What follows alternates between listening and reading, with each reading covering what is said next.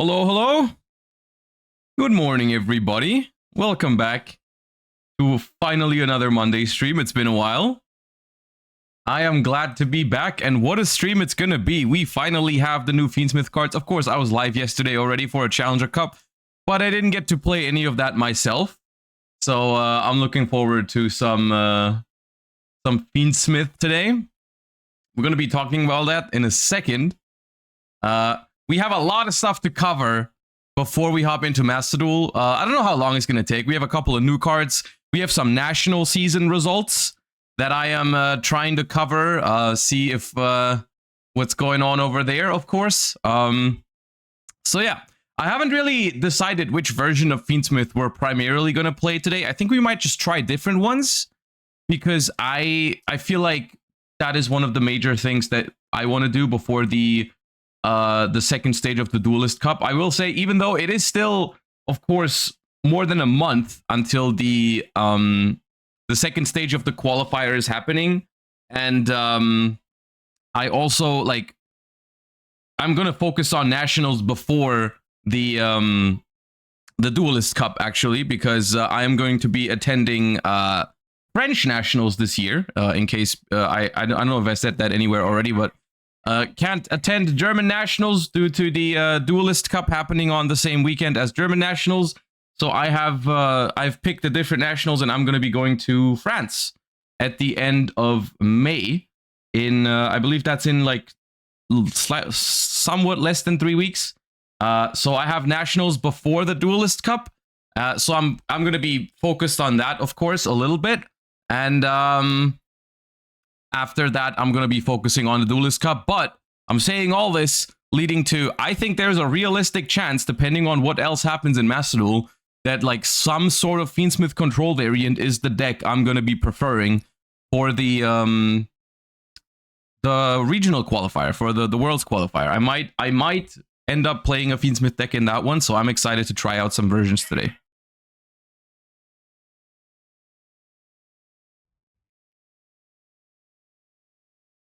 I have not seen any of the stuff over the course of the last week. I have purposely held back on looking at any of the reveals.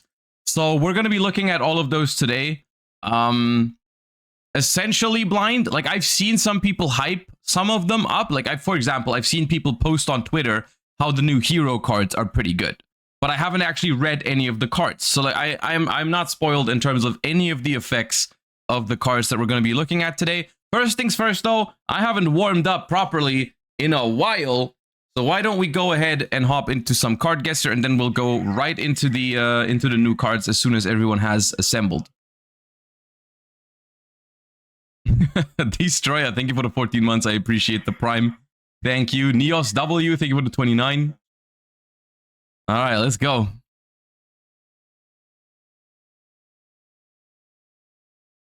Fusion Devour. Yep.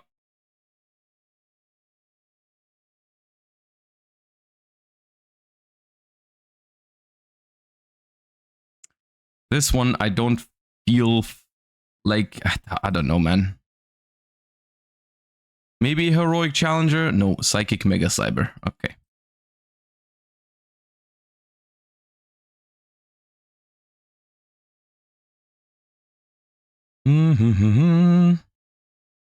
Okay, we were off to a good start, and then we got two things I've never seen in my life. Super Defense Robot Monkey. Okay. Is that Abyss Dweller? No, the color scheme reminded me of Abyss Dweller. It is, it's the Pikeman. No, the vanilla.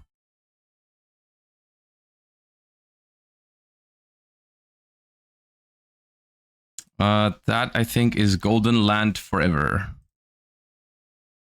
Yeah.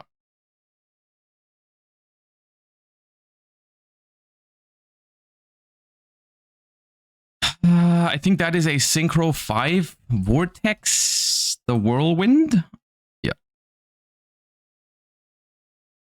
Level 5 Synchro.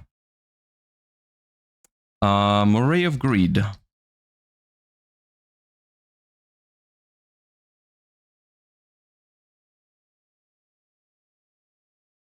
Quick draw synchron.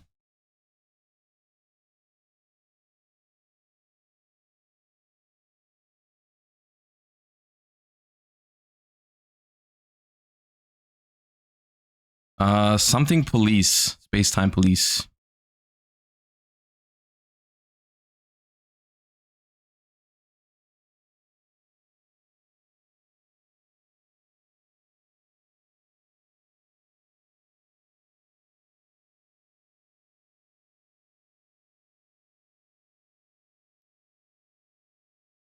Appreciate that. I think Mermail is gonna be pretty solid. I have a hard time putting my putting my finger on exactly how strong it's gonna be, because it does struggle with Maxi a fair bit. So that's always like a little bit of, I mean, the thing is Maxi's at 2, so it can't be the biggest problem. I think Mermail is gonna be pretty good, but I have to play it to fully judge it. The other thing, like, I can only tell you from my perspective, when I have a bad time, like when I'm just getting unlucky, either you have to learn to not care about it because the game's the game, or you just take a break. I think these are the 2 options you have. I think it is possible to keep going if you just don't care enough about losing, because sometimes you just have bad days and that's that. If you tend to tilt, then you just take a break away from the game, I think, for a while.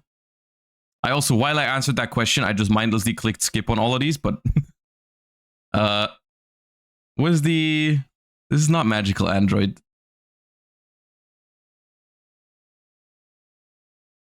That is Earth Effigy.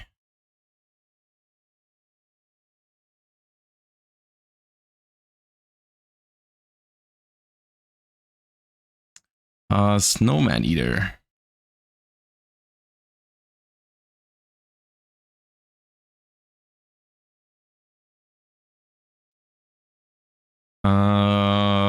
What is this? Is Evil Eye maybe? I'm not sure what archetype this is. It feels Evil Eye. Why did you keep playing Duelist Cup when you had a big losing streak? See, maybe I shouldn't have at that moment, but at the same time, the Duelist Cup is slightly different because it is like time constrained, right? You only have a certain period of time to play those games. So you don't really have that much of a choice to take a break. If you're just playing ranked, you're not in a hurry, right? That is a Spiral Gear. Fully armed? Yeah. Like, if you're just playing ranked and you have a bad day, you can just play the next day. It's not always true for the Duelist Cup. This is Gen X or Scrap? Scrap, I think. Scrap, but which one? Is it Twin Dragon? It is Twin Dragon, yeah. I despise MathMech. Thank you for the Prime. Appreciate you. Red Ogre, I think.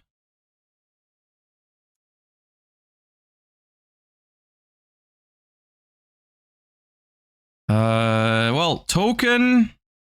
Is it Token Stampede? Yeah. Did you know that card is in Quarter Century Stampede? And I think it's legitimately just because it's called Stampede. They just put it in there because it has the same name as the set. Which I think is kind of funny. It's not a good card to pull. But I still think it's funny. I respect the dedication to the bit. It's not that funny when you pull it, though. It's funny as long as you don't pull it.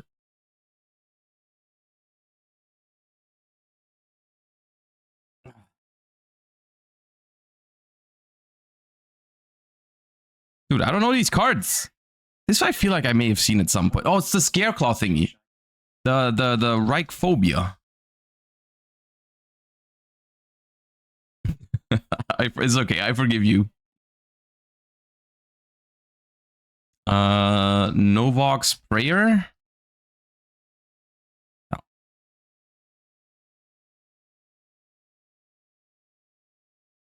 That is a Life Twin Lilla.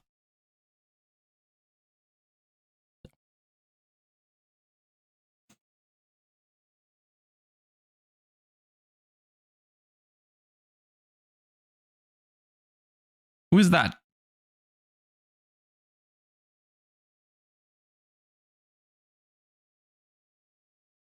Crossbreed.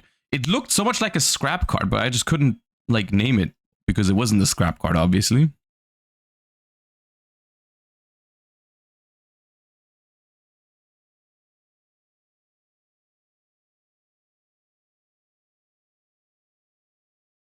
Bone Temple Block. Huh? What are these cards? I've never seen any of these. That is the is it just Dollhouse? I think it might just be Dollhouse. Yeah.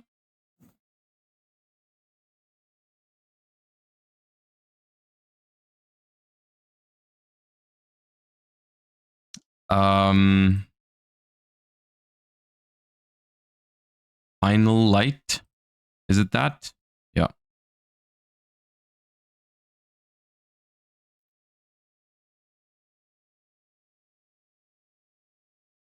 That is a, I want to say Ritual Monster. Is it? Ah, maybe it's not. No, it's not the card I was thinking of. Gagaga Mancer. Okay.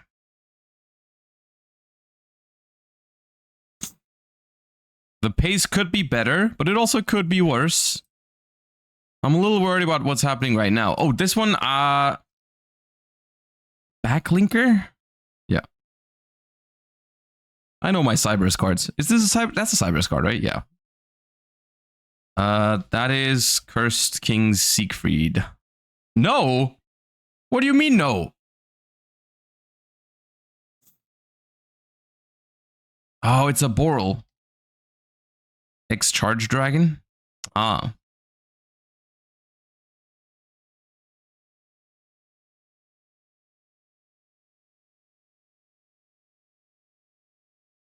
I've seen this card.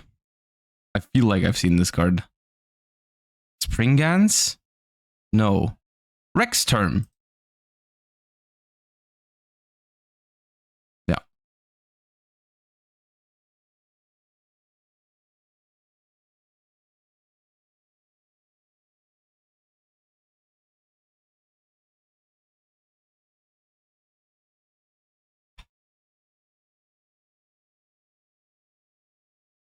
Estonian Alliance. Okay.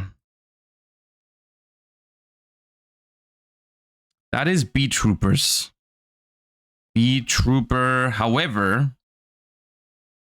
Formation? Formation, nice.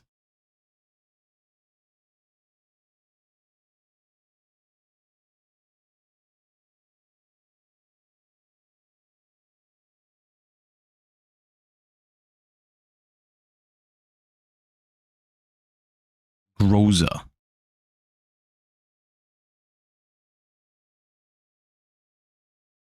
Bro, these cards are not easy today. That... I also don't know. Deskbot Base. Okay, dude.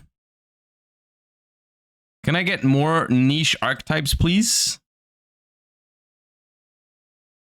Oh god, this doesn't even have an archetype.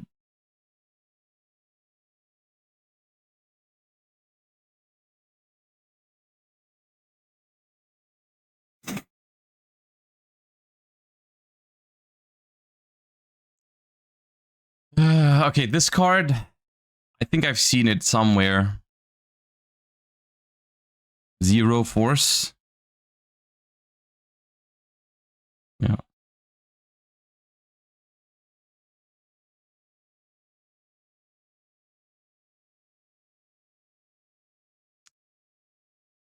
Man. Spiritual Forest. Ziona, thank you for the 2 months. No, we're about to look at the new cards after the warm-up is done. But we will. Which one is that? That looks like a Performapal. Like a little lizard, little dino? What is that? Dragon Coin? No. Performapal. Coin Dragon. Coin Dragon.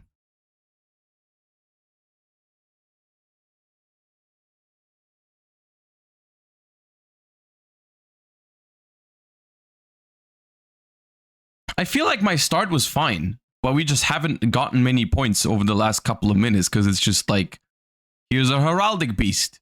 Here's one of the 2000 Performa Pals. That's big eye.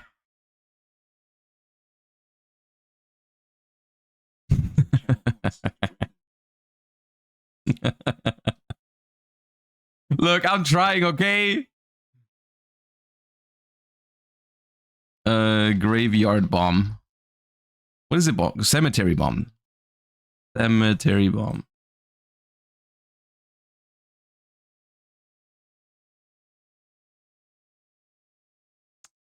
That is a Yangzing. I think Bixie. Yeah.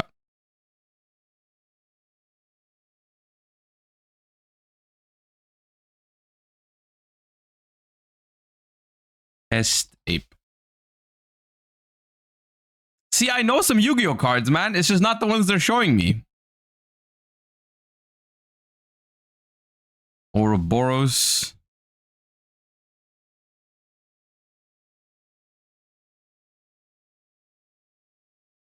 That is Chamber.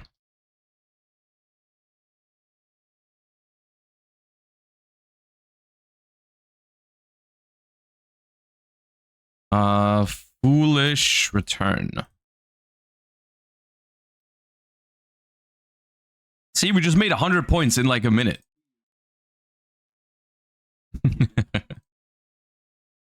VT Gary, appreciate you. That is something missed. I'm not gonna try. Maiku the Magical Mist.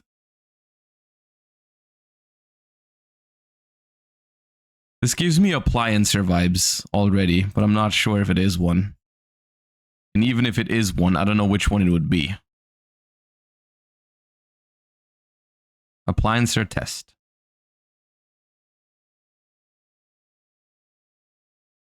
Come on, at that point, we have to hit 700. That's a Goki, isn't it? Ring Trainer? Yeah. Okay, we got 700, at least. At least, okay? Look, I tried.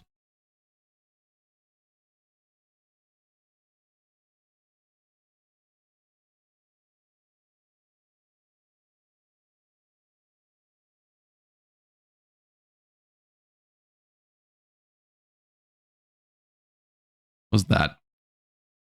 That was a Neos, right? Which one was that? TDD enjoys me. Good. Don't spoiler! Don't spoiler whether the cards are good. I haven't looked at them yet. I'm guessing this card real quick and then we'll look at all the new cards. Hold up. All right, Dark Effect Small. DD Scout Plane. Level 3 Dark. Tour Guide.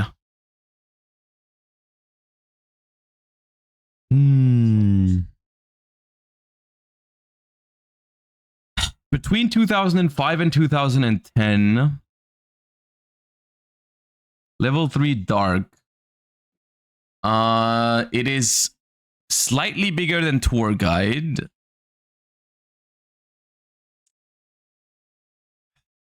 It's just an effect monster. Level 3 Dark, 2010. Maybe like a Blackwing from 2010. What's the defense on Kalut? Not a winged beast. 1400 attack. 2009. Oh god, 2009. 2009. Black Salvo does not have 1400 attack. Also, it's a tuner. It's not a tuner. Inmato. It could be one of the tomatoes. I don't know what level they have. Oh yeah, I think it's Inmato. Yep. I've seen this card. I remember always being spooked by the artwork because what's going on with this middle bar? Why is it doing that? Well, cool. Easy clap. All right, and with that warm up out of the way, welcome to the stream, everybody. We have missed quite a few cards, and we've also gotten some very recent announcement. So we're just gonna group them all together. Sneaky Steve, thank you for the 22 months.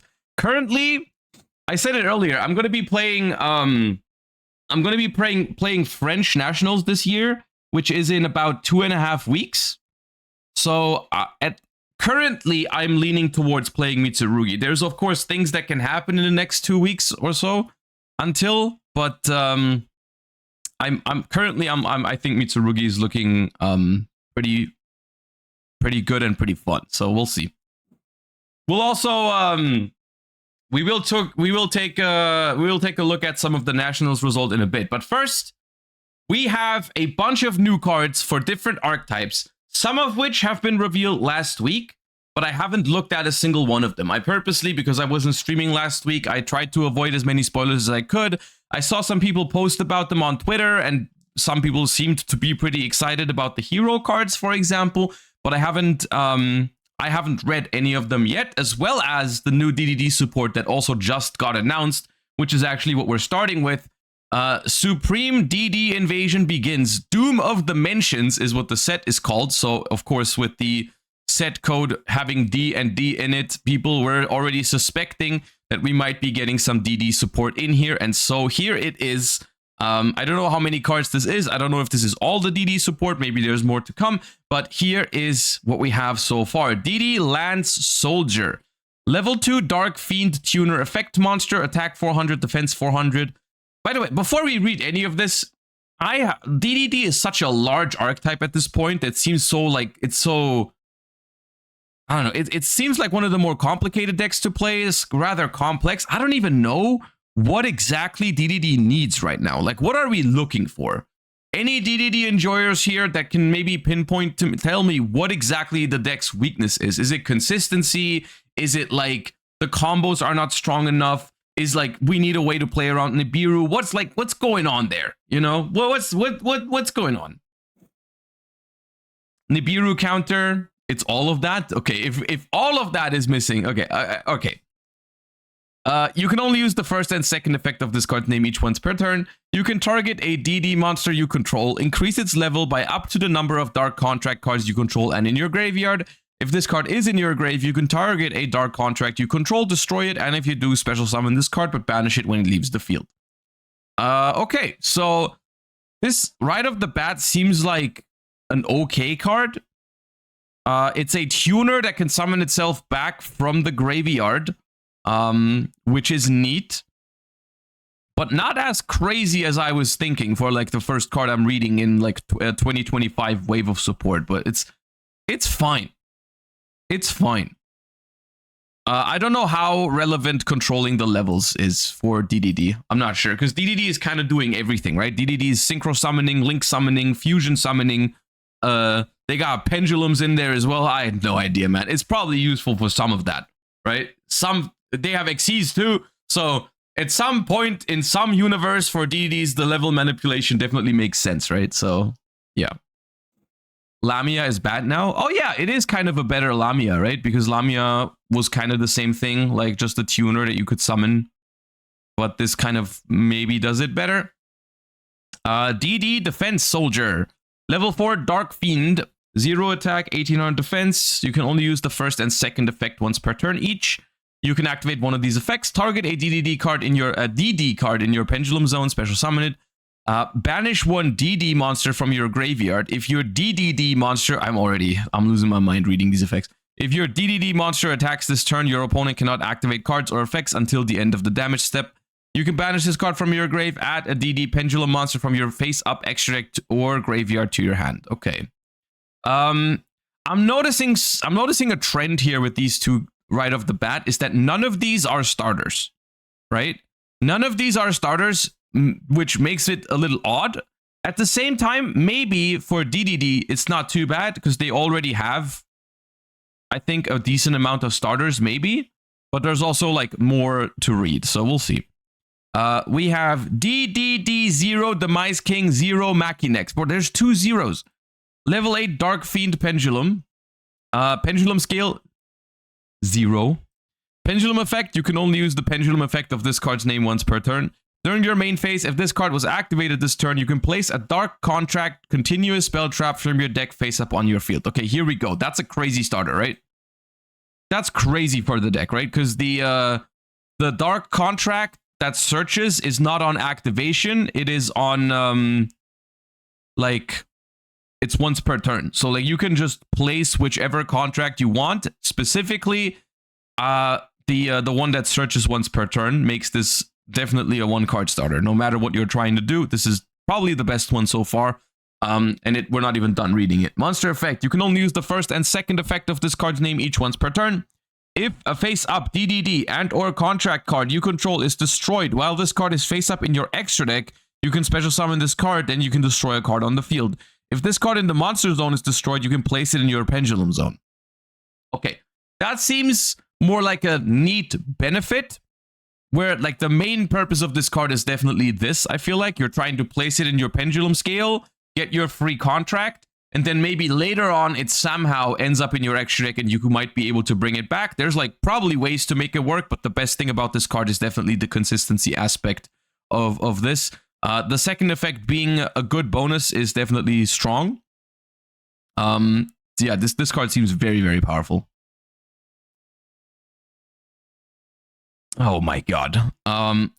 DDDD, Great Dimension King Arc Crisis. Level 12 Dark Fiend Fusion Pendulum Effect Monster. 4000, 4000, Pendulum Scale 13. Pendulum Effect. You can only use the pendulum effect of this card's name once per turn. You can target any number of Dark Contract cards you control, destroy them, then special summon up to that many Doom King Pendulum monsters from your deck and or extra deck. Okay. That seems powerful, but at the same time, this is a fusion monster, so it's probably going to take a long time until it ends up in your pendulum scale. Monster effect. Materials. 4 fiend monsters. A fusion, a synchro, an Xyz, and a pendulum. Must be either fusion summoned or special summoned from your extra deck by banishing the above cards from your field and or graveyard. Okay, so that makes it a lot easier. Don't need a spell for it. But still, 1 fusion, 1 synchro, 1 Xyz, 1 pendulum is something. This basically reads to me as if you are already full comboing with DDD, then you can make this card. Which, at the same time, I mean, if you are full comboing, then you can do this. But, yeah. Can you banish a pendulum scale for this? Because it says the above cards, but then it says monsters. Does that... Because if it said monster card, I don't know. I would guess no, but it's written. It's because the materials is monsters, right? And a pendulum scale is a monster card, but not a monster. So I would guess no. Well, okay. If this card is special summoned, you can negate the effects of all face-up monsters your opponent currently controls. Can attack all monsters your opponent controls once each. If this card in the monster zone is destroyed, place it in pendulum zone. Okay, so this is like a... It's not a win more card because it is not in your main deck, right? Like it's not a brick. You can never really brick on this card. It's just whether is there enough room in your extra deck to fit this card, because if you're comboing off, there's a world where if you get to this point, right? Like if you get to the point where you have a fusion, a synchro, Xyz, and a pendulum, which is a lot of work, right? That's a lot of work still, even for DDDs. I mean, of course, if your stuff is resolving, then you can make it happen. I'm not doubting that. I'm not doubting your ability to get to summon this card if you can play.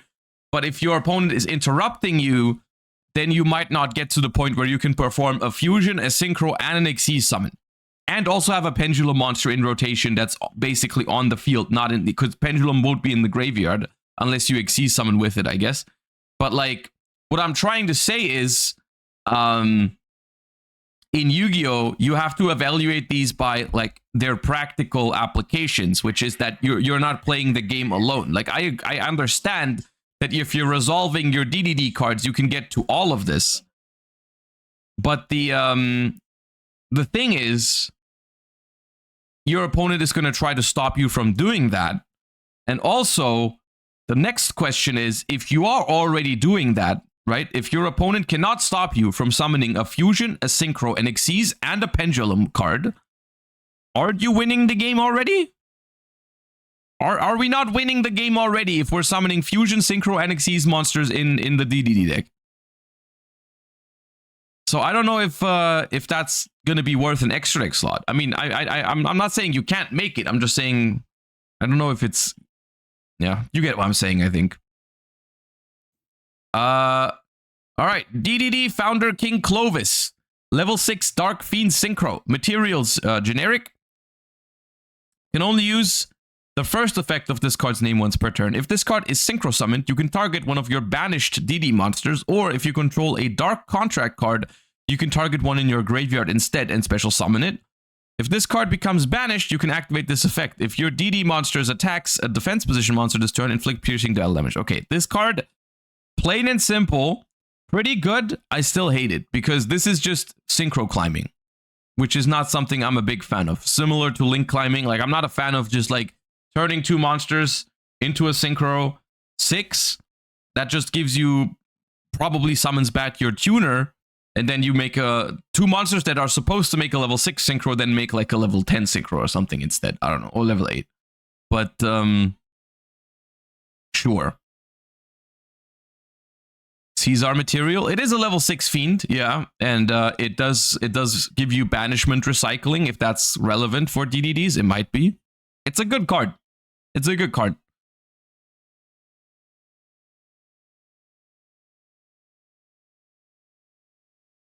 One half of Caesar, yeah. DDD Wisdom King Solomon, rank 4 Dark Fiend, materials 2 level 4 DD monsters. You can only use the first and second effect of this card's name each once per turn. Detach a material from this card, add a DD card from your deck to your hand. Okay, that's powerful. If this card becomes banished, you can target a DD effect monster you control. That effect monster gains this effect until the end of this turn. If this card destroys a monster by battle, inflict damage to your opponent equal to half that monster's original attack. Okay.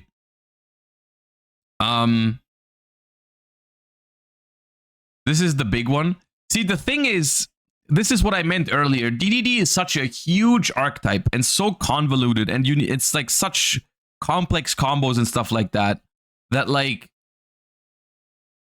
I have a hard time evaluating these cards, because like a rank 4 that adds a card from deck to hand is nothing out of the ordinary. It's not crazy. It's not like it's hard for me to evaluate this in the context of DDDs, because like the deck is there's so many DDD cards, right? And it's just like, cool. I'm sure this opens up a new dimension of spreadsheet gaming for DDDs, but maybe it's also just because I personally am not much of a DDD fan.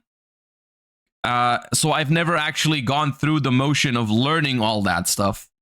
So it might be that this thing fixes a niche that the deck desperately needed, because there's like a lot of points in the combo where you have 2 level 4 monsters, but nothing great to turn them into, so on and so forth, right? It's 100% possible, because this is a good effect. It's a good card.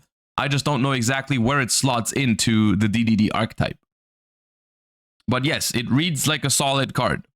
But it could also, at the same time, right? Like when you don't know the archetype super well, it could also just be that there's no point in the combo where there's 2 level 4s and you can easily make this, you know? Like, I don't know, like, because DDD kind of has all the levels all over the place.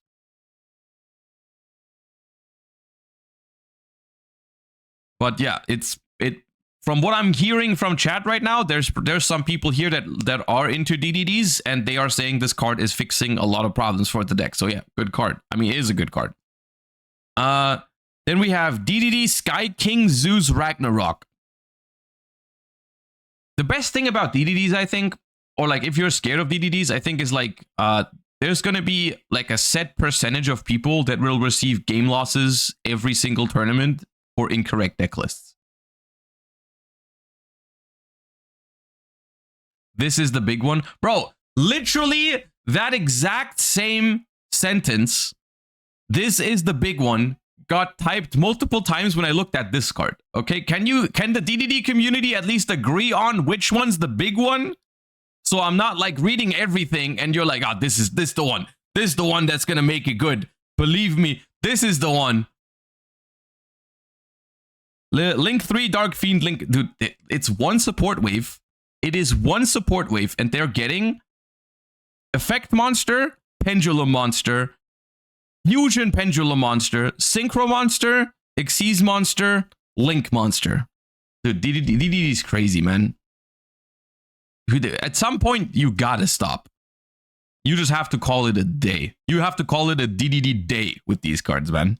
Link 3 Dark Fiend Link. Materials 2+ DDD monsters. DD monsters. You can only use the second effect of this card's name once per turn each. You can target a DD or Dark Contract card you control, destroy it. Also, during your main phase this turn, you can conduct one Pendulum Summon of DD monsters in addition to your Pendulum Summon. Oh yeah, I love when my opponent Pendulum Summons twice. When your opponent activates a monster effect in the hand, quick effect, you can banish a DD monster and a Dark Contract from your grave, negate the activation. That is the most blatant Nibiru counter I've seen in my life. This is the most obvious, we're gonna give this deck a Nibiru counter since Gigantic Sprite. This is like so specific. Negate a monster effect in hand. I mean, look, this is more fair than something like an Omni Negate, right? Because like if you're giving, if they identify, hey, the weakness of this deck is Nibiru, so we're gonna give them a way to play around it. I would prefer this over them just slapping an Omni Negate or like a generic monster negate for every type of monster on a card. But yes, this is obviously maybe this is the big one. Maybe this is the big one because there is a counter to Nibiru now. Yeah. That's pretty good. Dark Contract with the Zero King. This card is always treated as a DD card. You can target a DD card you control except itself. You cannot special summon for the rest of this turn except DD. Also destroy that card if you do special summon a DD monster from your deck. So that is basically like a Zodiac Barrage for the deck, right? This is the, oh, this might be the big one, yeah. It's like Zodiac Barrage, but it cannot target itself, right? So it's like slightly worse than Zodiac Barrage for DDs. But that still seems like a very good card. This is like a very, very good card. Because you can like pop your scales, you can pop your other contracts after you've used them, right? So, yeah. This is the best spell card in this support wave. Bro, it's the only spell card. It's the only spell card, literally. But yes, you're not wrong. Dark Contract with the different dimension, because this is a trap card. You can only use the first and third effect of this card's name each once per turn. You can shuffle 2 Dark Contract cards from your grave into the deck, then target a card your opponent controls or in their grave, banish it. Once per turn, during your standby phase, take 1,000. If this card is destroyed, gain 500. If it was destroyed by the opponent, gain 500 more. This seems solid. This is like a, yeah, like a virtual world gate, like the trap card for the deck. I'm going to be honest with you. This is just me as an outside perspective on DDDs. This deck, by my impression of this deck, is that if you make this deck more consistent and more combo heavy, which is what this support I think is trying to do, I don't think this deck is going to have need a trap card on its end board. Because this deck can make crazy end boards already without playing any bricks in your main deck, right? It's like, bro, I can name, there's like, well, I can't name them. Okay, I spoke too soon there. I can't name the DDD cards, but like I know of a bunch of Omni negates or like spell trap negates, monster negates in the archetype, right? And like, I don't know if you need another trap card in the mix there, right? Like they have the Synchro that negates, what is it, spell cards. They got Caesar that negates special summons. They got this one now that negates monster effects in hand. They got so many good end board pieces that I don't know if you're going to want to play another trap card. Of course, you might. You might play the trap card to maybe have better like insulation from Dark Ruler no more. You have recycling in this as well, which might be yeah.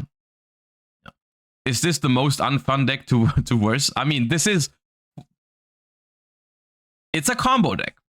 It's a combo deck, and I can see why people like playing it, you know, because I think playing with this deck has always been pretty fun, actually. There's been times where I tried to play DDD. This is way back in the day. This is like even before the Link monsters came out, where I tried playing DDD back in the day, and it already was that type of deck. It was already like a combo deck in its first iteration. It's a very heavy combo deck.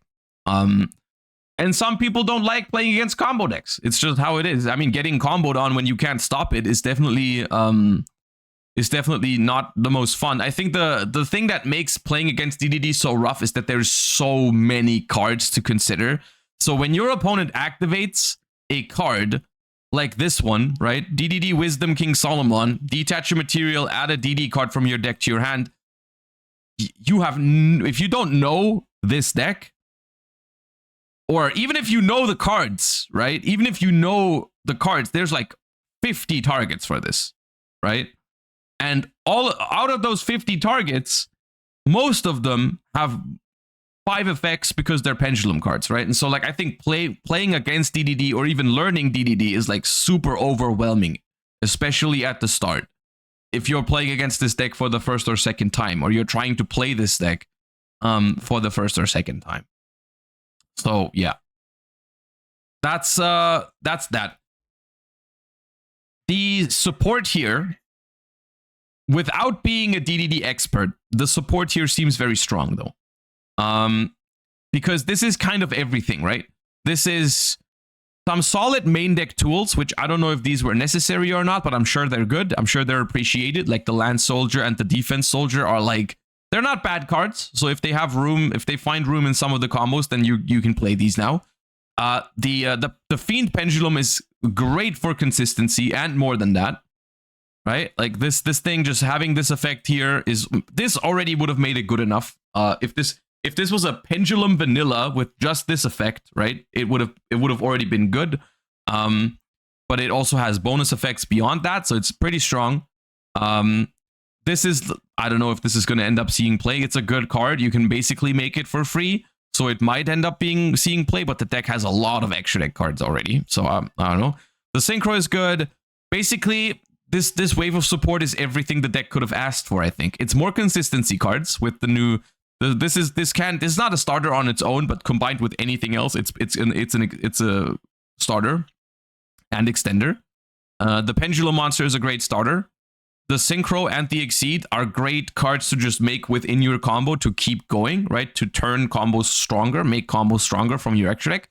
And then there's also a Nibiru Negate, right? So I think this is pretty much everything you could ask for a combo deck, right? More consistency, better main deck tools, better boss monsters, Nibiru Negation, all that, right? So pretty strong wave of support here for DDD. Yeah, it might catapult the deck into a better territory, right? Like into play. I mean, it definitely makes the deck better. Whether it makes the deck tier 1 or not is not something I can say right now. That is beyond me because I haven't played the deck enough. But it feels like strong cards. I mean, there's also a lot of cards. It seems like with the amount of cards here, what is that? 9 cards or 8 cards? 1, 2, 3, 4, 5, 6, 7, 8. 9 cards for DDDs. Definitely feels like one of the biggest waves of legacy support, like in a long time, dude. I don't even know what other deck gets like 9 cards of legacy support in a main set like that, right? Like Blue Eyes got this many cards, but it was like that was a structure deck. I don't know. Also, it's Blue Eyes. Oh yeah.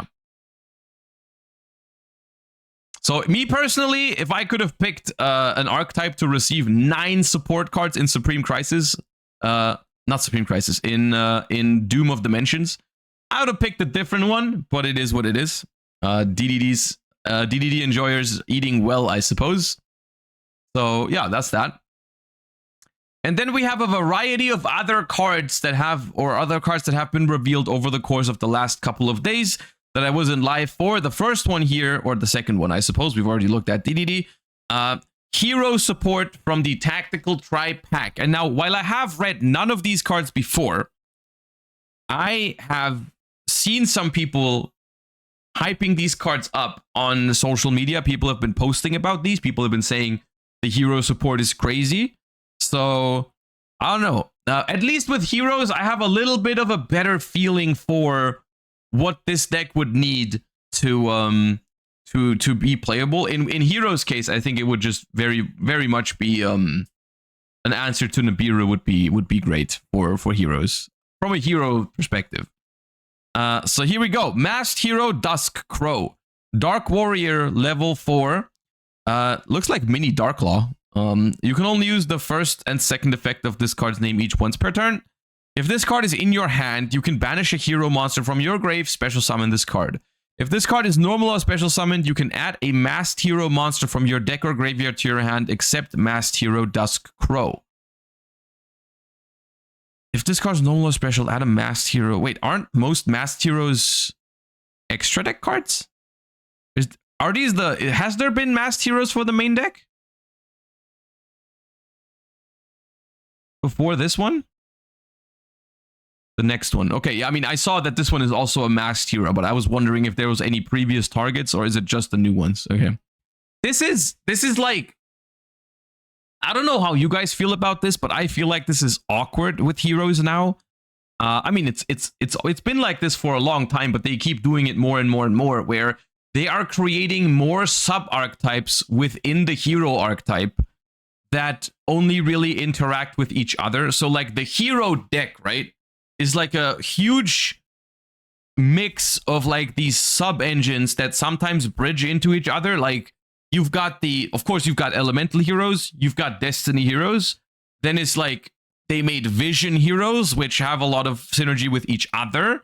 Then you've got masked heroes, you've got like all that stuff. And then like the masked, this one is a masked hero now that searches other masked heroes. There's evil heroes that only work as their own package as well. It's okay, but okay. Well, anyways, this card is very good depending on how good the other masked hero cards are. Masked Hero Furnace.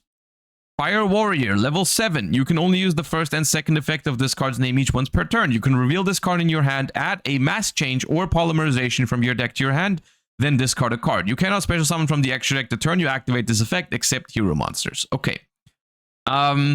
This is good, I think. Because this, as someone who has played hero only very rarely, one problem that I very often faced was that making Dark Law in heroes was somewhat difficult because you basically, if you wanted to search mass change, you had to use the effect of Shadow Mist for it. But the thing is, with Shadow Mist, it was like you can only use one of the two effects per turn. So if you wanted to use the effect to search the mass change, you could not use its graveyard effect to search a hero monster, which was really important to use in a lot of combos. So like that was rather difficult to get mass change consistently, right? And this card giving you another way to add mass change to your hand seems good. Also, I think that this card in Heroes is genuinely not that bad. It's not that much of a downside, right? Because you sometimes have like a Malicious in your hand. Shadow Mist is probably still playable in the deck. So like there's cards that when you draw them, you don't mind discarding them. So that can be an upside as well. So you could also just discard itself, yeah. If you special summon a non-fire hero fusion monster, you can special summon this card from your grave or hand, but banish it when it leaves the field. Okay, so this is good, right? This is good.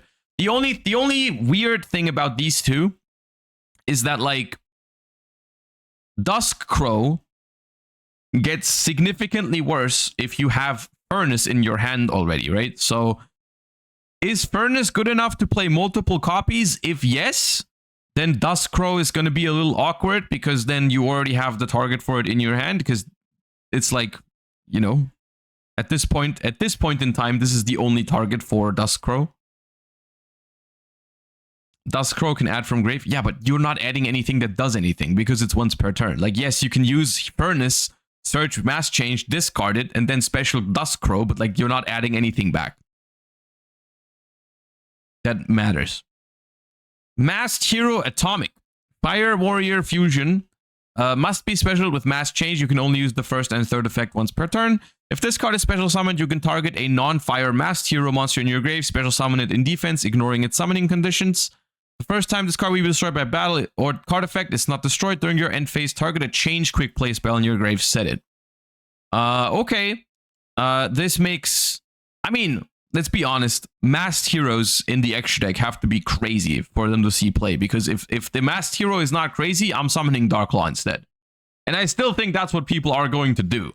Like, I think this card is neat and everything, but at the end of the day, this will just facilitate more Darklaw, because Darklaw is insane, right? Yeah. Masked hero Darklaw gets an alternate art this set. Yeah. I was about to read another card, but it's just Darklaw. Okay. Okay. This is a smaller wave of support than I initially anticipated when people hyped them up so much. They are good cards, and I do feel like they probably solve some problems for the deck. They don't solve all of the problems for the deck, but it definitely... The thing is here, they are high-quality cards. They are high-quality cards. Read Contrast? Okay, hold up. Contrast Hero. Contrast Hero Chaos.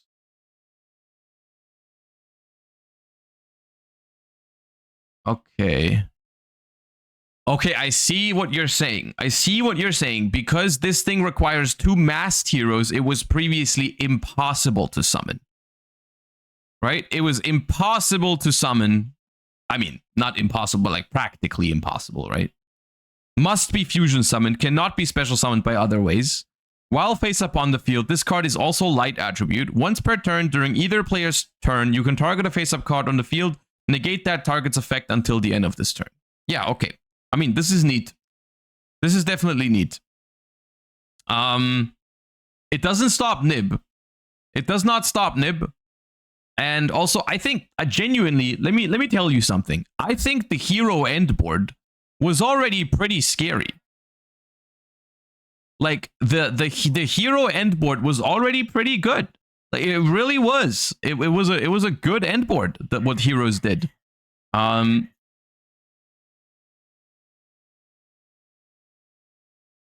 Lost Contact, thank you for the 18, and Acolyte, thank you for the 22.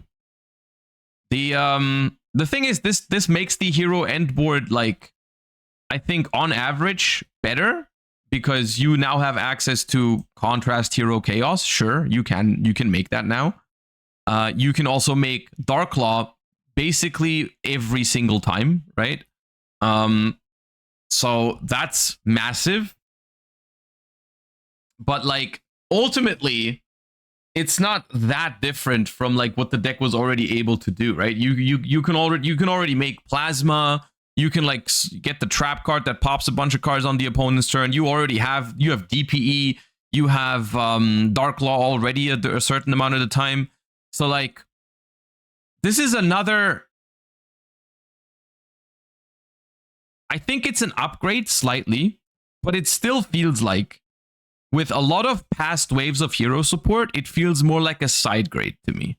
Where like, you are now switching certain endboard pieces for other endboard pieces, or you're swapping certain cards in the combo. Like some people were saying earlier, like we're cutting the vision heroes, right? People are like, we can cut the vision heroes now for the masked heroes. And I'm like, okay, Poggers, thumbs up, you can do that. But it's not like the vision heroes were necessarily bad. Like Vision Hero Ferris was a crazy card. Of course, drawing Vision Hero Increase wasn't great. But it's like, you are kind of side grading at that point, right? You are kind of side grading your deck. You're not actually fixing most of its problems. So I don't think this, while these are good cards, and I get that people are excited about them, and they definitely help the deck, I don't think it changes much about Hero's position in the meta. These play well low to the ground under Fuva. Yeah, it feels like it's a little bit of an upgrade, right? Like it is an upgrade, and when I mean side grade, I don't mean it strictly doesn't become better. It does become better. It just feels like with heroes, they continuously try to not make it actually meta, because like, and I'm saying this in the nicest way possible. I know there's a lot of hero fans out there, but people don't want hero to be meta. Because the way hero wins is toxic. Hero has got some cool endboard pieces like DPE, but none of those are like what actually wins them the game, right? The deck wins off of Dark Law. There's been times where it won off of Dark Angel. It wins off of Plasma. Like the win conditions of the deck are cringe left and right. So yeah. But these are good cards. These are good cards, yeah.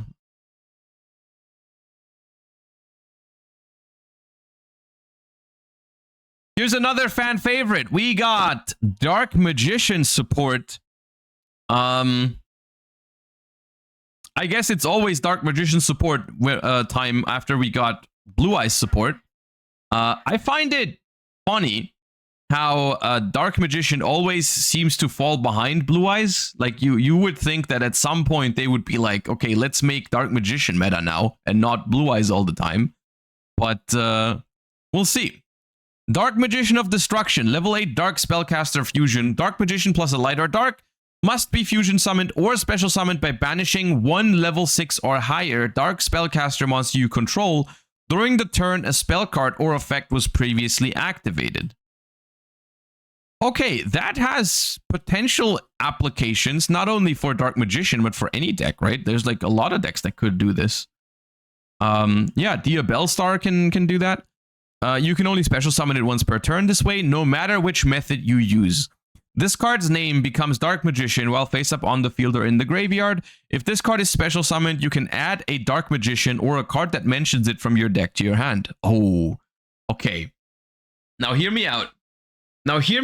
This, I feel like, is a much better card in other decks than it is in Dark Magician. I mean, it's a good card in Dark Magician, don't get me wrong, but I feel like you can do this in any deck to just search Magician Souls, right? Like with Illusion of Chaos. So like any deck that has level 6 or higher spellcasters can theoretically just easily access Magician Souls now, right? It makes Dragoon. Yeah. Dude, this is TCG. We don't care that much about Dragoon. We don't respect the goon. Timaeus the United Magidragon. Light Dragon Fusion, level 10, 2800, 1800. Dark Magician or Dark Magician Girl, plus a dragon or spellcaster monster. You can only use the second and third effect of this card's name once per turn. After this card is specialed until the end of your next turn, it is unaffected by other cards' effects. If this card battles during damage calculation, you can make it gain 100 attack for each spell in the graveyard and banishment. During your opponent's turn, quick effect, target a spell trap on the field, destroy it. Okay.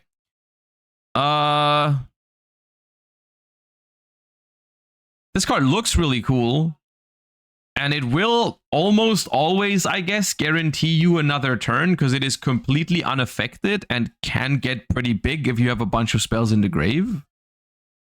So, like, it kind of like you make it and then you can guarantee survival until the next turn, but it doesn't feel like that good, this one. Yeah. The Gaze of Timaeus. Quick play spell. You can now only activate one card with this card's name per turn. Target a Dark Magician or Dark Magician Girl you control in your grave.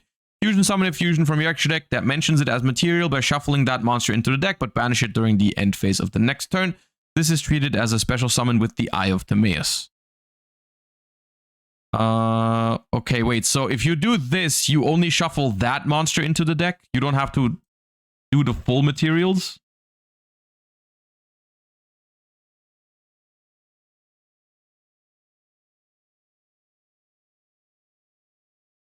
Okay. So what you're saying is this makes Dragoon. Like this card, quick play spell makes Dragoon because you summon this, and it is treated as Dark Magician when it's in the graveyard. So this searches the spell because it mentions Dark Magician, and then when this is in the graveyard, you shuffle it back to make Dragoon? Sure. Wanted is Dragoon. Okay, hear me out though. Do you have any idea? Do you have any idea what Wanted also is? Like, do you understand what Wanted is in Yu-Gi-Oh? Like, yes, you can. Yeah, yes, you're not wrong. You're not wrong. Does it matter? No, it doesn't. No, it does not.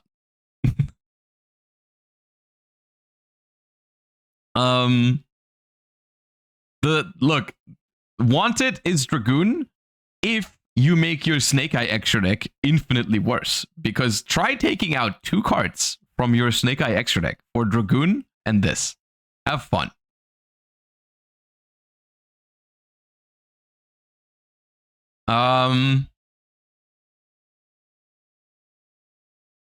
Yeah, this is not that crazy, I don't think. I think you guys are overestimating how good Dragoon is. It's not bad. There might be decks that end up using this package. I don't think Snake Eyes would be the deck to do that because it's giving up too much like extra deck space for it. And a main deck brick on top of that. I think in other decks you might see it. If there's no extra deck space problem, you might do it. The thing is, this once again, like, I feel like if you're a Dark Magician fan and you see the Blue Eyes deck basically being meta for another time now, after it's already been meta in 2016 and maybe even before then, but like this does not really feel like it makes Dark Magician a deck, right? It does not really feel like this does much for Dark Magician. It does mostly stuff for other decks because Illusion of Chaos and Magician Souls, I think, is the main use of this card. Like I think that's what you're gonna see this card do. I think you're gonna just turn a level 6 or higher spellcaster into this to search Magician Souls, and that's pretty good. Because it is free, right? It is free. You just turn your level 6 or higher Dark Spellcaster into this, and you get a free ad. And that's pretty powerful. Is it also powerful in Dark Magician decks? Yes. But it doesn't make me want to play specifically a Dark Magician deck, right? The other thing you have to take into consideration regarding the Dia Bellstar thingies, right?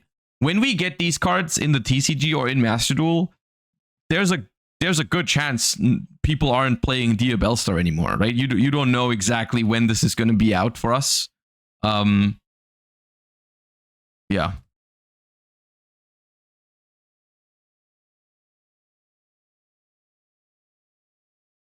Okay. All right, we got some more random stuff that was revealed throughout the last couple of days. We have Drawbread over here, which is, I think, a card where they announced the artwork a while ago, and now there's the effect. And I've seen some people hype it up as well, so let's see what it's about. You can only activate 1 card with this card's name per turn. If you have a monster in your grave, pay 200 life points, draw a card, and reveal it. Then, if it is a monster, apply this effect based on its attribute. Different from the monsters in your grave, draw a card. Same as the monster in your grave, discard a card. Okay. Ooh.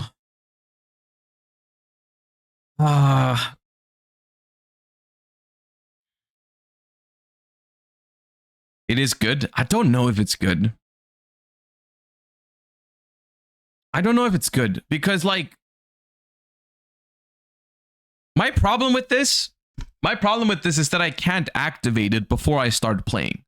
Because you need to have a monster in the grave to even get the basic effect of it, right? Like, you cannot use it right away.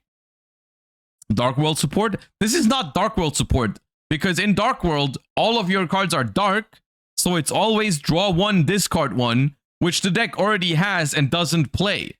There's Dark World Dealings, which is that, but searchable. And they don't play it.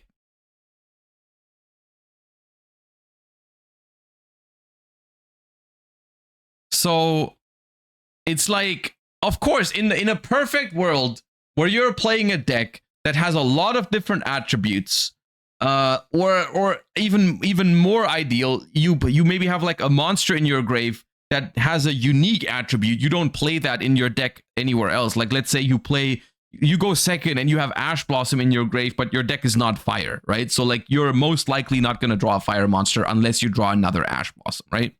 So you activate this, you draw a card, and then it's not going to be a fire monster. You draw another card. So it's basically just Pot of Greed in that instance, right? Which is good.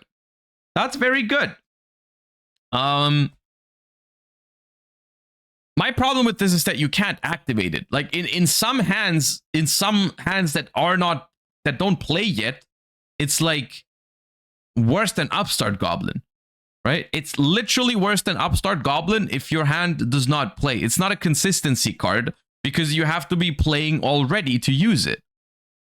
Like, this does not count. This doesn't even count as real draw power, or like, it doesn't make your deck more consistent because it's like, and that's a real thing in modern Yu-Gi-Oh, right? Like in modern Yu-Gi-Oh, if you have it in your opening hand and it doesn't do anything on its own, that is a downside. That is a downside. You need to be already playing the game to use this card. And I think that makes it mediocre. I don't think this card is that good. I really don't think it's that good.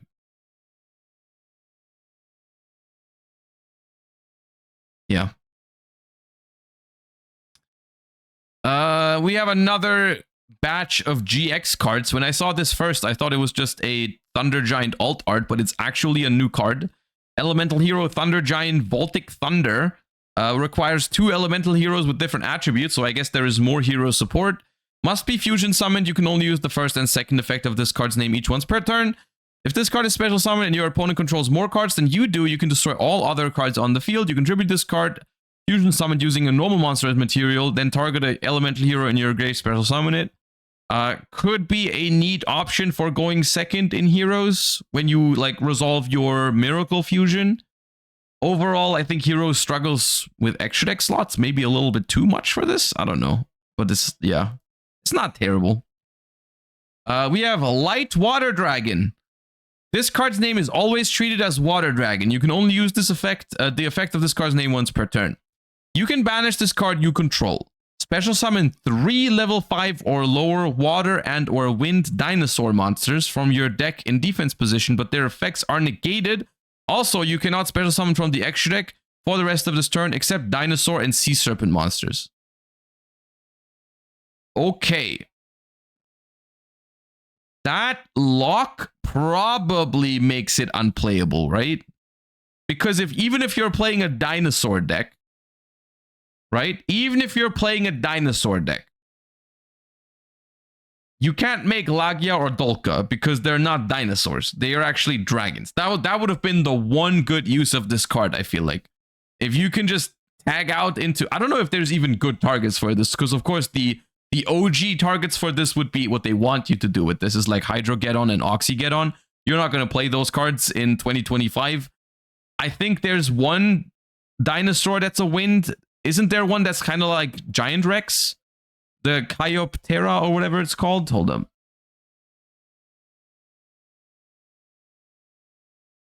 Chioptera. We saw it in the feature match at YCS Providence.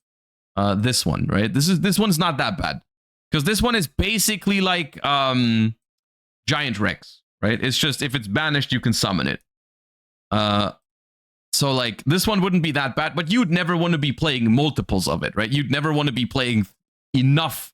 So this makes sense, right? Like you don't want to be playing, you don't want to summon 3 Chiopteras with this thing. And this is the only good target I can think of right now for this thing. And then it also locks you out of the Evolzars. So this does not feel that good.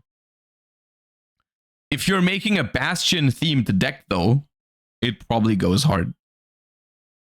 Drill Armed Dragon. You can only use the first and second effect of this card's name each once per turn. You can send this card and one other wind monster from your hand to the graveyard. For the rest of this turn, all wind dragon you control will gain 300. Oh, come on, man. What kind of effect is that? You can banish any number of dragon monsters that are level 7 or higher and or wind from your graveyard. Add a dragon monster from your deck to your hand with a level equal to the number banished, except Drill Armed Dragon. If the discard effect was actually good, it would be interesting. Because the armed dragons, like the newer support of the armed dragons is actually not that bad, because all of the armed dragons have effects when they are discarded to pay a dragon cost. Like when you discard a dragon, an armed dragon for another dragon, you get bonus effects. So that's like interesting. Still, like this thing is just like so hard to make work. But it can search, like in Dragon Rulers, it's not that bad, right? You discard it, then you can ban, but like you have to banish a lot of dragons to get a meaningful search, I guess. I think this is the best one out of those three, even though it's still, the bar was not very high. The bar was not very high, but I think Drill Armed Dragon has like it's very niche. It probably won't see play, but it has some applications that I can see. It's worse than Misk? Yeah, of course it's worse than Misk. It's a dragon. What are you expecting? Dragons are much more supported than dinosaurs.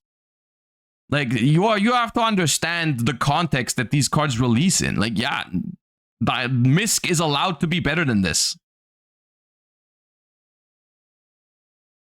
Not a graveyard effect? Oh! Oh, never mind. Oh, I misread it. It's absolutely shit. I thought you banish itself from the grave alongside others. Oh, it's garbage. You have to summon it. Oh, now I'm pissed. Now I'm pissed. I thought even if that was a graveyard effect, I thought the idea was... My dumbass thought this card made sense, because I thought you discard it to the graveyard, part 1, and then part 2, you use the second effect from the graveyard. So I thought, okay, gain 300 is kind of shit, but like the idea is I'm trying to discard it to the graveyard, so then I can set it up there because it wants to be in the graveyard, and then I can do this. And I was like, okay, maybe if I can banish like a couple of dragons and search a level 3, maybe search as Baby Rulers, or level 4, I can search Ether Barrel or whatever. You know, maybe there's some applications there. But you just discard it to the graveyard and it does nothing in the grave. This card is garbage. Because, yeah, in my head, I'm like, okay, I can maybe discard it for a Baby Ruler and then it chills in the graveyard and it does something there. Nah, now I'm mad. Now I'm mad.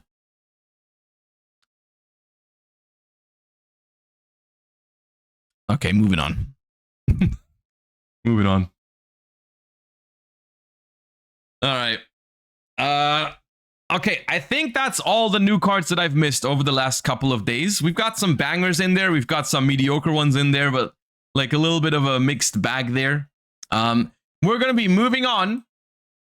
Before we hop into Master Duel, because I want to hop into Master Duel soon, but there's some stuff I want to take a look at for the TCG first, because of course it's been another weekend of national championships in the EU. We have our national season running at full speed at this point, and we are going to check out some of the lists and some of the decks that won. Like, I'm not going to go into it in too much detail because there's been like 4 European nationals this weekend. We're not going to be looking at all the everything, but just the trends and everything, because I'm also going to be playing nationals soon-ish. In I think 2 weeks and 5 days or something is when I'm going to play nationals in France. So I want to take a look at the trends and what's been going on, and that is what we're going to do now. First things first, shout outs to Lampy, who is currently tracking all the nationals in a spreadsheet, so that's very, very nice to look at. Shout outs to Lampy. If you want to check out any of these individual nationals, there's individual tabs for every nationals with some stats. It's not fully filled out yet, but it's pretty cool. And this weekend we had 4 nationals happening. We had Netherlands, Bosnia, Slovenia, and Switzerland. And it is now time to announce that Malice has officially won some tournaments. it's been the Bosnian national champion as well as the Swiss national champion have been on Malice, which have been 315 players and 104 players respectively. And the other two nationals were won by Blue Eyes and Mitsurugi Raisiel. So we have the breakdowns open here. Let me move over here. And we're just going to take a quick glance at some of the stuff that we have. Not all the info for this is complete. It might be more complete over the course of the remaining days. But for example, for the Swiss national champions, there's 11 decks missing out of the top 16. So not the most data here that we have. But Malice ended up taking this one over Raisiel Heraldic. There's no deck list for it, but Raisiel Heraldic Beast ended up getting second place at this one. Odeon Fiendsmith as well in top 4. And more Mitsurugi Raisiel not really performing at this one, with the best finish for it being top 8, unless the other top 4 was also Mitsurugi. But yeah, we have the man returning for a little performance here at the Swiss National Champions. Then the Dutch National Championships was probably the most, like, the best coverage over the course of the weekend, because it was live streamed over on the official Konami channels. I did check it out every once in a while if I had time. The stream was quite nice. And this one ended up being won by Mitsurugi Raisiel over Blue Eyes in the finals. I believe I caught like a side story throughout the event. I think they interviewed the second place finisher, Marco. And I believe the story was he was just there because his kid was playing Dragon Duels. And I think they interviewed him during day 1, and he said something like, "Oh, my son got second place at Dragon Duels. I don't know if I can do the same in the main event, but I'm trying." And they ended up also finishing second place, which I think is very wholesome and very cool. Is that they both ended up topping their respective tournaments, and like the son got second in Dragon Duels and the dad got second in the main event. That was pretty cool.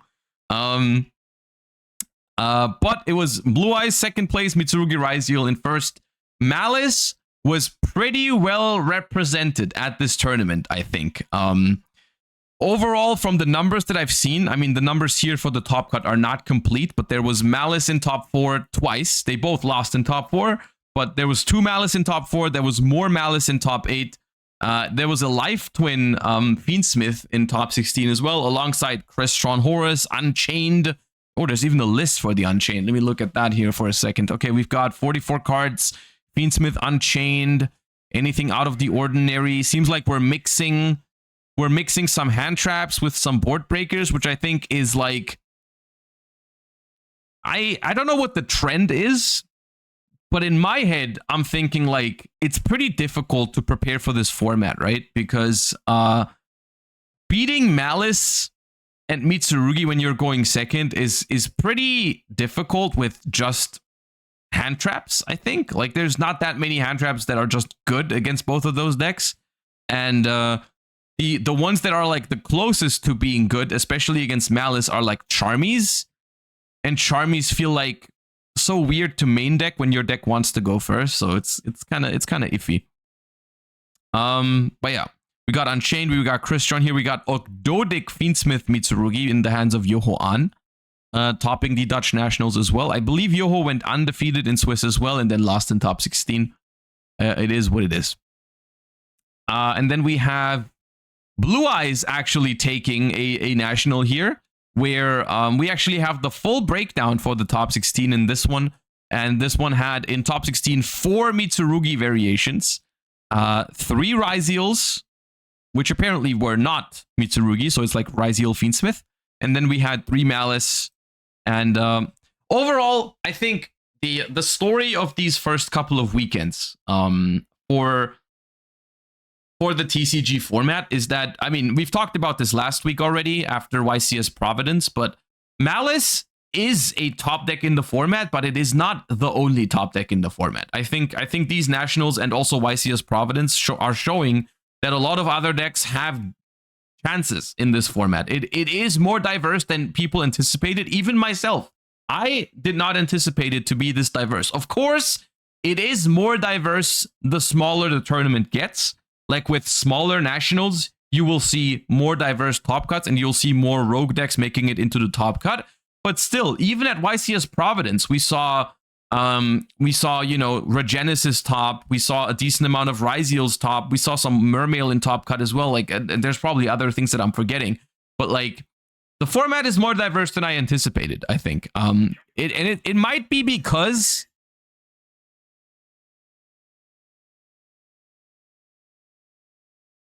Isandrix, thank you for the 36-month. Good job at commentating the Dutch Nationals. I didn't watch much of it, but what I saw was enjoyable for sure. I think people are still, I don't know if I can take a look at deck lists in this tab. In Netherlands, we probably have some profiles somewhere. They have deck lists loaded. Like, I mean, Lancia being in every side deck, I think there was some stats over, I think I saw it on the Dutch Nationals stream. I think they had some stats over, like, about, like, the most played cards.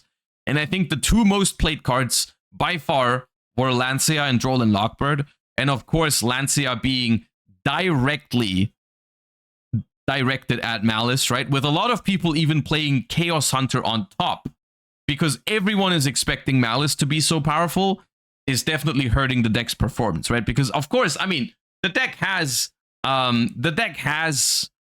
ways to play around Lancia now with the like the backup Adignister, but still, Lancia still hurts it pretty hard, you know? Chaos Hunter was at like 40%, which is crazy. Can I just say that? Chaos Hunter being in almost every second deck is insane, because Chaos Hunter is like the second option after Lancia.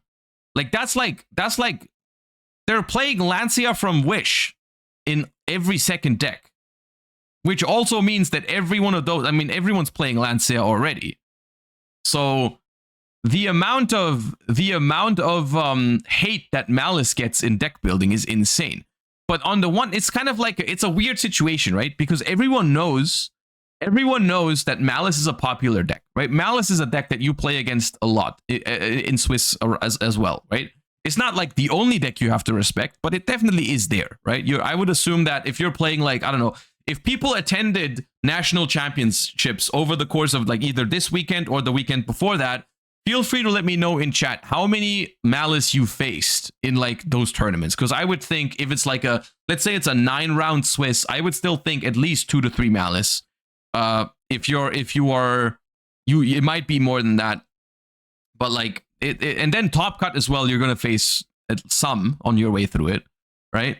So and here's the thing, it's a weird situation where Lancia and Chaos Hunter and maybe Moltrami Meowls are like the best cards against Malice, right? But they are pretty niche in the sense that you're not going to be siding Chaos Hunter and Lancia into most other matchups, except for maybe Crystron, right? Like Lancia is good against Crystron randomly, but against most other decks, it doesn't have much use, right? And so like the situation that everyone is in is like, okay, we are presented with a pretty diverse format here, right? I'm using this national top cut breakdown as a thingy, but it looked pretty similar for other national champions as well. Like we have Dutch here. This one is not complete, but like Swiss is, there's like a variety of decks, right? And it's like, you might think, okay, maybe I should take some of those cards out against Malice, right? It's definitely a thought that crosses your mind when you're preparing for a diverse format. You're like, should I really be playing cards that target one specific deck? Should I really be playing Lancia that in this pie chart here only hits one deck that is like not even a fourth of the pie chart, right? Should I do that? And as soon as people start taking those cards out, though, I think Malice is going to start like thriving, right? As soon as people remove those cards, as soon as people stop respecting Malice because the format is so diverse, that's, I think, when Malice becomes really scary. And so we are kind of like in this situation where everyone comes prepared for Malice because Malice in theory is pretty strong. In practice, because everyone is doing this, Malice is not that strong. So like it's weird, right? At Dutch Nat, 6 out of 16 topping decks for Malice. Yeah, I don't know. This breakdown is not very complete, but I think it was more complete over here when I checked earlier. Oh, the Lampy spreadsheet also doesn't have it uploaded yet. Okay, well. Yeah, the info on Dutch Nationals isn't out there, but I think I saw the breakdown on the stream of the Dutch National Championship, and it was like it had, I think, 6 Malice in total in top 16. So the deck is still here, right? Like the deck is still here, the deck is still scary, And it's basically, the problem is that the cards that are good against Malice are basically only good against Malice, which is awkward, because in a diverse format, you don't really want to be siding specific cards for specific matchups, right? It's like, for the most part, you would like to side cards that have multiple purposes, but Lancea doesn't have multiple purposes. It's just Malice and some Crystron. But for the most part, yeah, it's awkward. And then Bosnia was also won by Malice. There's very little info on this tournament, but there is Malice in first place. There was a Blue Eyes in top 4 and a Crystron in top 8. That's all we have so far. But Malice ended up taking this one with, I think it was slightly under 200 players. Bosnia, 104. Approximately 200, it says on this website, but it seems like it was 104. Okay. Yeah. So that's the situation at Nationals at the moment. My personal takeaway from this is, like, I still think Mitsurugi just looks more fun and seems to be as good, if not better, than Malice. So I'm currently under the impression that I'm going to be playing Mitsurugi in some way, shape, or form at French Nationals. I don't know exactly which version, but that is definitely the deck that I'm looking towards. I haven't started, like, super detailed testing yet. Like, I'm just trying to follow what's going on, and I'm trying to get an idea of what the format is. But I'm gonna be starting, like, my more in-depth testing soon, and I'm gonna start with Mitsurugi. Maybe I end up not liking it as much, but I think Mitsurugi is pretty cool.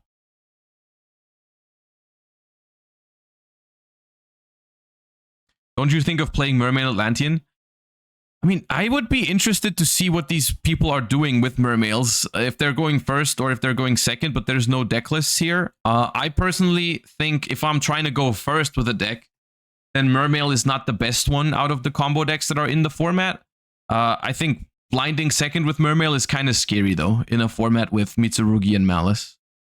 I don't know. They summon statue? Yeah, I figured. It would be statue combo. Yeah. It's that Koi. Thank you for the full year of support. Welcome back. Thank you for the prime. Yeah, that's the situation at TCG right now. And we're going to follow it, of course. I think every Monday from now on, we're just going to have, like, a little national recap of what happened over the course of the weekend. And yeah, might even have a watch along for some of the nationals. I don't know exactly which nationals are being streamed and on which days I can also, you know, watch. But definitely is an option. If there's ever a weekend where there's a national that's being streamed and I got time, then we might just be watching it. So yeah. That being said, I am itching to play some Yu-Gi-Oh right now.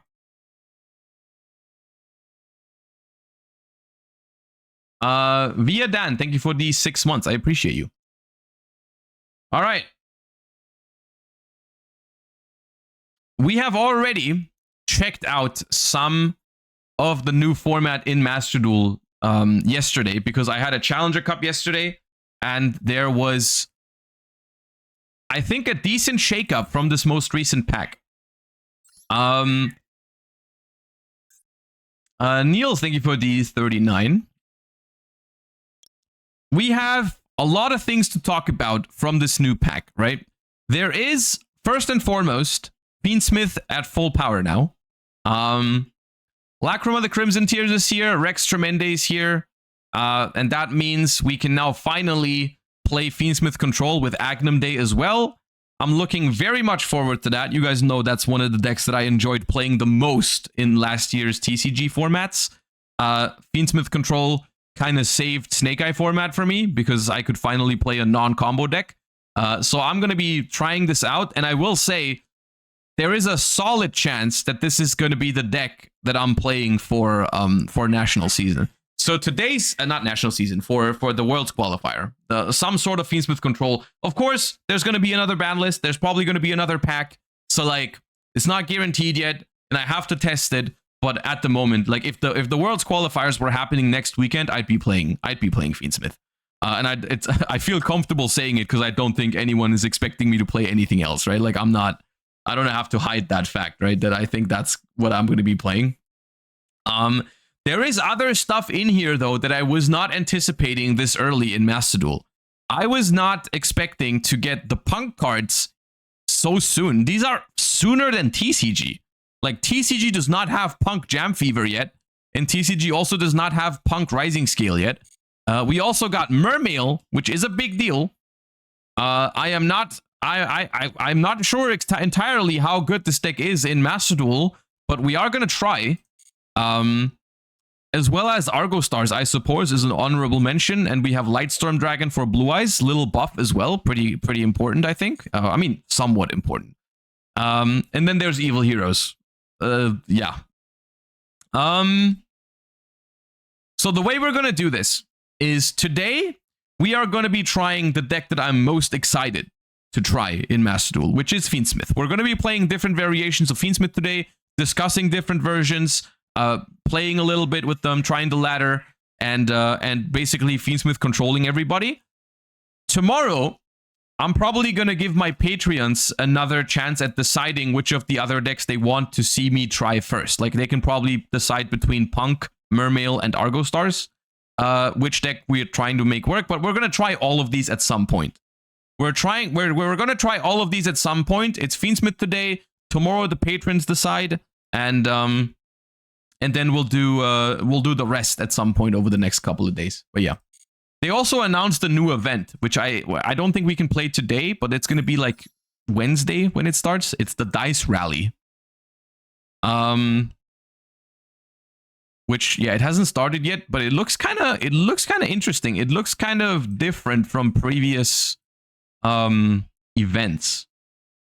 Check the ban list. Can I see the ban list already? Event info, obtainable cards. Okay, the obtainable cards are kind of shit. I think this might just be legacy pack cards. Where's the ban list? Event info. Forbidden Limited.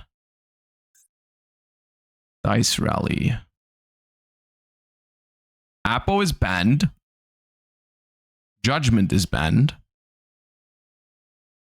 They should make a function.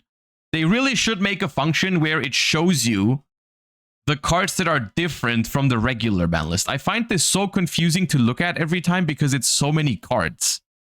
And I always have to like check which one's banned because it's already banned like normally, and which one's like different. And it's like, why are some of these cards on here? All the barrier statues, all the floodgates. This always throws me off, and I know I say this every time, but it blows my mind how they understand that these cards are not fun, right? They banned them in every event. Max C as well. Speaking of the devil, they understand it. Like they know, but they only do it in events. It's, you know, they're all here. The entire gang, all the floodgates, it's all there. Okay, well, I'm going to be taking a closer look at the ban list for this event when the event actually starts. It sounds kind of fun, and you get a back to square one, lose one turn field parts, which looks kind of funky. All right. But today, we are going to be ranking with Fiendsmith Control. Now, this was my first draft at the deck.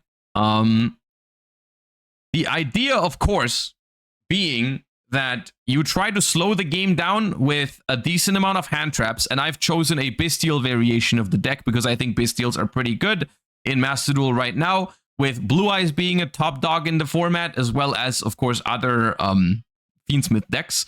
I think Bestials are pretty strong for that. I'm a little hesitant to play Ally of Justice Cycle Reader because you... at that point, if you don't play against Blue Eyes or Fiendsmith, it's very bad. That's why I put DD Crow, because that also covers like Mermail a little bit. Yeah. Gliding Crow, thank you, appreciate you. So the idea of this deck, basically, and there are other versions, but we're going to be playing with the basic one first. This deck plays 3 Lacrimas because Lacrima is actually your best normal summon. And in case anyone here is not familiar with Fiendsmith Control or the full Fiendsmith engine because you're only playing Master Duel, Fiendsmith in Paradise is a card that you're going to be seeing a lot of so far, from now on. Fiendsmith in Paradise is now on the menu because Lacrima is now out.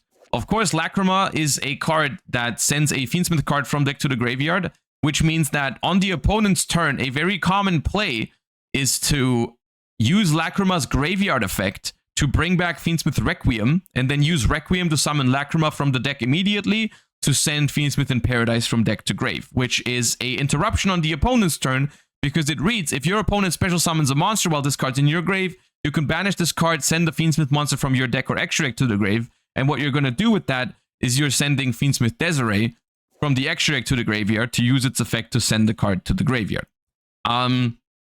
So the Fiendsmith combo on your own turn will no longer just make Caesar or Desiree or whatever other thing you want to make with it. It can now also set up interruption on the opponent's turn through the Fiendsmith in Paradise on top. And so this is what this deck basically is all about, is just hand trap the opponent and then have very efficient one-card Fiendsmith combos.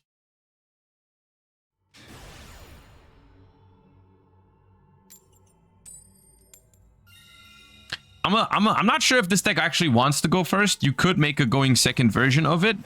But for now, we are going to be choosing first. Yeah, I got the engraver made for it. Okay, that's a lot of Fiendsmith cards. That is a lot of Fiendsmith cards, but it is what it is.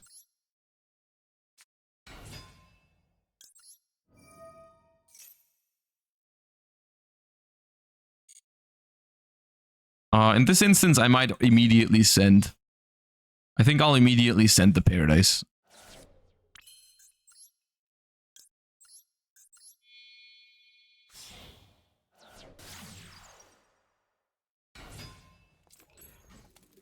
The cool thing about drawing two Fiendsmith cards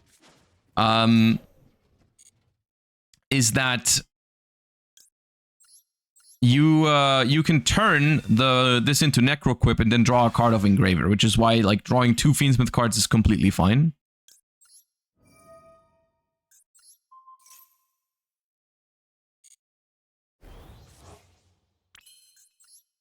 So you're going to be turning these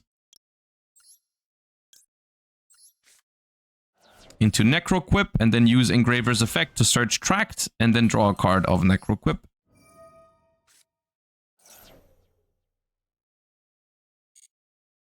The reason why I don't play 2 Requiem right now, it might be necessary, but the reason why I'm not playing 2 Requiem right now is because space issues in the extra deck, because I wanted to fit the fusion like, oh, come on, man. That's the one thing I didn't want to happen. Okay. It's not that bad. Instead of drawing a card, they lose a card. So it's like, it's not the worst, but... It's not the worst. Shuffle back... the second engraver here.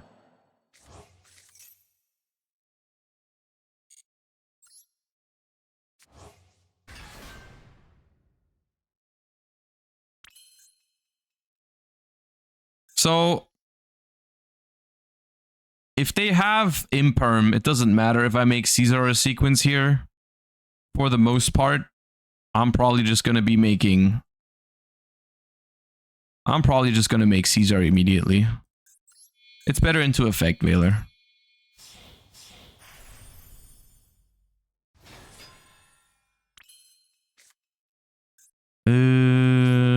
Yeah. Alright, and we have Caesar with Paradise set up. And follow-up. The deck plays lower to the ground, and there's the Imperm. Yeah. Sure.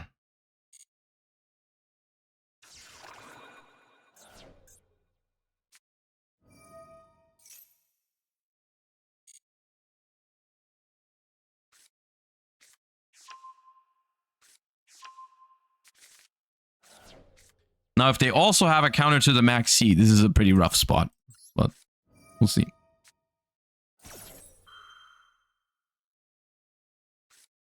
Yep.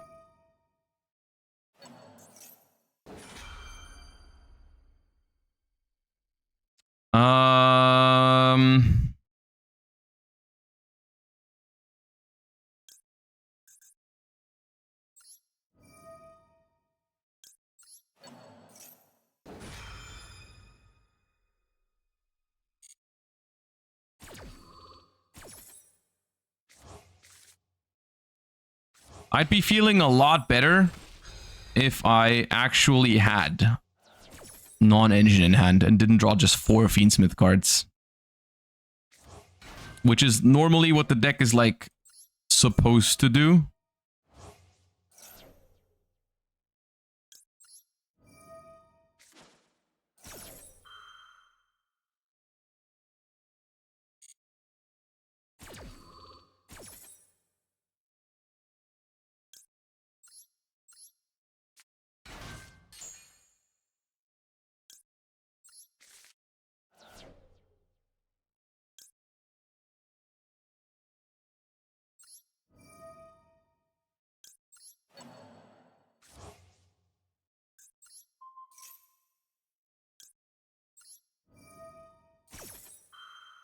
They do need another play because we can't counter the Lurry with the Paradise.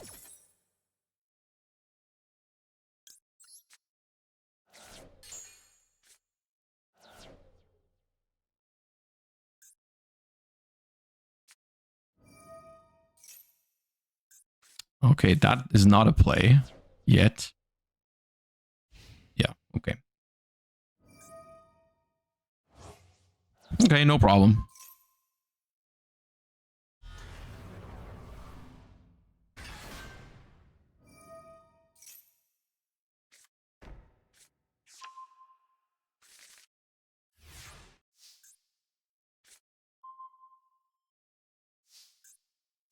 All right, gaming.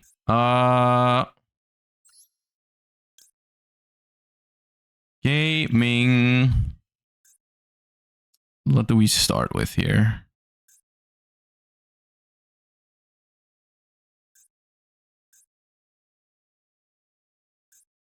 I have one more Lacrima in the deck. So let's make Requiem.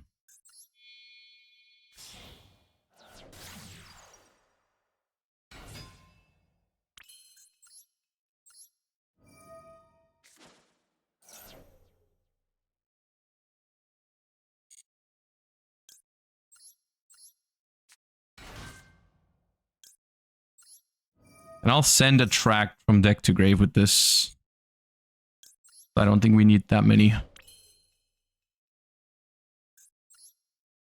Now, this tract in hand is not live, so I want to shuffle back the other Lacrima.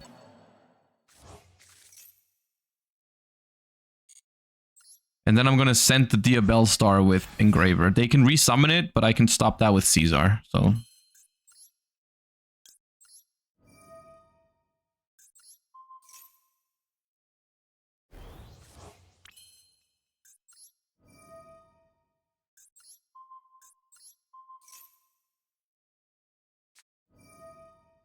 Yeah. Gonna negate the Caesar. That's fine. I guess at this point I have to decide, is it worth risking a potential Nibiru? The Caesar is negated forever, by the way. Oh, right, they have to send the last card. Okay, cool. No Nibiru. At that point we can just kill. I can showcase if they let me do it. If they let me do it, I can showcase the Agnum Dei combo, which is pretty cool. Hold up. So this is how this deck now. This was also missing. I think it's the smallest factor out of the new pack, but it is still pretty big. The fact that this deck can now do a lot of damage off of sequence. So you make Desiree.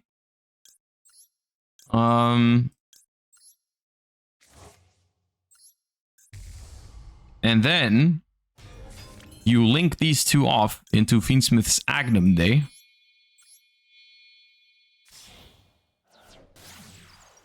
You can use the Desiree Engrave to send something here if you have another Light Fiend that you can shuffle away.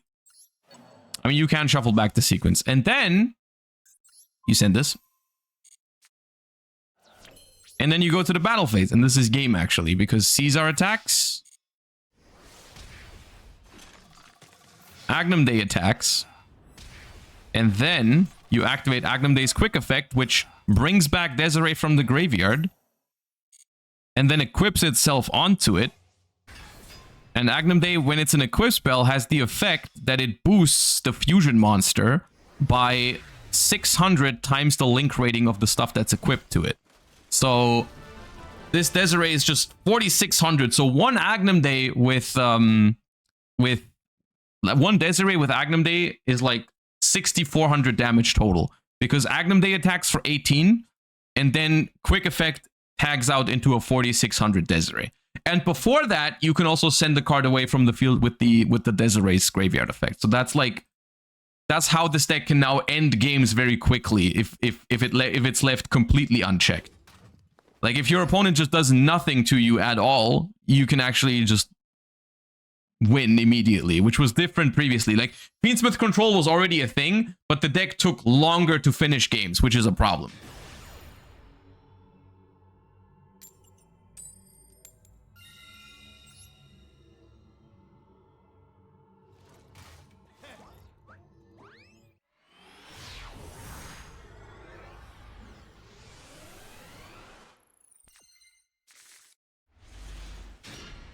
This is why I was scared of going first with this deck sometimes. Because I don't have... Like, if I don't have a Fiendsmith card, I'm not actually doing anything. Do I set Paradise? I'll set Paradise. They'll pop it. The Fiendsmith mate is cool. Yeah.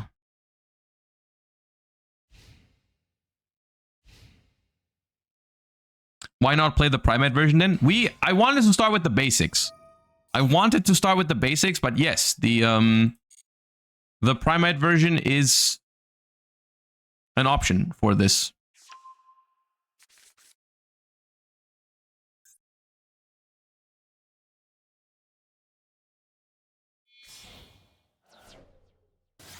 Now, Blue Eyes, in theory, should be a pretty good matchup for this deck. We'll see.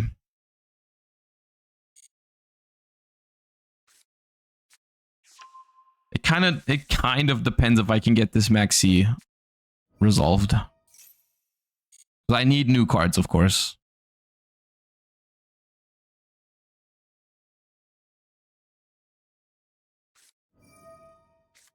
Do I call by the Maiden? I don't think I do. I mean, it is a good called by. I can also try and hold called by for Ash Blossom, though. And, like, I want to Ghost Ogre the True Light. I want to Ghost Ogre, because otherwise my Ghost Ogre doesn't have a great target in this spot. I really want to use Ghost Ogre on True Light.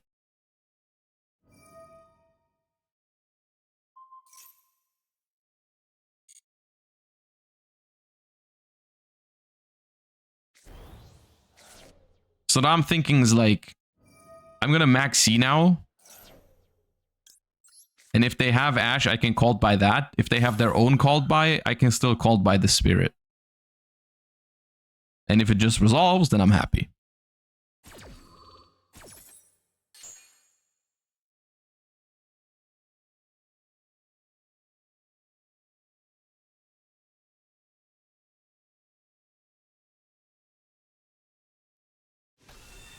If we ogred the field, wouldn't it stop their combo? Maybe, but I want to draw cards. This is one of those instances where I actually want them to do some stuff. The question is, do I want them to summon back Maiden here? It's like, that's 2 more cards. Yeah, no, go ahead. Go ahead.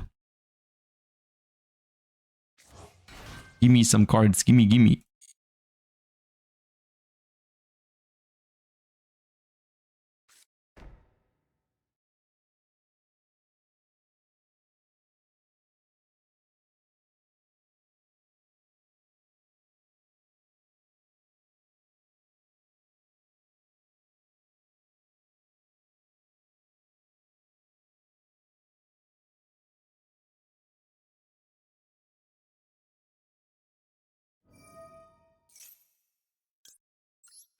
Beep boop.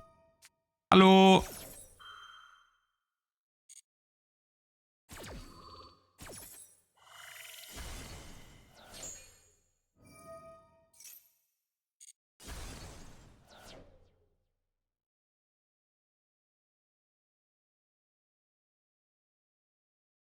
Is the Royal Tactics new? No, I've had one Royal Tactics for a while now, and ever since I pulled it, I've been playing a lot more random tactics in my decks.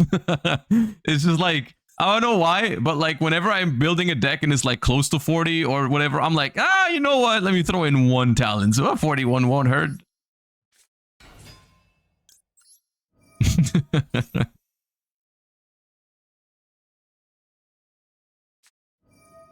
So the reason why Lacrima is very good in these instances is because one Lacrima is like so hard to stop, right? This Lacrima, it trades so well into hand traps. Valor on Lacrima, it still makes Requiem, and even if they Valor, here's how crazy Lacrima is in this concept.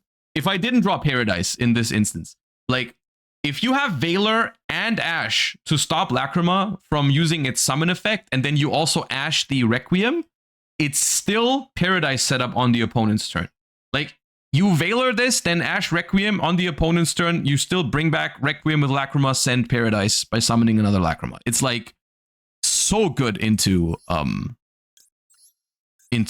these interactions. Oh, I guess I should Talents to look at their hand.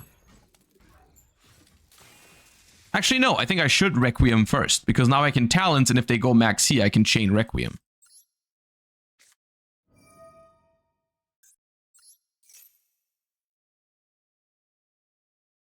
I mean, I have called by for Maxi anyways, but...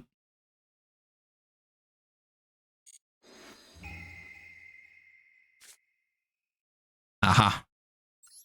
Goodbye, Magnamud.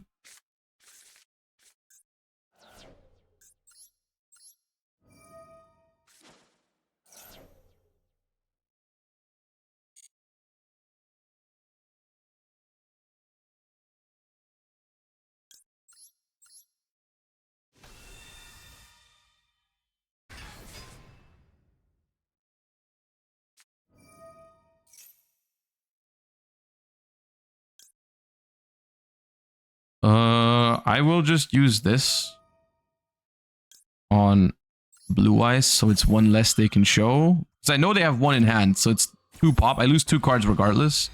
Now it's just pop 1. And 1 of them is banished. Yeah. Pops the Engraver there, which is fine. Alright.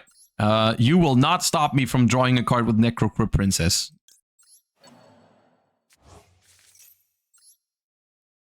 I will get my... I want my draw, and I will get it. This is also... Compared to... Like, once again, same thing here with the sequence. This is game this turn. Because of Agnum Day existing. We just win this turn. I don't need this draw. I just want it.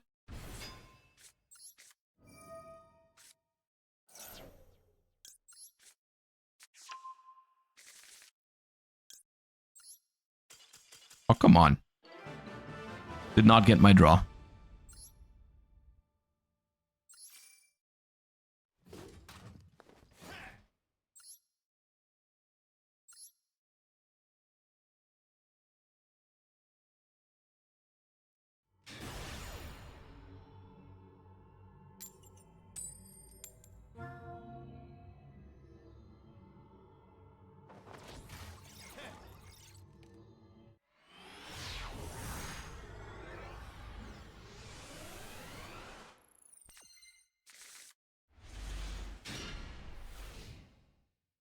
All right, 60 cards. Thoughts on new Centurion in Master Duel? It's all right. It's playable.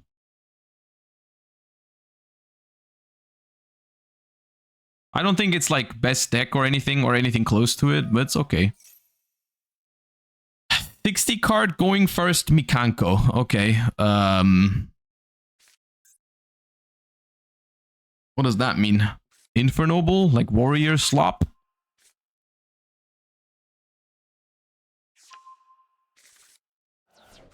Discard Strollen Lockbird.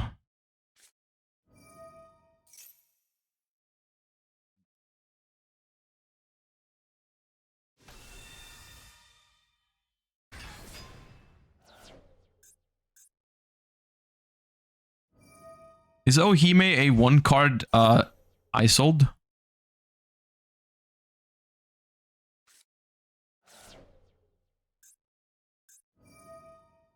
Most likely, right? Do they need to normal summon for it at least?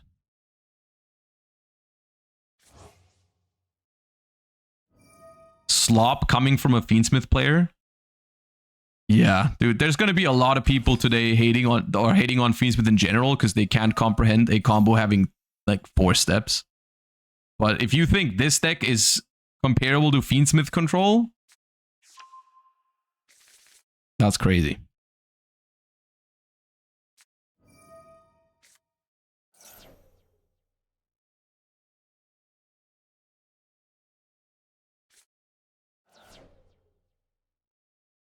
Okay, it's Punk.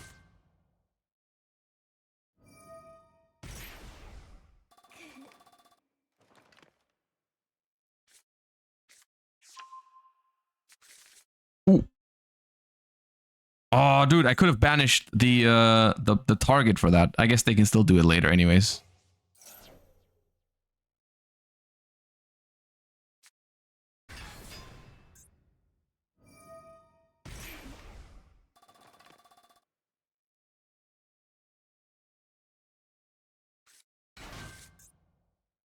Okay, why is there 2 Zeamins? I thought they were gonna summon like...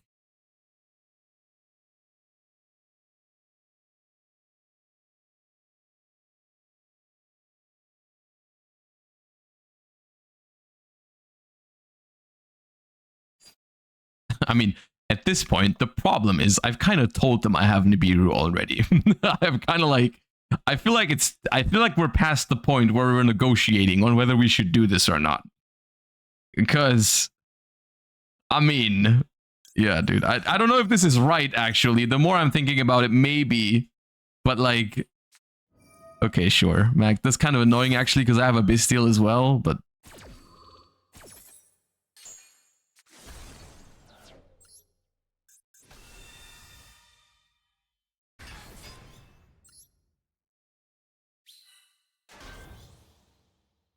Well, they still have their normal summon, so we might still go down here.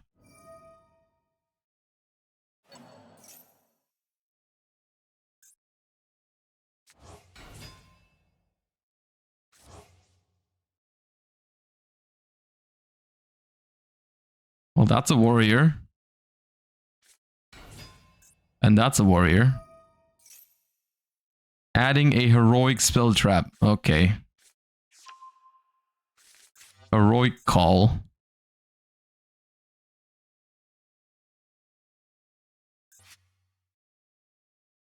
Yeah, make your eyes sold.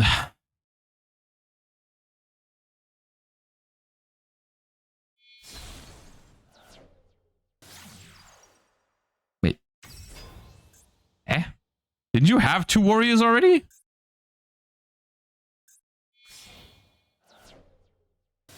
Eh? Okay.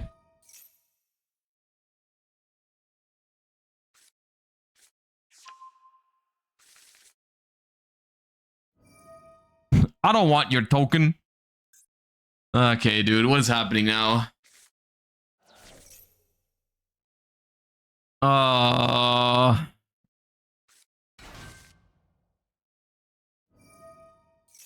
This was the one coin flip I needed today.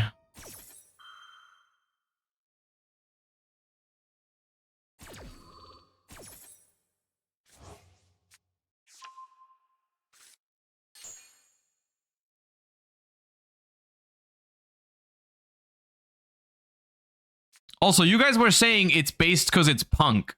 But this is not a Punk deck, dude. They're just using Punks to turn them into warriors. It's just they typed special summon in the search function, and those were the first cards that came up because they're the most recent ones they added. It's not a Punk deck.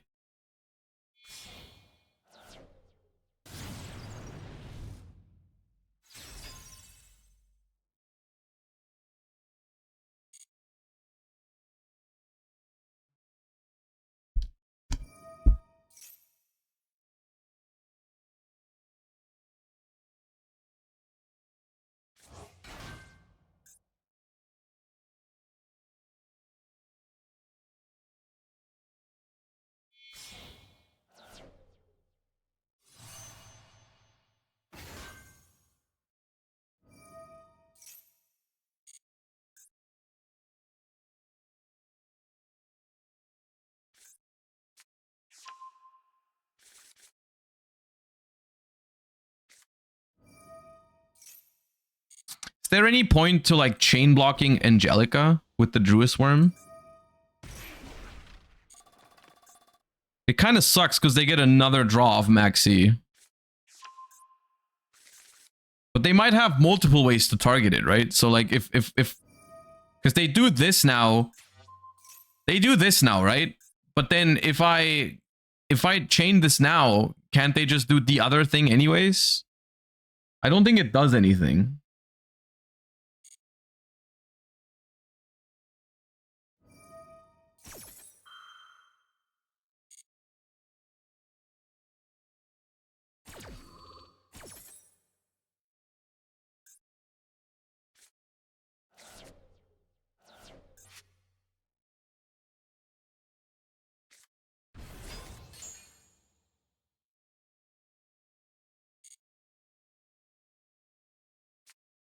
Can you believe that there was someone in chat who thought they were smug when I called this deck slop, and they said, says the one playing Fiendsmith? I still think about that right now. I got one guide by that. But it's like the absolute state of some people in the Yu-Gi-Oh community. I don't know, man. It's like your deck that ends on Caesar Pass is the same as this deck.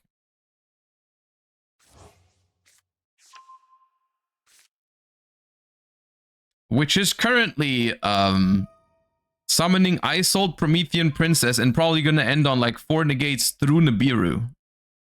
Which is the same as Fiendsmith. Because Fiendsmith is a good card and I don't like when cards are good.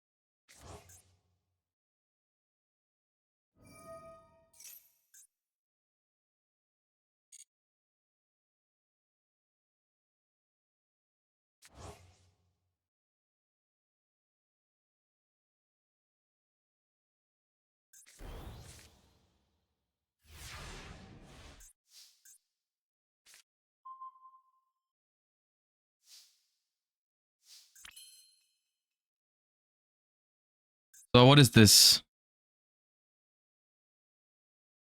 Negate the effect of your opponent's first spell card or effect that resolves. Once per turn, when a spell trap card or effect is activated, send an equip spell, negate the activation. If you do, destroy that card. So it's 2 spell negates, like 3 spell negates, right? Oh, okay.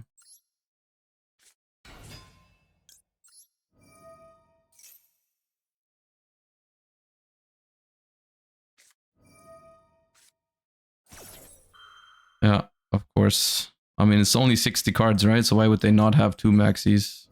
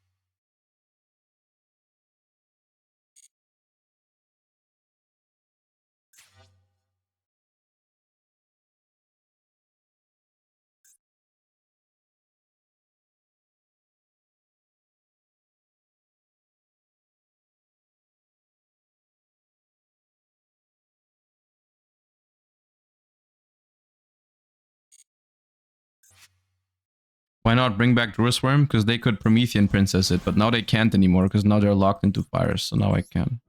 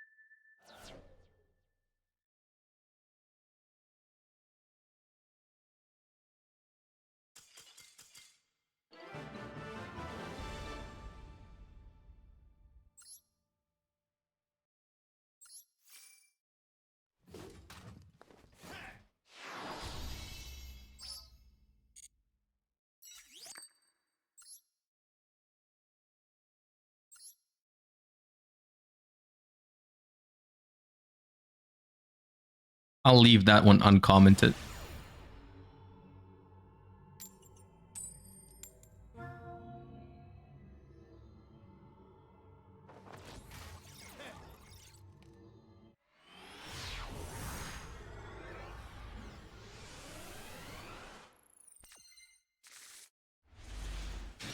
Appreciate you, Master Keys.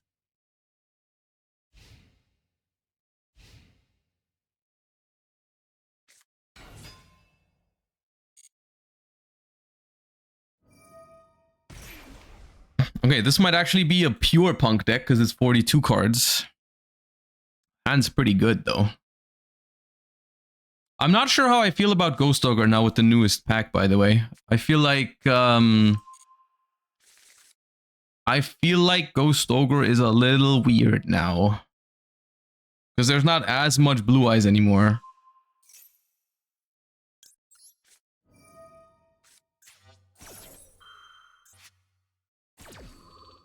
And it's like... Okay, that's... I mean, I do think that's a pretty good showcase of punk right there. I do think that was pretty accurate.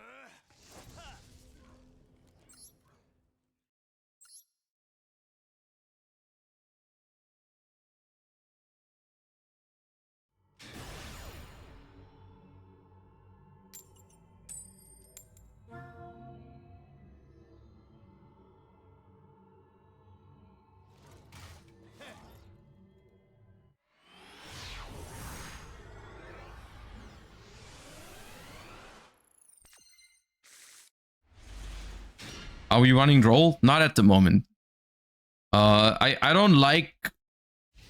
In this deck, I don't love hand traps that don't take anything away from your opponent. So, ooh, nice.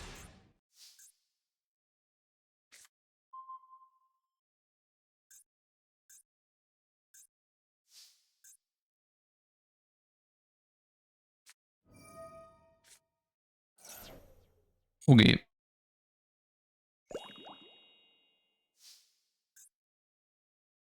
Stop bubbling!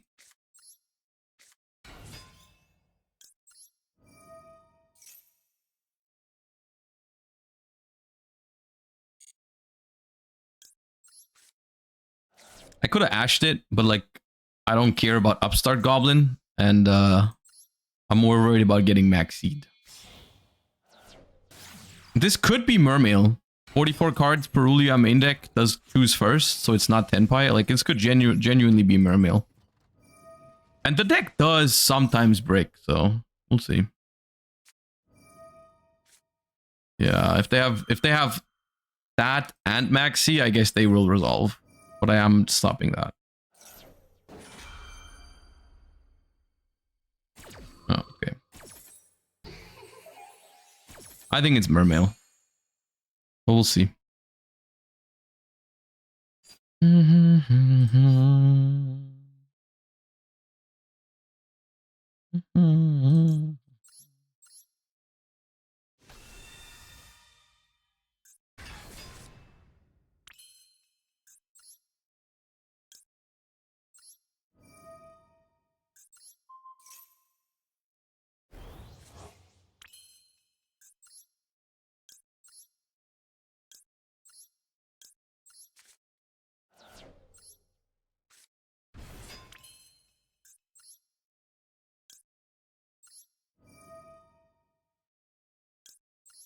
It's important now with the new support to keep Requiem and Lacrima in the graveyard together.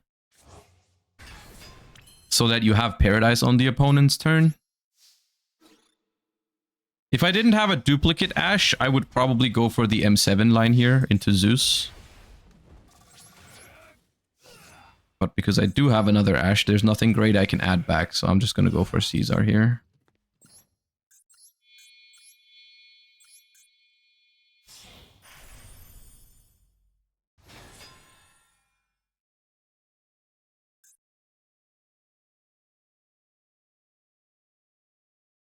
Couldn't we just go for the kill? I could have, but it would have played into Nibiru a lot, and their hand wasn't good last turn. They only got one new card. I have a lot of non-engine. And it would have also required me to go for the Bestial, which would have been another draw on their under Perulia, so...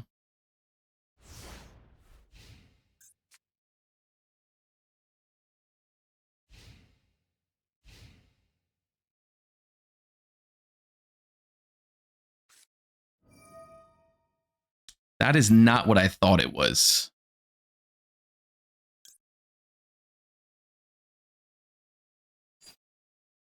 If I ash this, it kind of plays into talents. It also makes the Bastille pretty bad in my hand, which I'm a little worried about. They are doing it in the main phase, which makes me kind of sus about it. Because talents is a problem, I guess, but I'll ash it.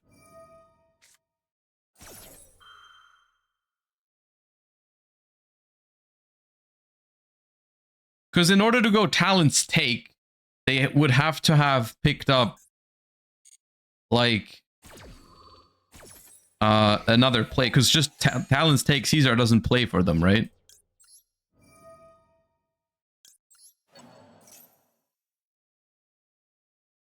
They didn't have a play last turn, so one of the two cards they got was definitely the circle. And if the other card is not a play, then they can't afford to take Caesar with talents.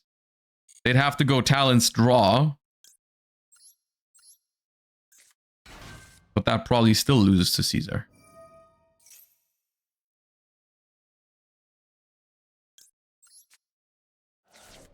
So like talents take Caesar now, they have to still be able to play through Imperm and Paradise with the one new card they got. I don't know if that's likely. The Artsy, thank you for the 8 months.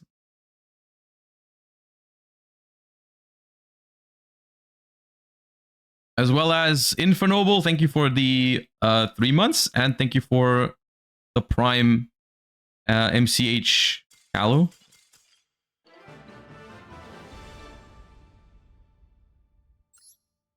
I always find it hard to put both Lacrima and Requiem into the graveyard and also make any Fiendsmith board.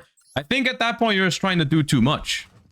Like, very often you don't even make sequence or go through Lacrima with this stuff.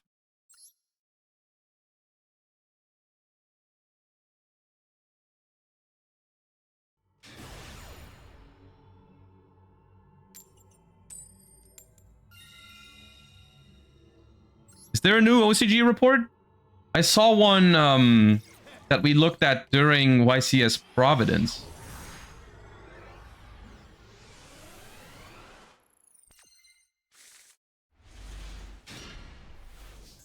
Okay, in this instance, we're going to be tracting for Lacrima and then discarding the Paradise, I think. Like, you can also sometimes it's actually pretty good to have Paradise in hand. Like, when you can make Desiree, this card on the board is actually insane. The problem is making Desiree is hard if your opponent has any interaction. So we're just going to discard it. Play it a little safer.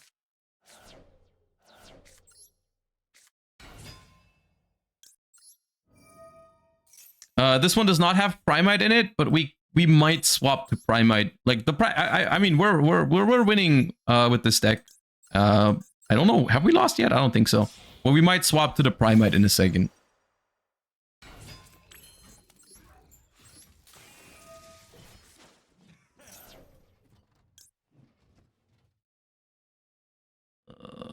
In this hand, I'm kind of tempted to go for a sequence line.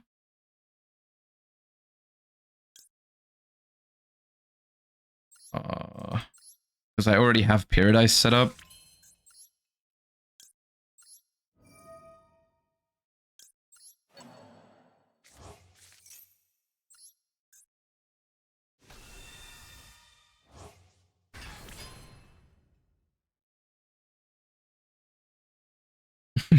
Okay, yeah, if you're saying that, it probably has Vanquish Soul in it. We'll look at it later. The thing is, if I go for sequence here, I'm losing all my follow-up. I don't think it's sequence.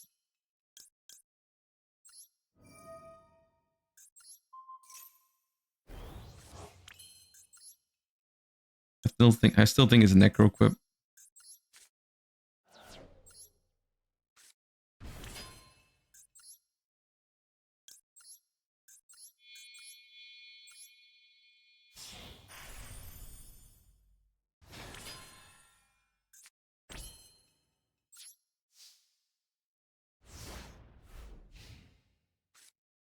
Wasn't it tracked into Fusion Lacrima? I could have done that to save the Necro Quip for next turn, yeah.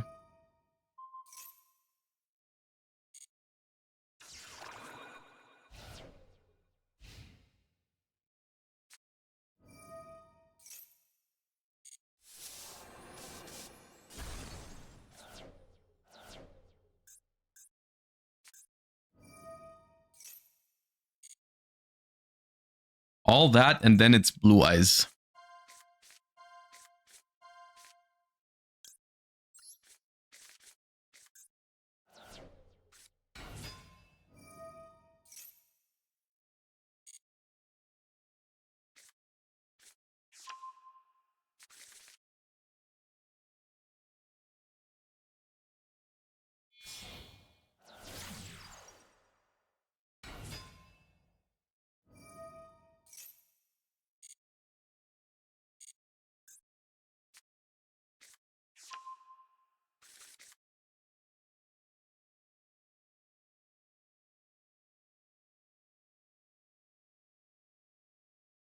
If they ban Caesar, is this deck still playable with other rank 6s? I think so, yeah.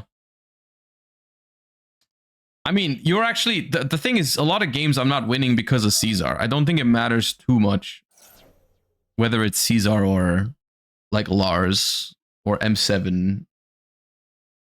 I think this deck... Caesar is a very powerful card, don't get me wrong, but I don't think it matters too much for this deck.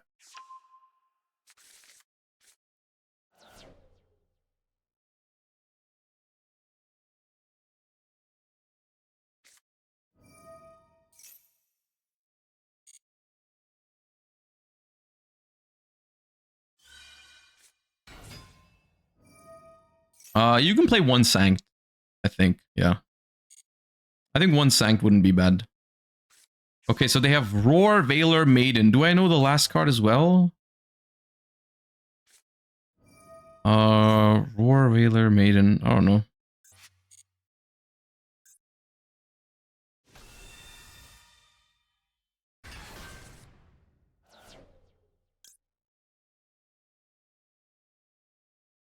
Okay, so help me out here. If I just Paradise, Desiree send the Sage, how do they get another tuner? Because I can Bestial the Maiden.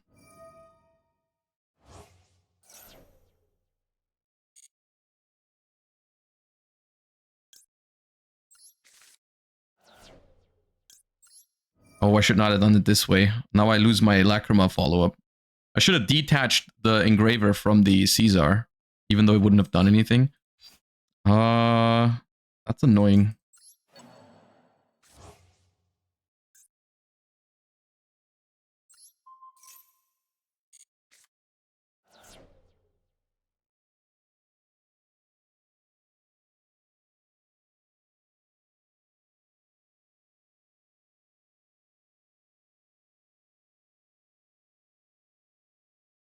The other tuner is Maiden from Grave, but I have multiple ways to stop that.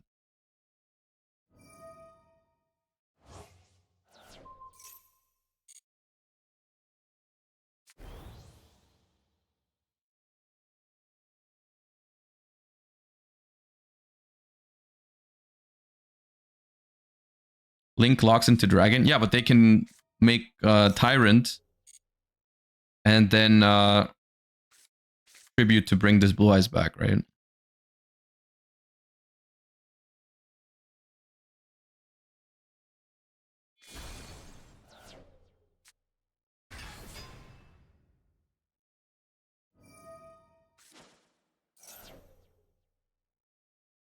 I could also nib first. I mean, it's a pretty good nib.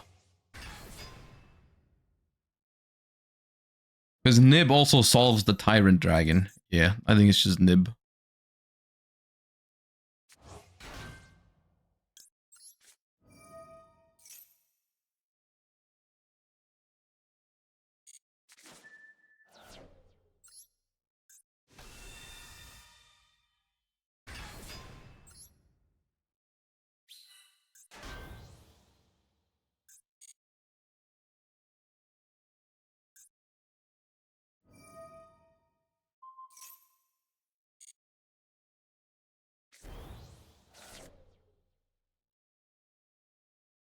Okay, they have 2 blue eyes now. So my Druid Swarm can unfortunately not stop this. Oh no, they're setting. They're set? Oh, okay, Majesty. Fine. And then set 1 and Veiler in hand. Okay. Let's get rid of a blue eyes. Actually, maybe I get rid of Maiden.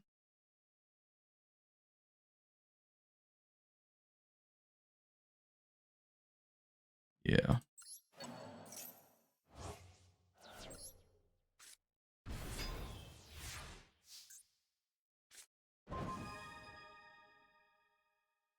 That's great. That is good. Now I wish I banished the other blue eyes.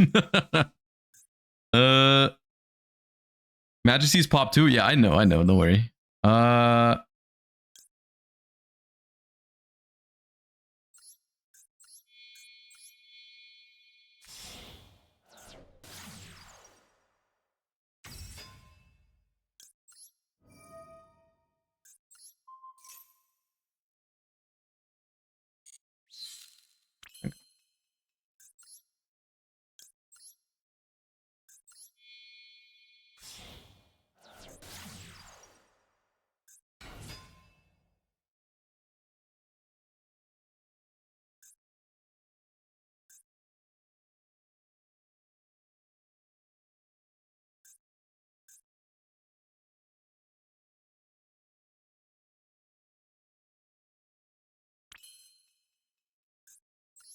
Solemn? Maybe it is a solemn.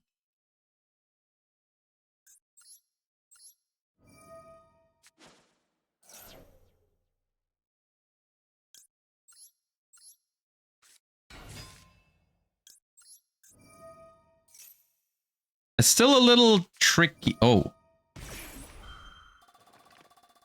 Oh. Okay.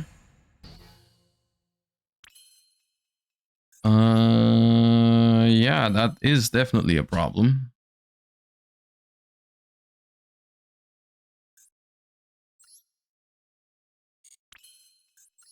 I do love getting floodgated by 47 card blue eyes.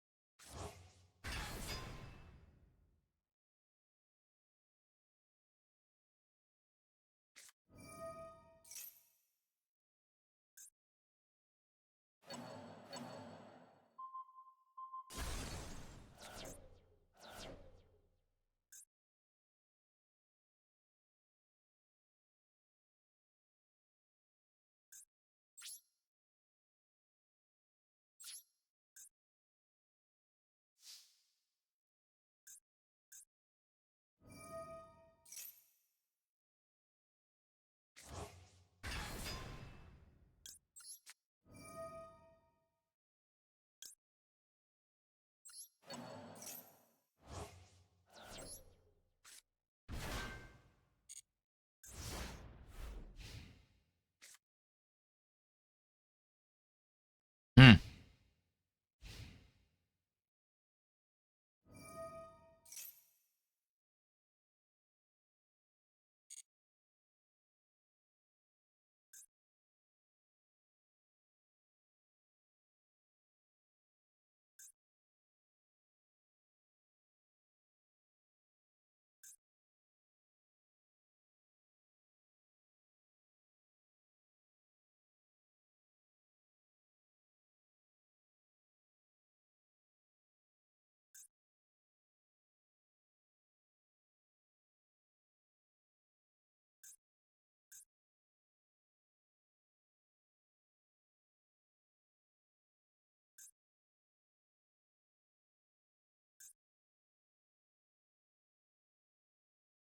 Ogres are win con? I mean, right now, I think Chaos Angel is a win con, isn't it? Because Chaos Angel is big.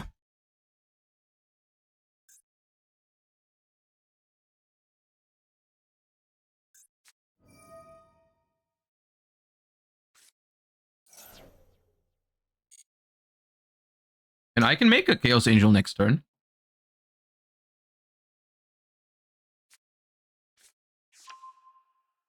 Okay, that's a problem. They play all of them. I mean, in 46 cards, I'm not surprised they're playing all the bricks.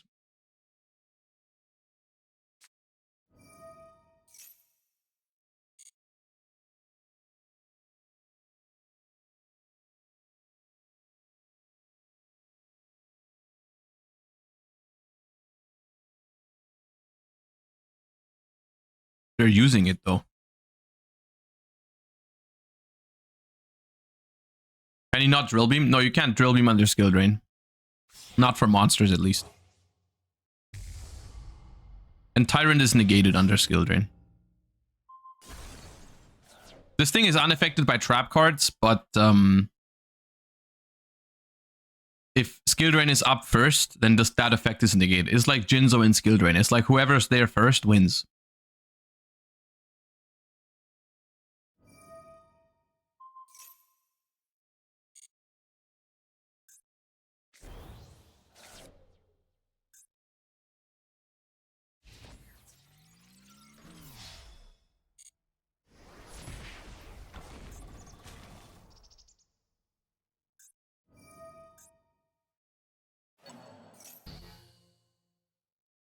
Is this forever? No, right? Until the end of this turn. Okay.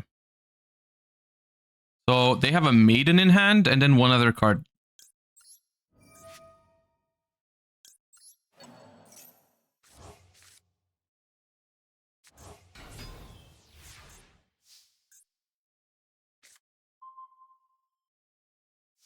Okay. Four.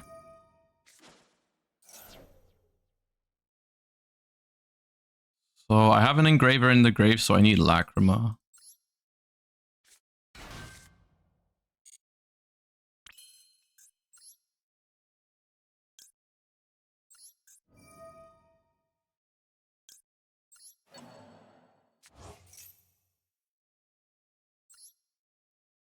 I know I can activate Requiem again, but I don't need to, and I don't think it helps.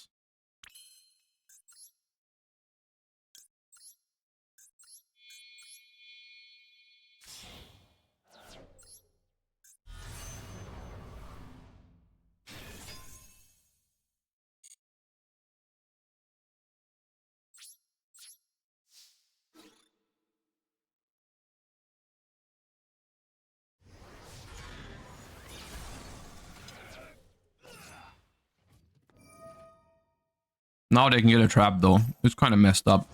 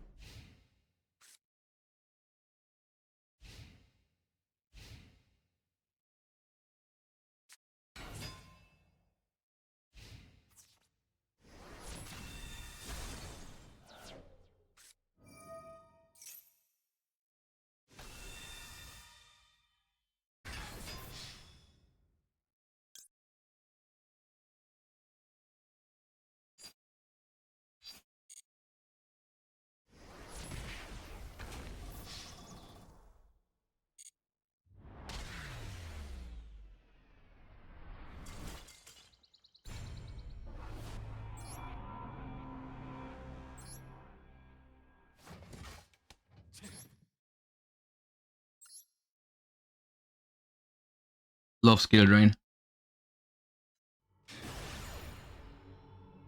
It's one of the few cards that actually does what it says. It drained all the skill from that match.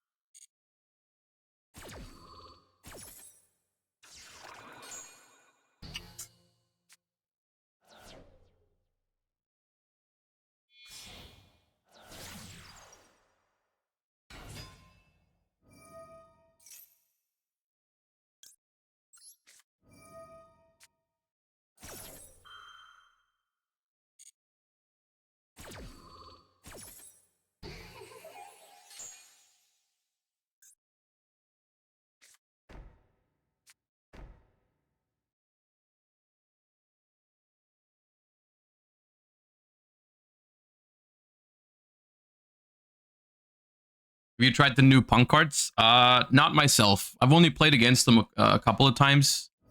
They seemed okay.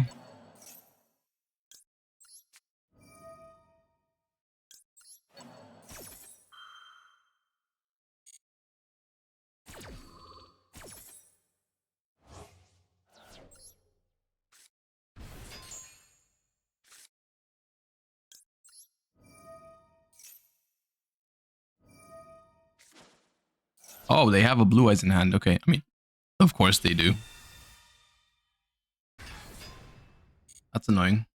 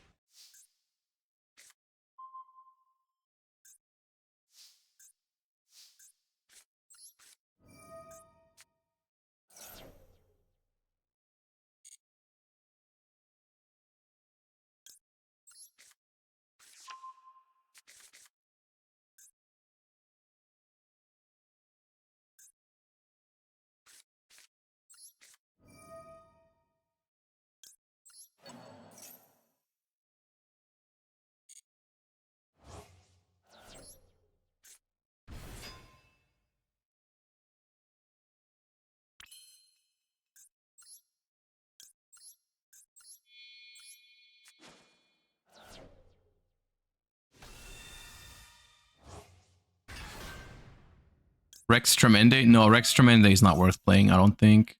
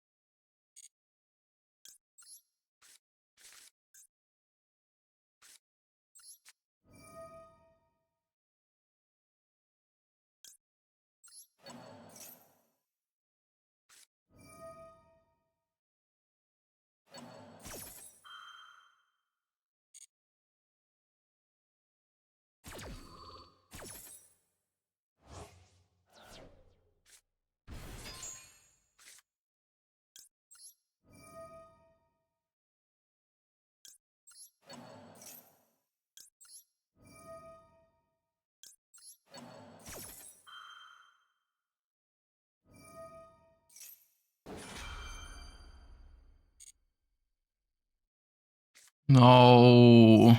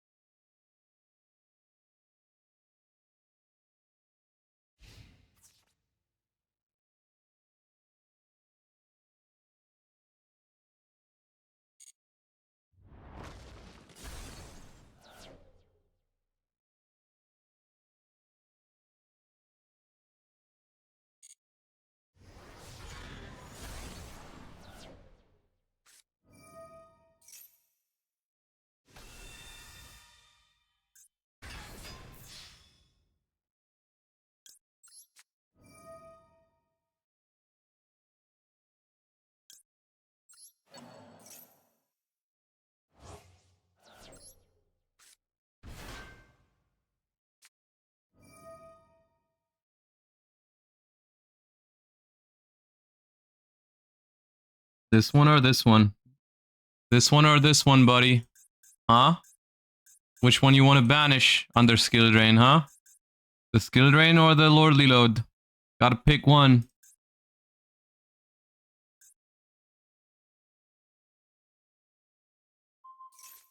Goodbye, skill drain.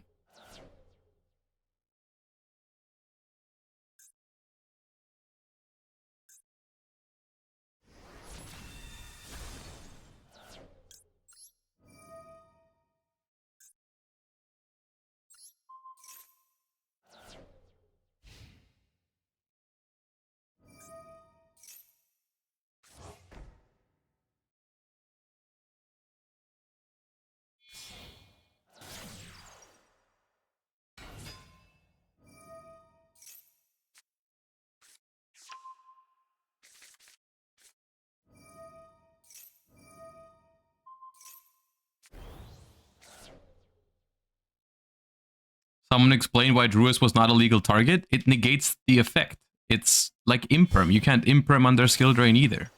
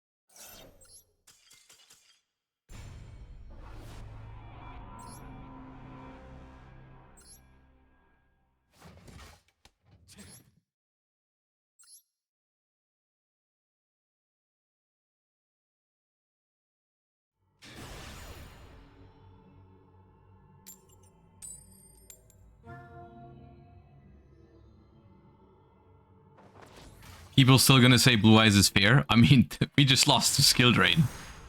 Genuinely, Blue Eyes is not a problem. They just drew skill drain 2 games in a row.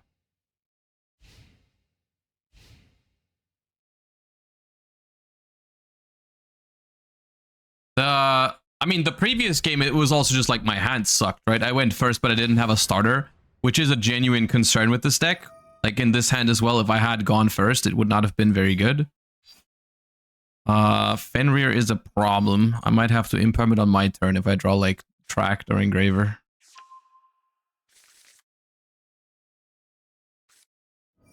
Ah. Cool.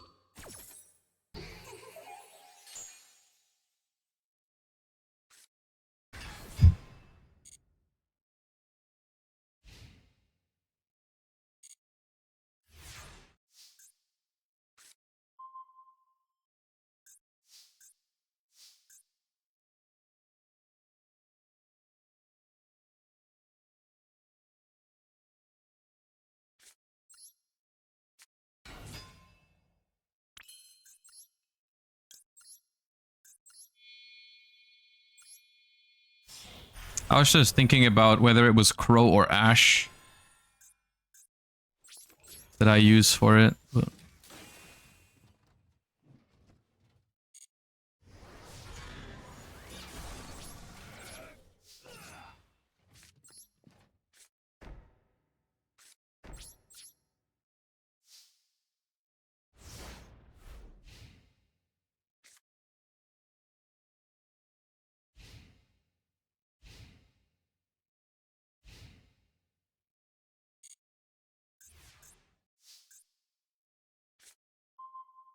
Okay, sure.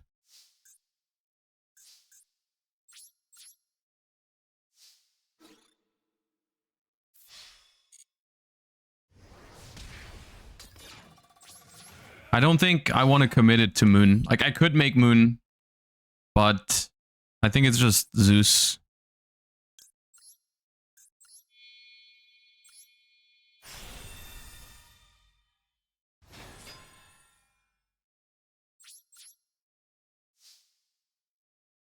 Because if they have their own Ash Blossom and I use Requiem, I have to like call by their Ash Blossom and that makes my other Ash dead in hand. It's just like awkward. And they probably play Bestials in this somewhere.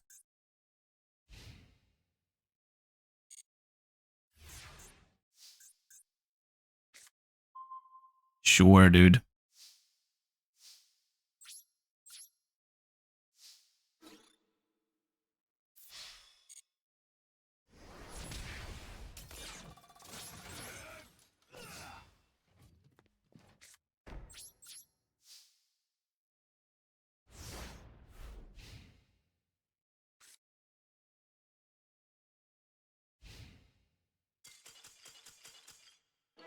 I mean, that was just Fiendsmith Kashtira, right? That was just Fiendsmith Kashtira. I think. Yeah. Actually, oh no, there was Snake Eye in there somewhere. Okay, well.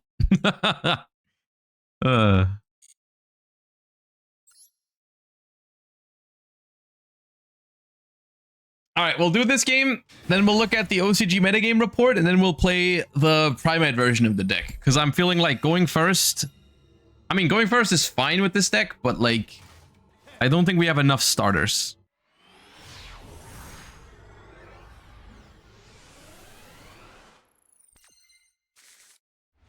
This hand is a banger, though.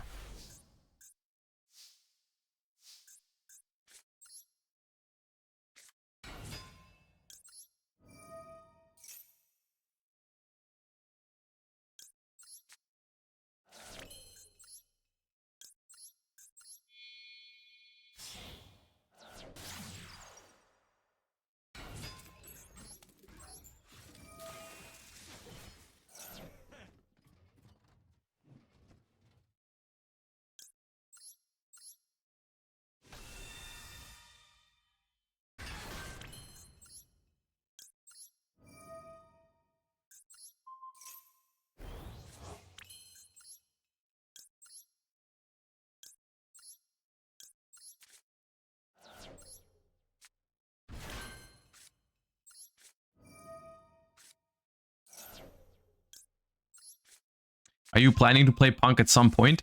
I'm gonna try all the new decks eventually. For tomorrow, I think I'm gonna give my Patreons a thingy where they can vote which one they want to see.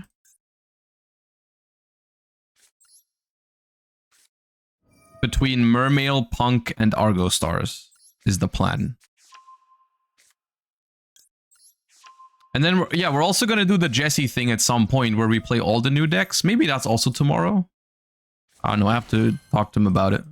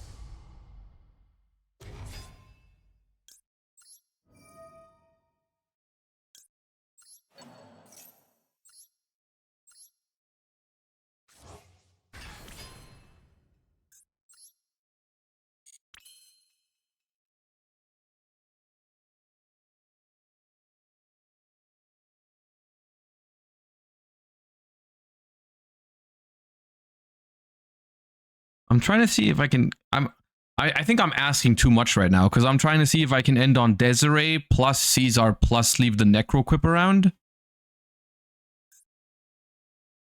But I don't think I can.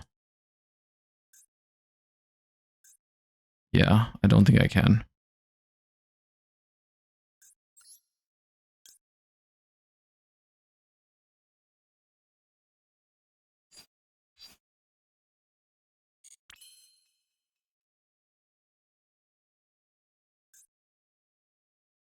Oh, fine.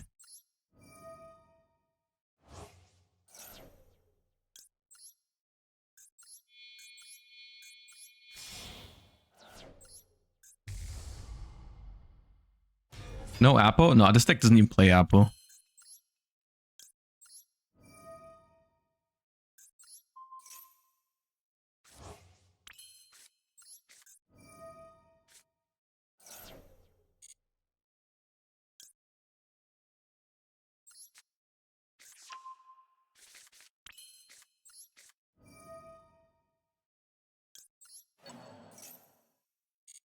I don't care about banishing Lacrima. This might be the first time I'm using it today, even. I don't know if we've used it before. It comes up very rarely in this version of the deck.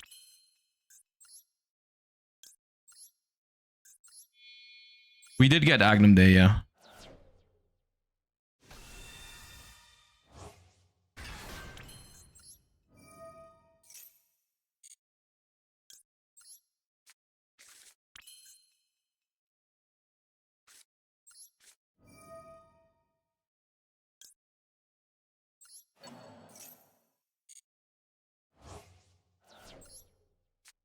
This is mega greedy.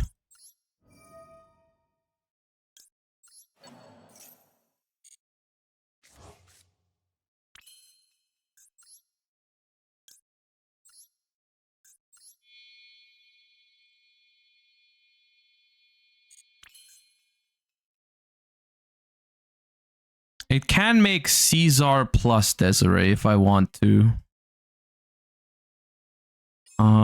Do I want to Caesar plus Desiree? I mean, it's probably good, right?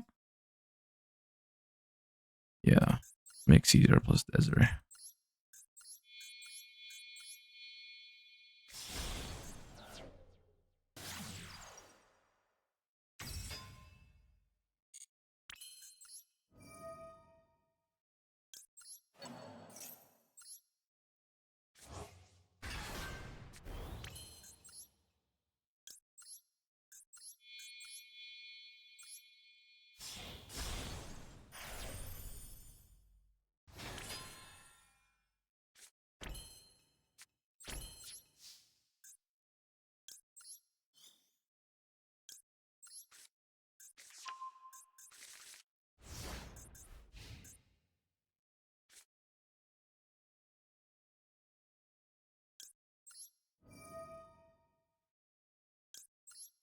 Pretty bad into called by? I think it's fine into called by.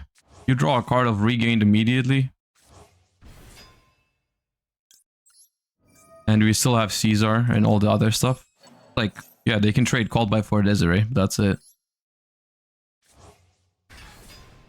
Can I play this with one Lacrima? Fiendsmith Control? Not this version. I have another version with one Lacrima. We're going to play it after this game. I think you play 3 Lacrima if you want Lacrima as your normal summon. If you play another engine that has normal summons, you play 1 Lacrima.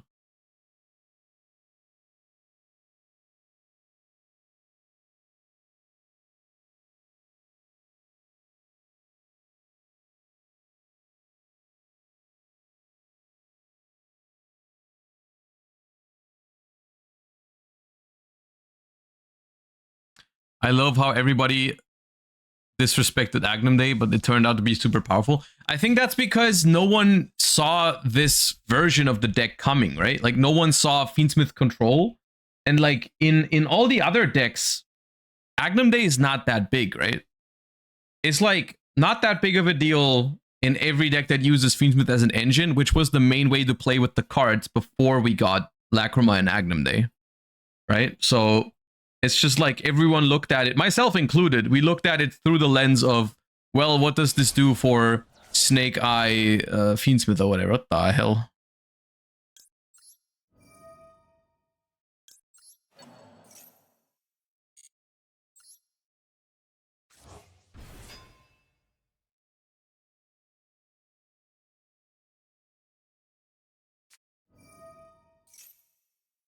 You came to the wrong place for that, bro.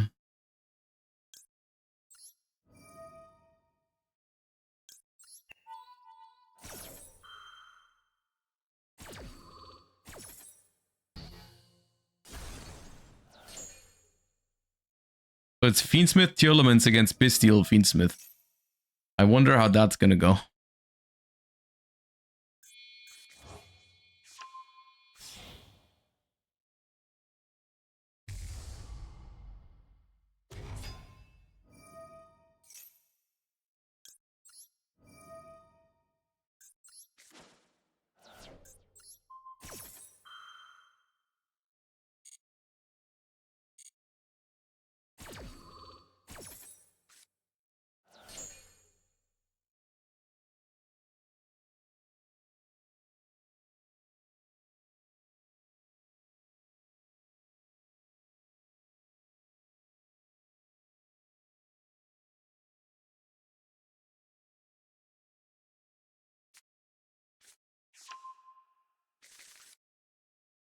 Let me think about that for a second. Should I shuffle back the kit to draw a card? I think I won't.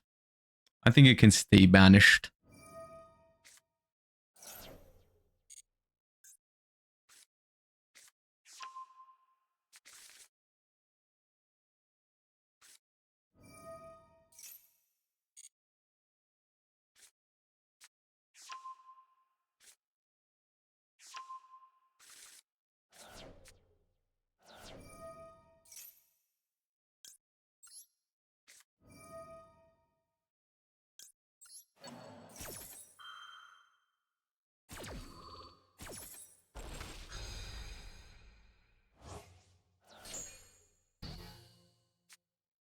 I was just trying to call by something that isn't engraver because I want my own engraver next turn. Ooh. And I also like I didn't want to put back a tier limit name after I bestial it.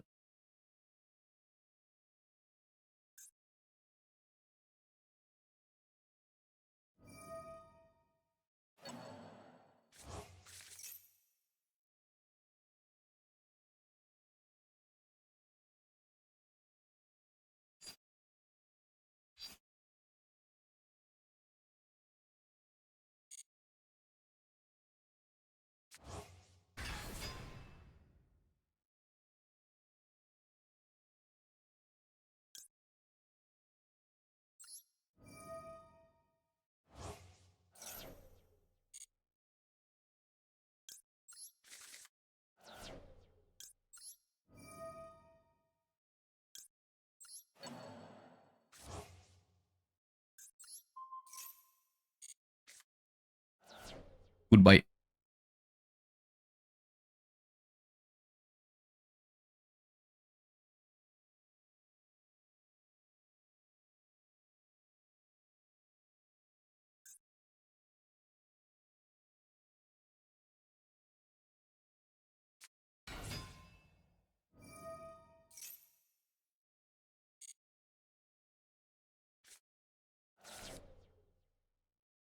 Yeah, but now you don't have a target for Requiem, do you?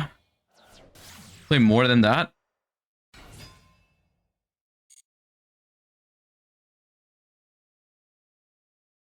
Nope. Okay. That's what I thought. I mean, to be fair, Tearlaments into Fiendsmith Bastille, not the best place to be.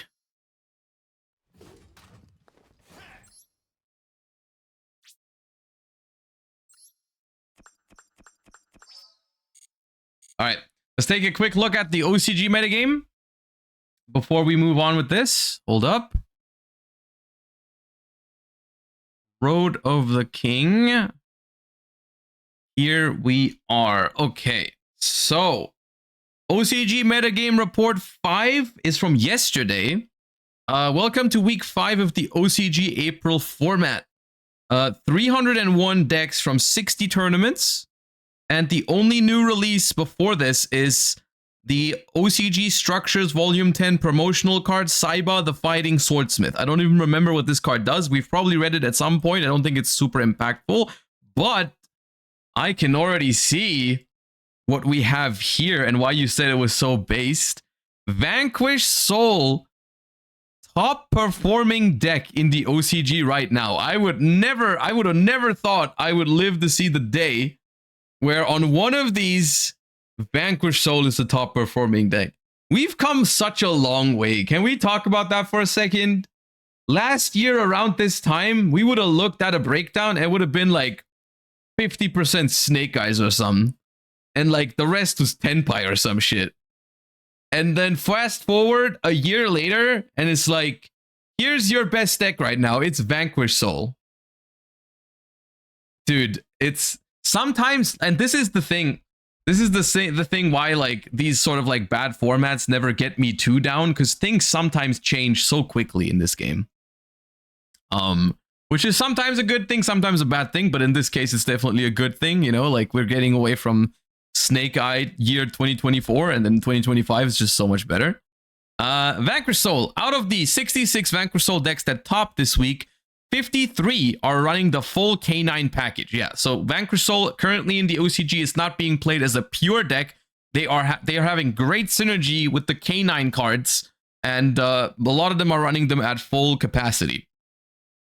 The 12 of them are running just the Hand Trap K9 package, which you can also do. I think it's just the Hand Trap package would mean, I think it's the red guy here, and then this thing. Here is the those two together, I think is the Hand Trap package, but you can also play the full K9 package. Yeah, the full package K9 is the predominant Vanquish Soul build.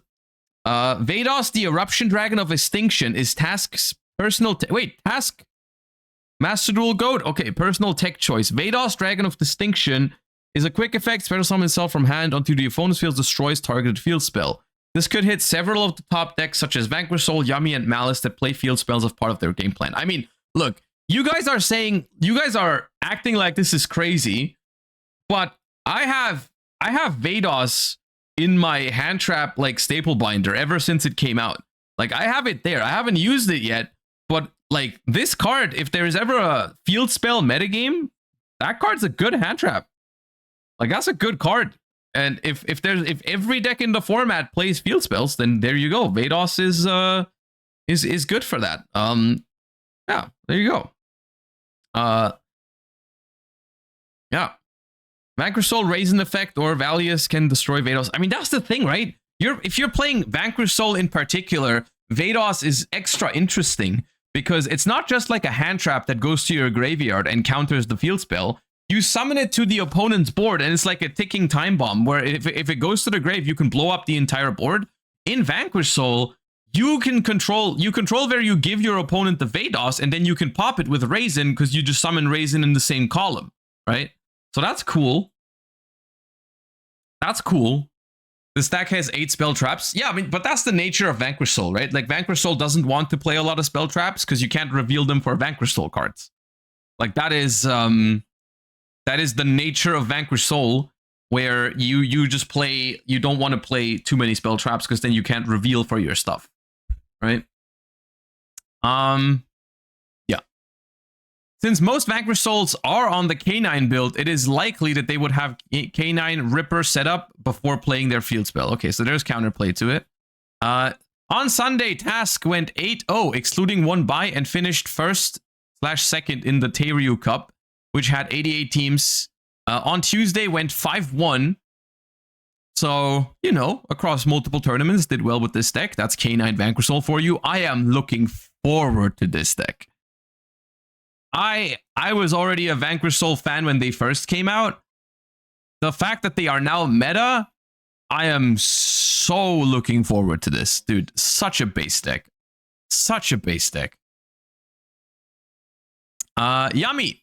Ooh, the new Primite Fusion and Primite Dragon Nether Berzelius from Duelist Advance has made Primite Dragon Ether Barrel or Lonely Load a starter for Yummy.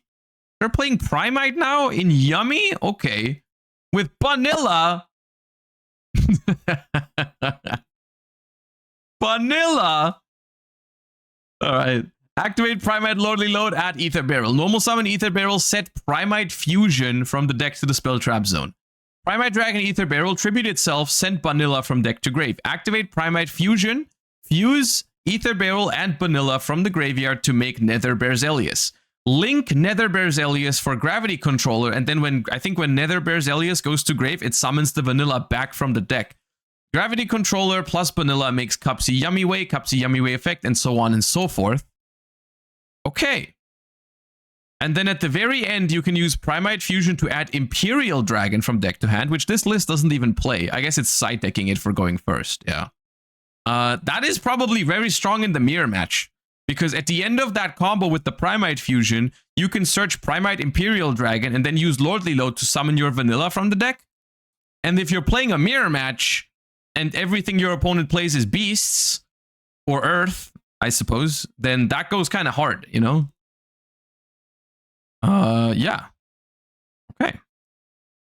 If you already have a Yummy effect monster in hand, then Primite Dragon Ether Barrel can be used to link summon Striker Dragon, which means that it's a link 1 which you can use as a tuner for the synchro summon, right? Any link 1 can be a tuner for it, or non-tuner. I don't know how it works. Yeah, I think it's a tuner, right? Like every link 1 can be treated as a level 1 tuner, I think. Interesting.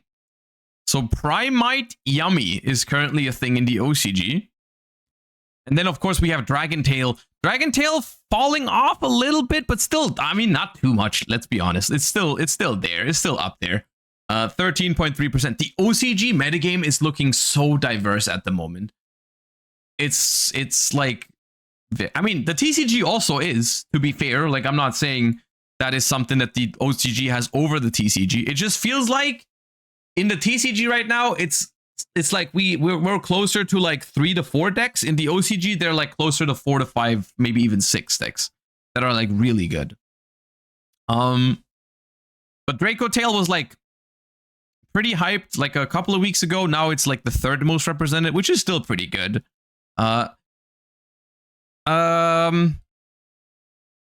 It just feels like one of those formats where there's a lot of meta developments, you know, like we're in the 1 week, everyone is on Dragon Tail, so people start playing like Retaliating Sea, for example.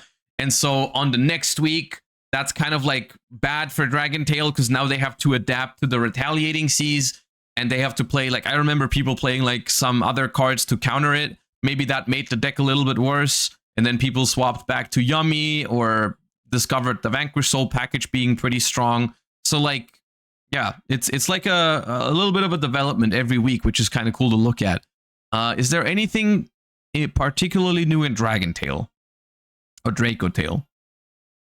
Against K9 Vanquish Soul, relied on using Nibiru to wipe the opponent's board. Okay, apparently Nibiru, I mean, relied on Nibiru. There's one Nibiru. Are you using something to search it? No Gallant Granite. Okay, one Nibiru. Okay.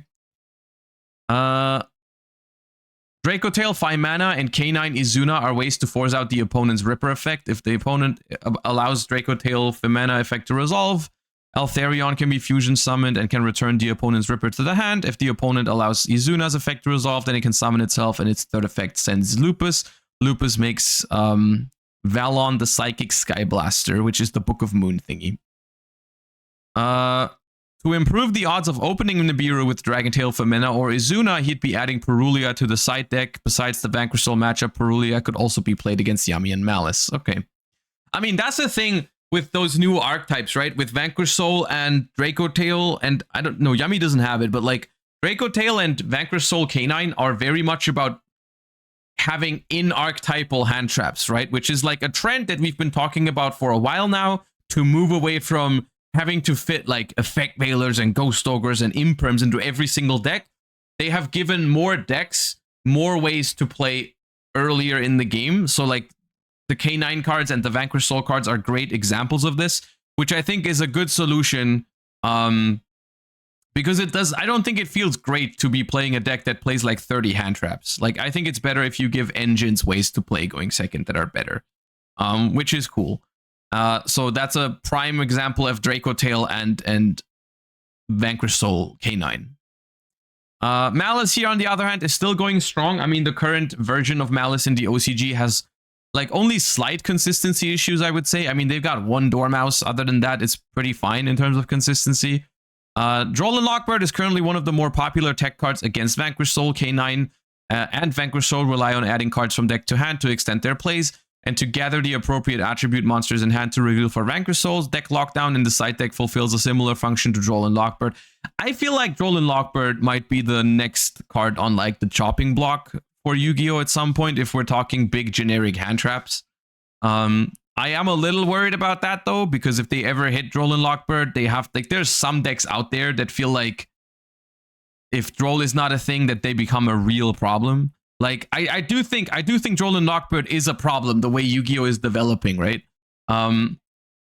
Especially when someone goes first and has a Droll and Lockbird behind their setup. Like I think that's when it's at most, which reminds me of Maxi, you know, like a lot of the time Maxi was at its most toxic when the player going first has it behind their board. I think it's kind of similar with Droll and Lockbird. So I would like to see that be the next thing that they tackle, I think, in the TCG, where like they do some things on the ban list, tackle some combo decks so that we can get rid of Droll and Lockbird, or maybe put it to 1 or something like that as a start, you know. But that is, I mean, TCG ban list future discussion, not really.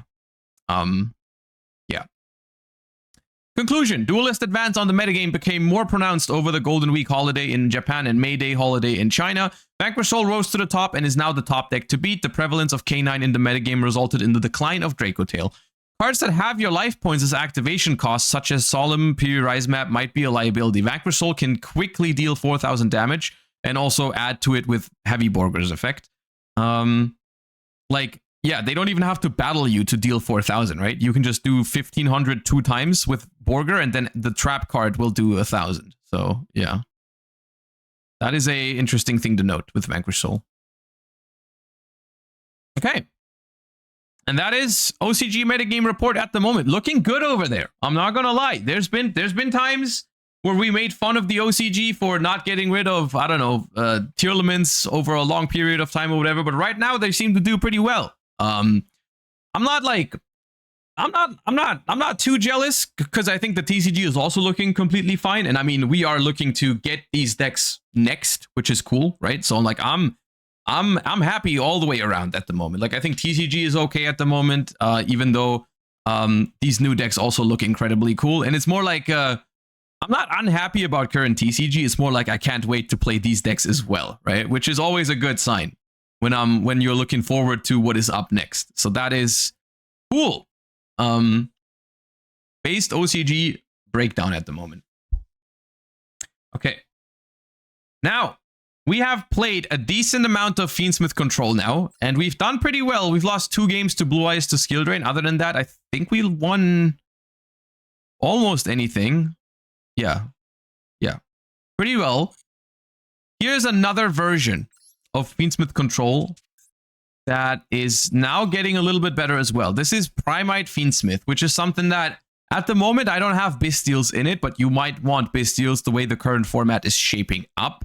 This is an updated version of a deck that I have played in the TCG and in Master Duel previously.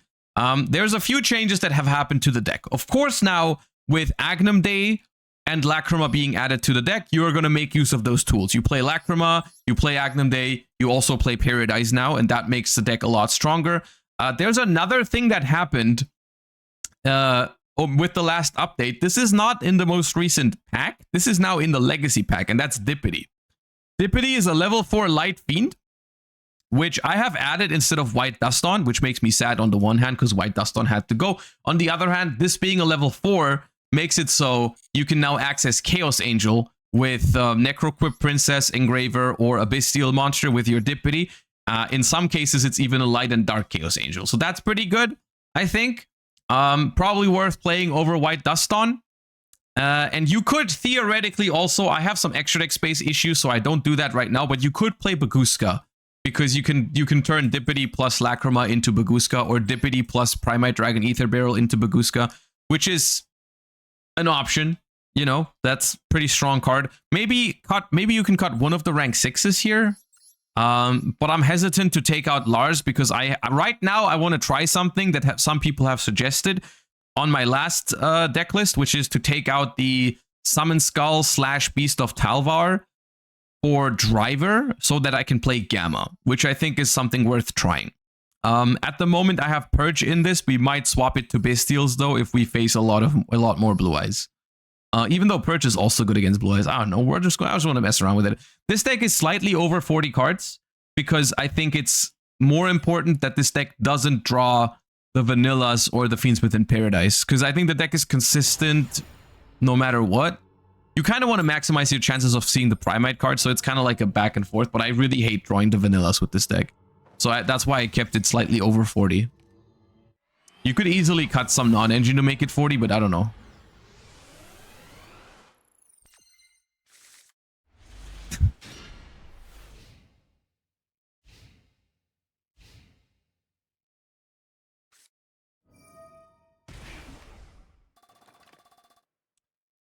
What did I say about the normal monsters, dude?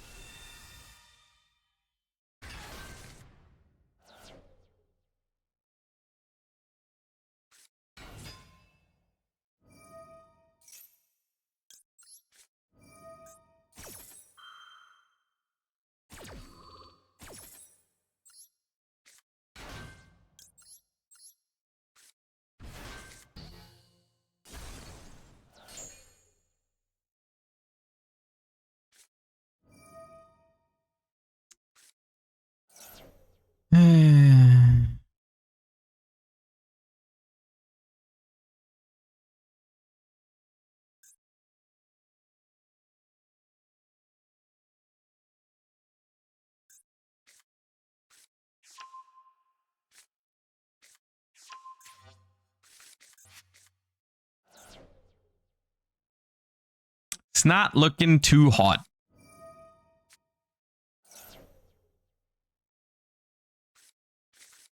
I mean, one Ghost Ogre or one Dominus Purge here, and we would have been super fine. Or Ash Blossom, but instead I have Dippity and Driver.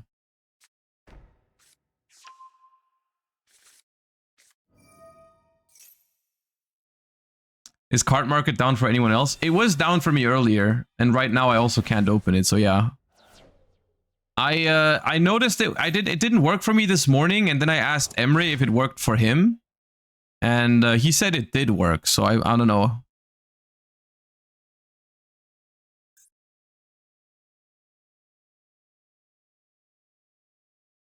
But right now, if it also doesn't open for me.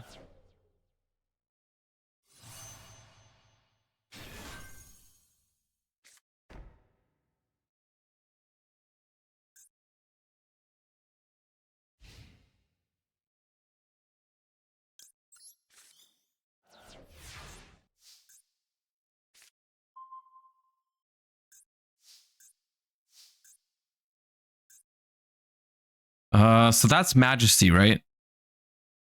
Oh,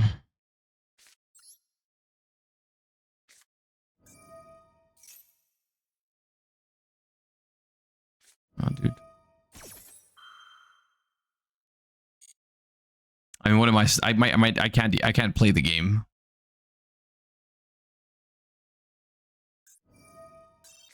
Oh.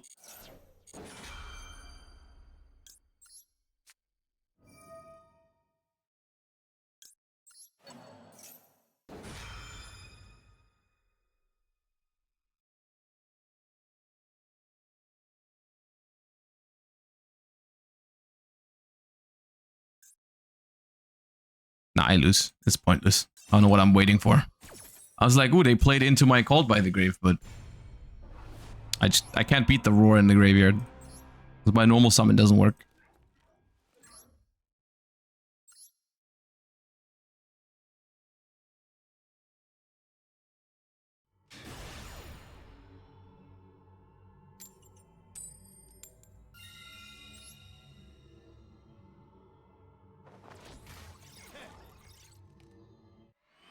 Alright, let's try that again with the not drawing the vanillas, okay?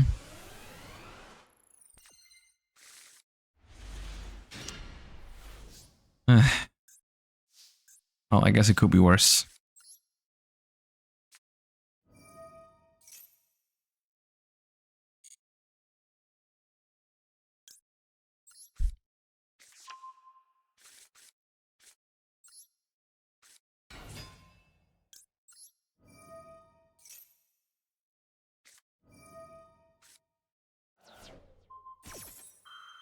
I kind of want my drill beam.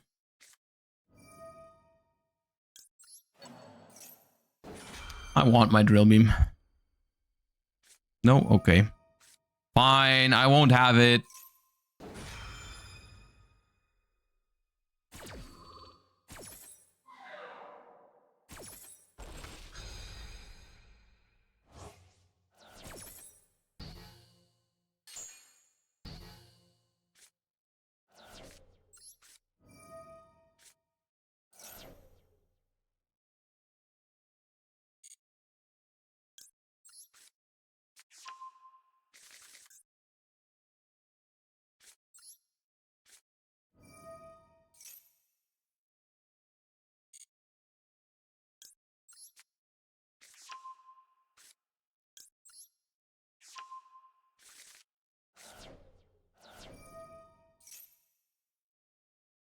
Jesus Christ.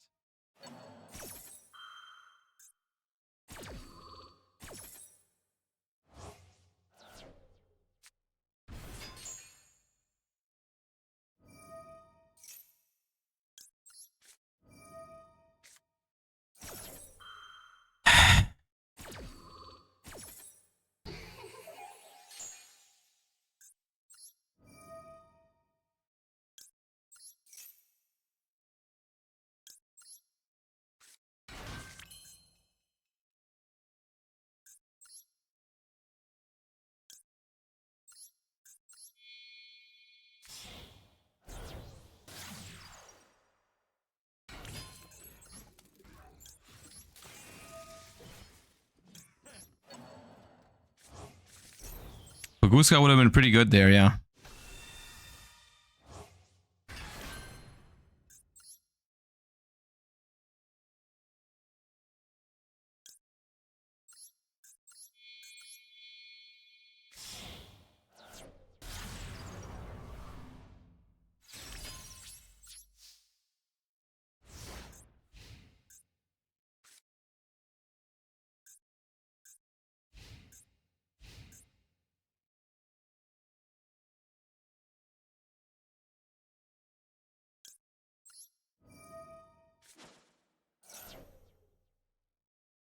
What is the full armor XCs for? It's for bigger Zeus. You can put it on rank 6s.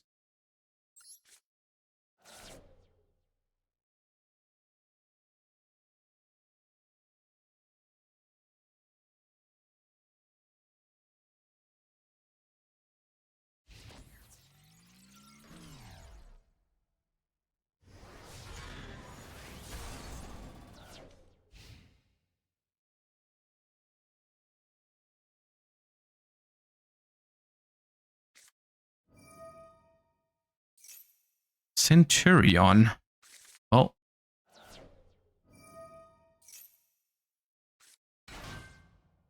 Rodea is not the one I expected, but...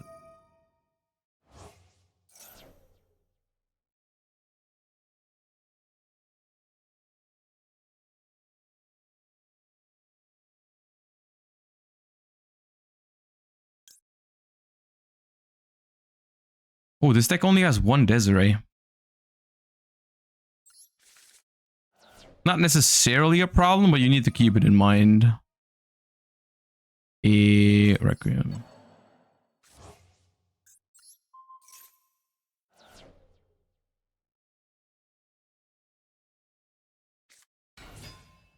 Ah.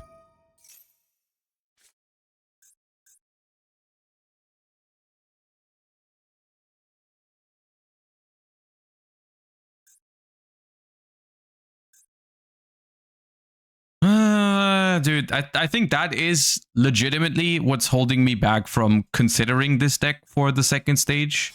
Is the fact that like you play so often with one less card in hand because you have Driver, Dippity, or Paradise. I think it's just a little bit too much. For a control deck especially. If it was like a crazy combo deck, I don't think it would matter too much.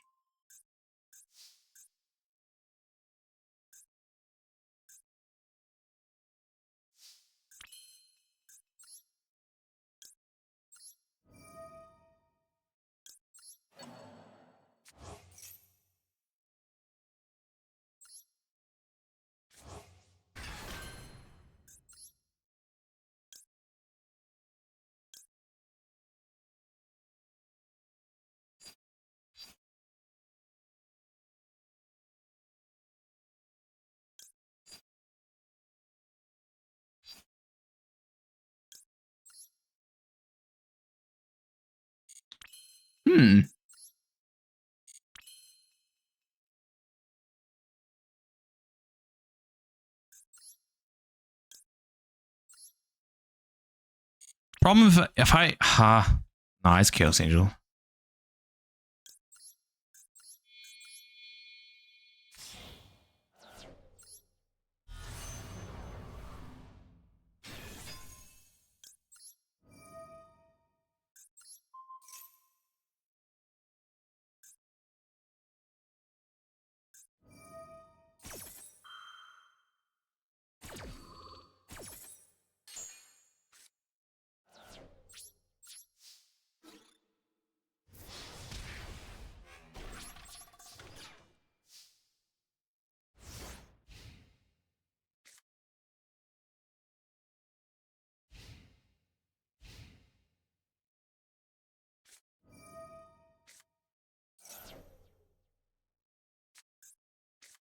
Where did that come from? That's not good.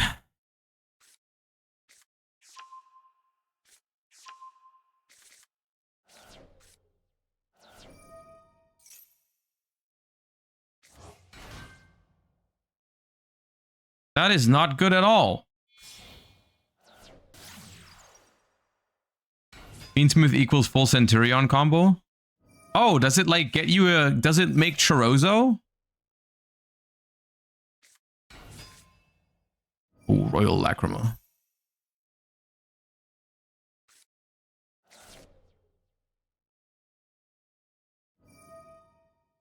Dude. Royal Lacrima and Engraver? I'd also be playing Fiendsmith in my Centurion deck then.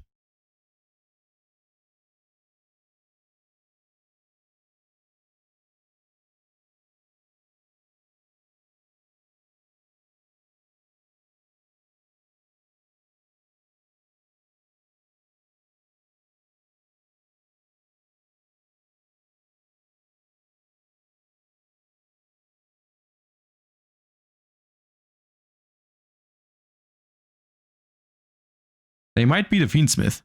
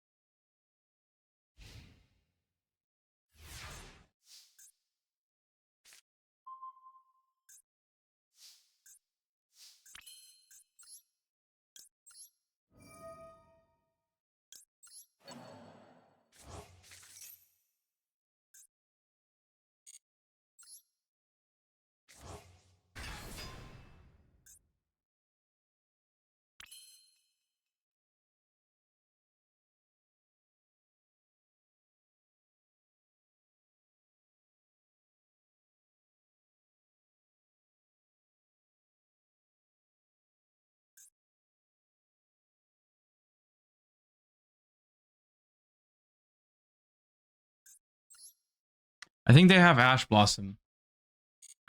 I think they have Ash Blossom.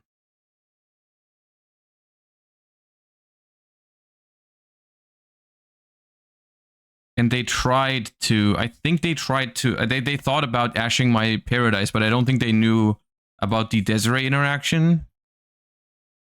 So that means if I go Requiem and they ash it, I'm not in a great spot. I can attempt to go for a game, but I'd have to do it in such a way that, like, the Lacrima in the graveyard does not mess me up. Because the Lacrima in the grave can bring back the sequence after I attack it.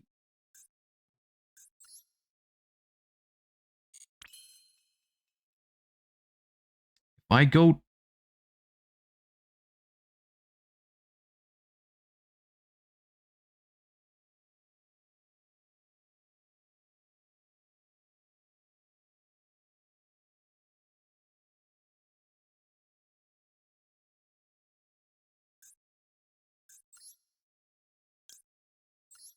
I have to make Requiem. There's no reliable way to go for game. I have to bait the Ash here. And then maxi them next turn.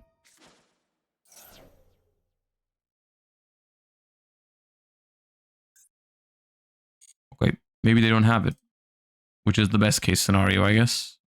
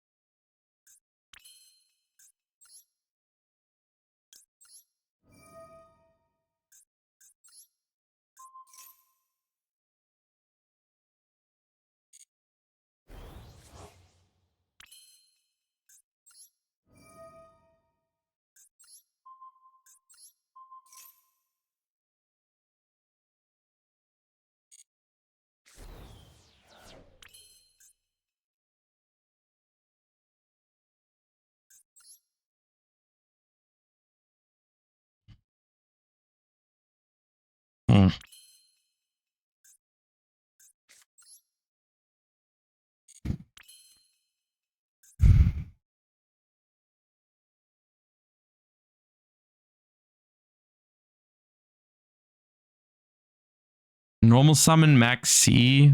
The problem is, like, if there is a Bestial in hand, which I guess there can't be a Bestial, right? I should just be going for game this turn.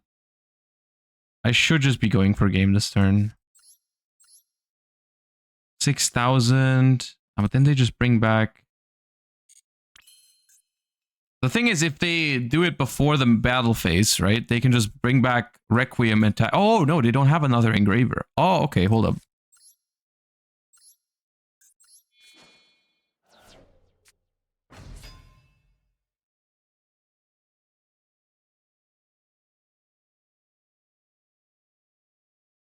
So that's 6,000, and they can bring back Sequence, but that only blocks 12, which still makes it 48.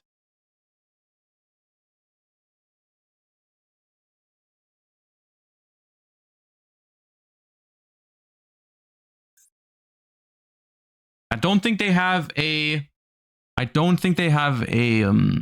Bestial, because they would have Bestialed my Engraver.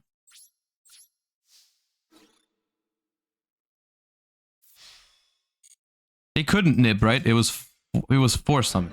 Okay, nice. Driver for game. Let's go.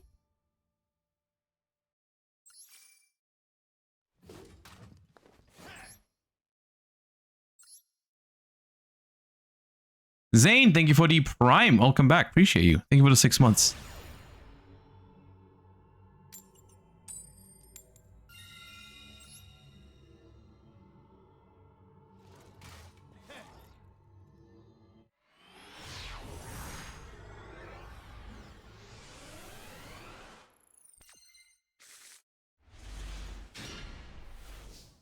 That's a good hand.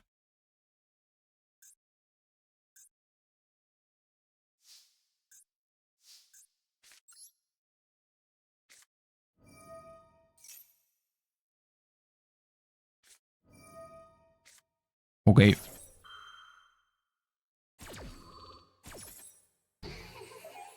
That is not so good anymore.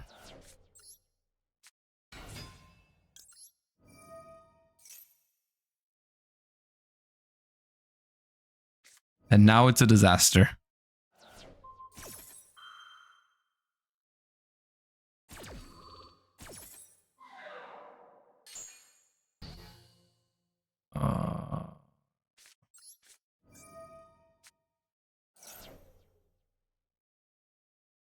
If only I played Fiendsmith Sanct.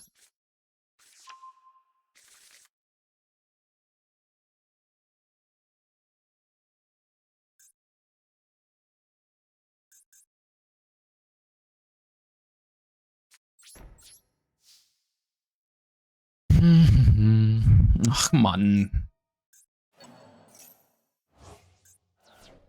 How many games in a row is my opponent drawing Magnamoot now?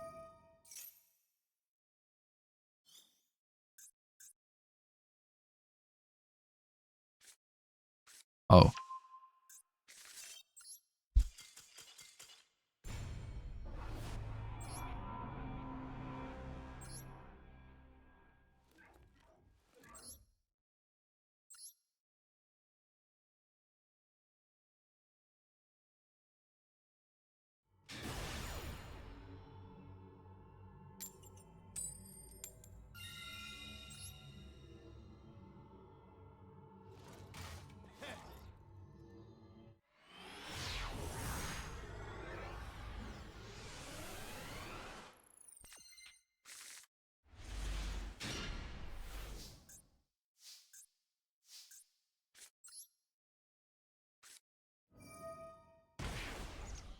Dippity.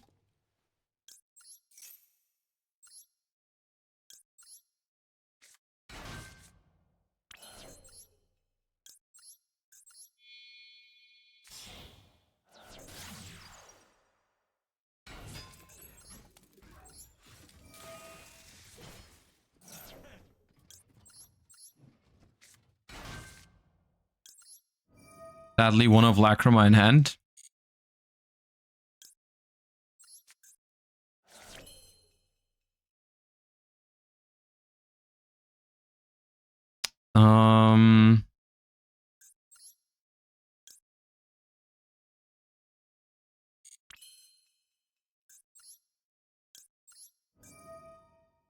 Let's dippity back into the deck.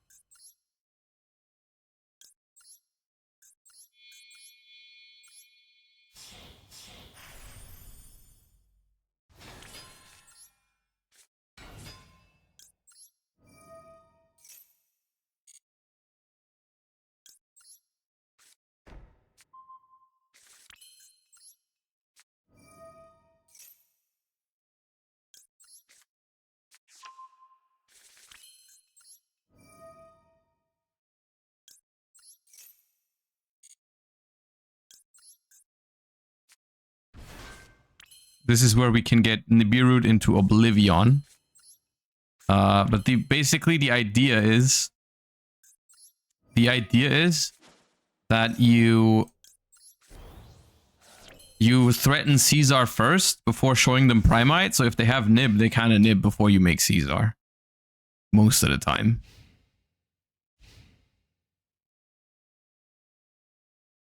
So with this deck, we're basically just trying to do the same thing as the other deck, but we have Drill Beam set up for the grind game as well, if we draw like this. Which I'm not sure if it's worth the trade-off. I'm pretty sure it's not worth the trade-off of playing all these vanillas. But it is stronger if you have Caesar plus Drill Beam than if you just have Caesar, of course.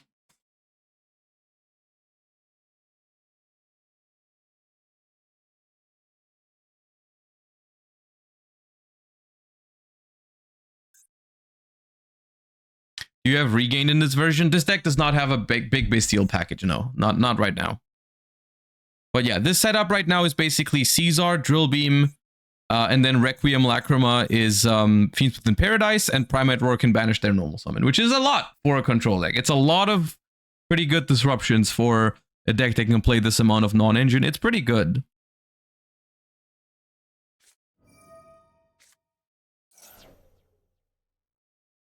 I don't really want to Called by Engraver. At the same time, it is a pretty good Called by the Grave. And I don't know if I need my Engraver next turn to bring the game home. I think it's fine. I'll do it. Such a good target for it.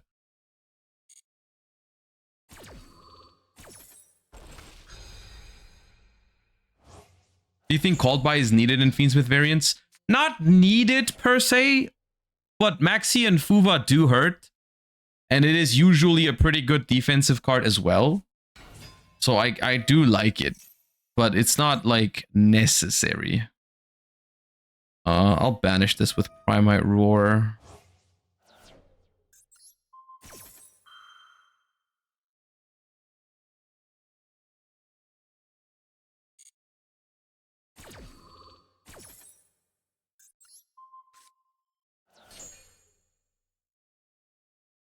This might be a mirror match, actually. They might be on Primate Fiendsmith. It might be the same deck.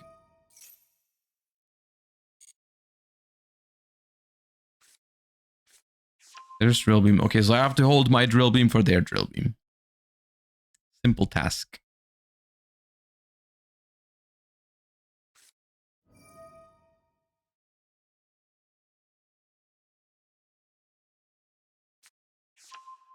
We have Primate Roar already.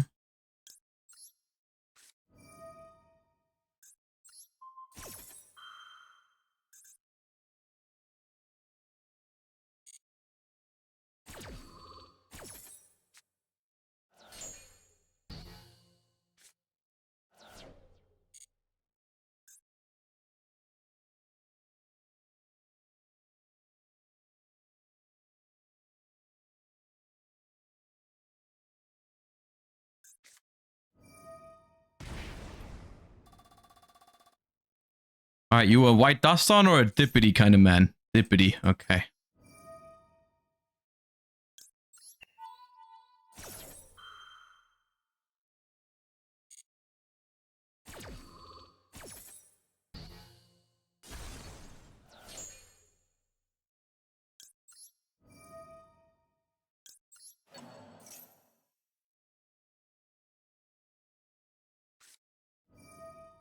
Okay.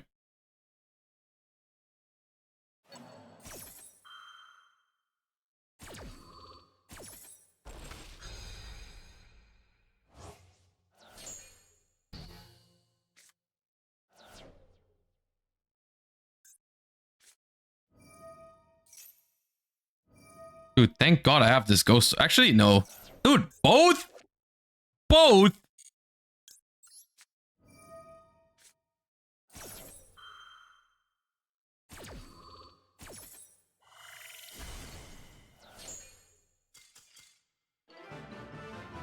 Okay, let me compare. Let me see what they have. Maybe they have some hidden gems there. Why is it both? Just in case you draw one. Yeah, then just play 2 Dippity. If that's really that important. Ah! Bro, they called Dippity. They didn't have it. They didn't have Dippity. Why'd they call Dippity? And what the hell is this deck, man? Oh, that's not... We are not the same. I thought we were the same. I take it back. We are the furthest from the same that you could be. Holy, what the... There's a Hydrant with 1 Preventer. What the hell? Wait, Hydrant is 1 card Fiendsmith, right? Because you go Hydrant, search Preventer, make Linkaribo, special Preventer. By banishing the Hydrant, they make Moon. Oh, man. We were not the same. Absolutely not the same. Dude, I can't. Dude, they kind of. Do you feel like they kind of won on a psychological level? Because they called Dippity with Primate Roar, and I negated it. The fool I am, thinking they played the vanilla they called with it. I feel like they walk away at least somewhat victorious from that exchange.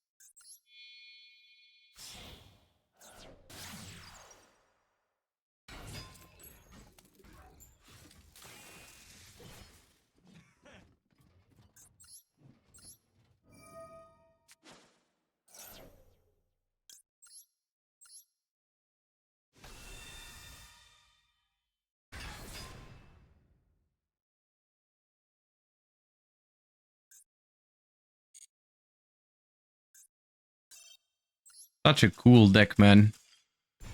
So proud of you.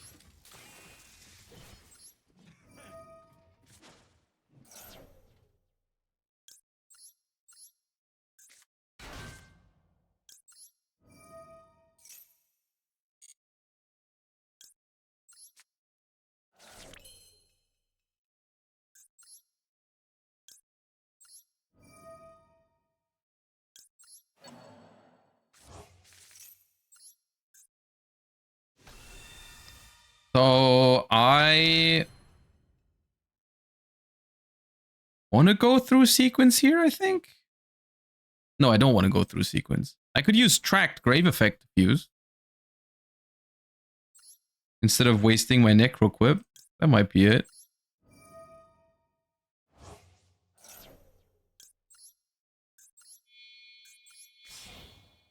Why did Engraver turn to Desiree? It always does that, I think, when you summon the first time from the extra deck. That's how the mate works.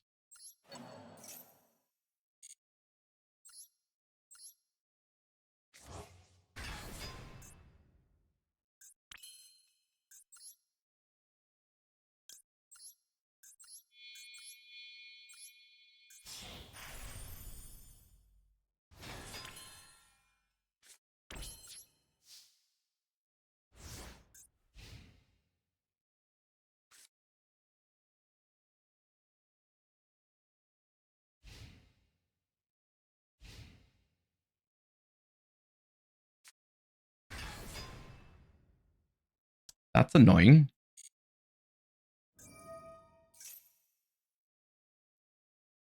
Yeah. Okay.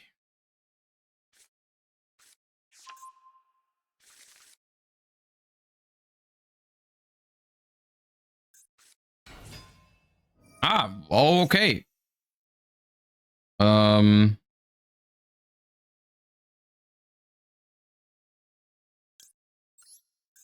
purge it. I should have put Paradise in the grave. I kind of forgot about that interaction. I didn't expect the next thing I do to purge. But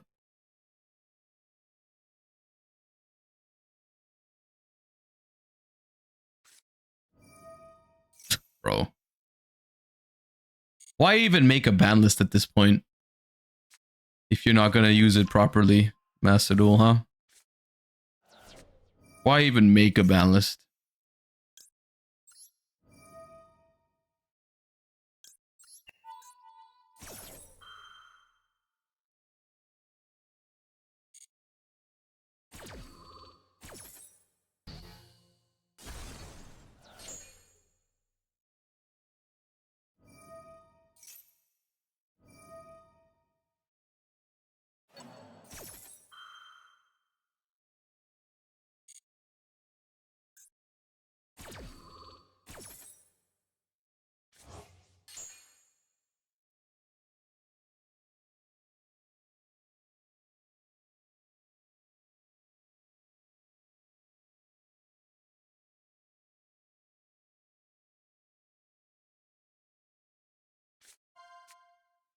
Spanish Typhon.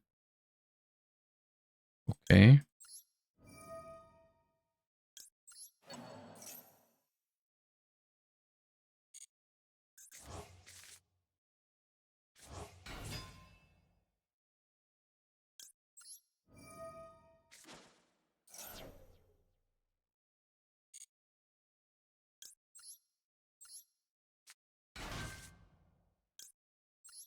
It's fine, at least Judgment is at 2. Yeah, true.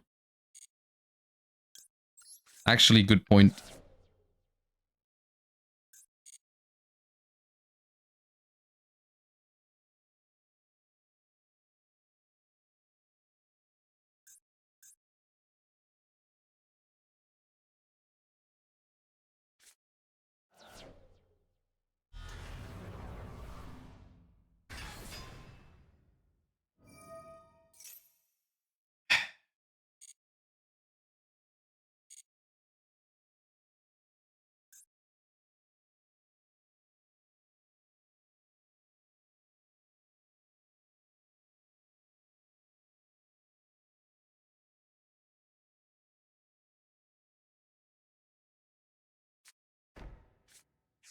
Come on. Of course.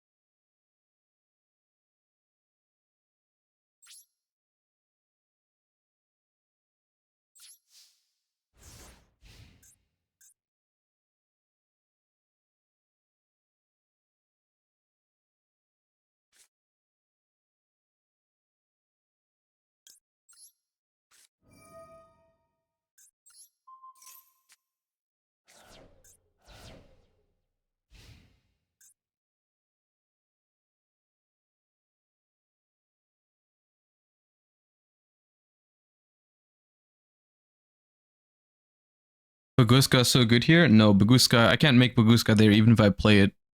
Because I need the vanilla for Drill Beam. That's the thing, most of the time you can't overlay the Dippity, that's why I'm not playing Baguska.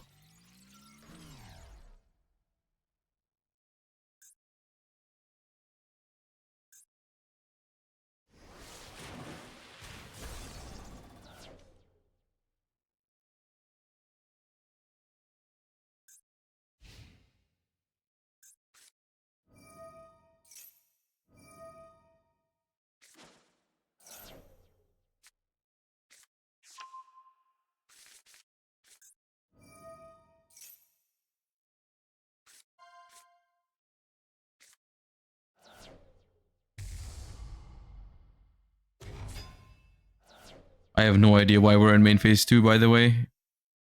I have no idea why we're in main phase 2. I could not tell you for the life of me. They'd probably kill me if they don't go main battle phase.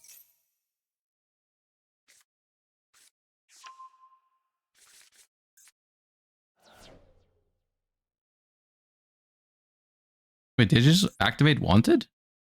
Why'd they activate Wanted?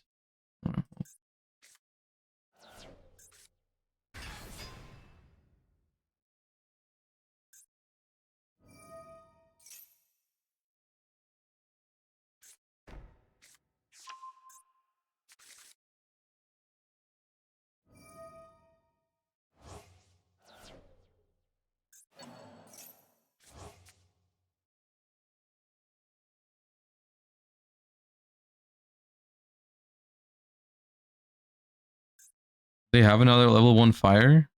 I guess it depends on whether they play 2 oak or not right now. Even if they do play 2 oak though, there's no more Flamberge. Unless they play 2 of that as well. Oh god, man. Of course it's 2 oak.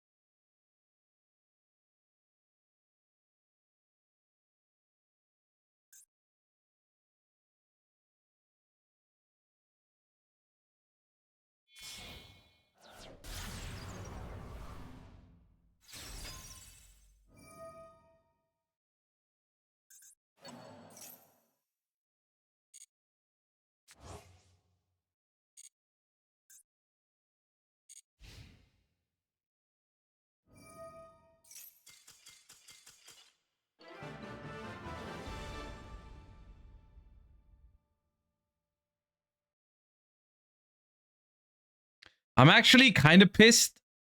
I am genuinely annoyed by the fact that they timed out, because I am like 90% sure I win this anyways, even though their hand was the most custom hand you can draw. And I'm actually sick right now that they lost because of time limit, because I would have beaten them no matter what, I think. And they deserve to lose in a normal way, because now they probably think to themselves right now, oh, I would have won that if I didn't time out, and that's what annoys me right now. I think I walk away the loser here from this exchange, because they now feel like they lost to time limit after opening Ash, Bonfire, Witch, Crossout, and whatever else it was, and then top deck Deception the turn after. They walk away thinking I would have won that if I didn't time out, and I don't like that. I do not like that. I'm mad about that.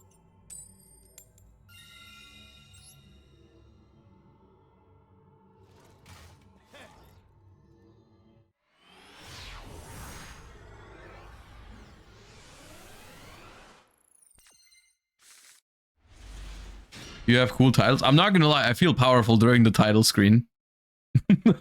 It does make me feel a little powerful. Yeah. They added that feature and I was like, yeah, that's kind of broken.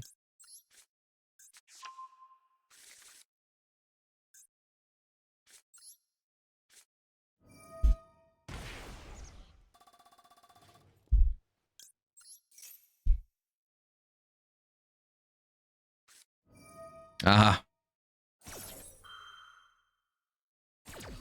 My friend. My friend the cockroach. Yeah, I'll summon anyways. I need it for drill beam.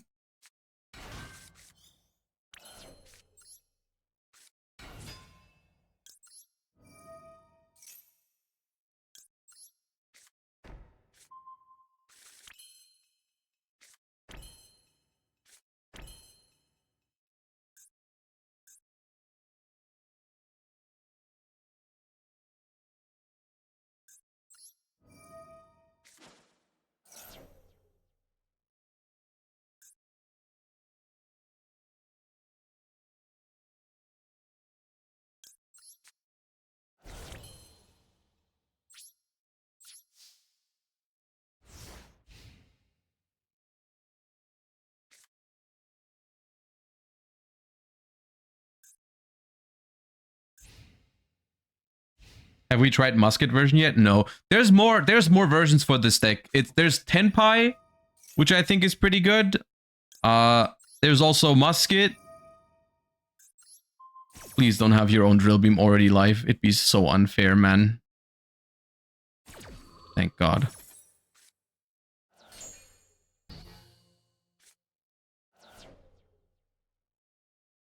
Could Unchained work? Unchained could also work, yeah. Jesus Christ. Leave me alone, man!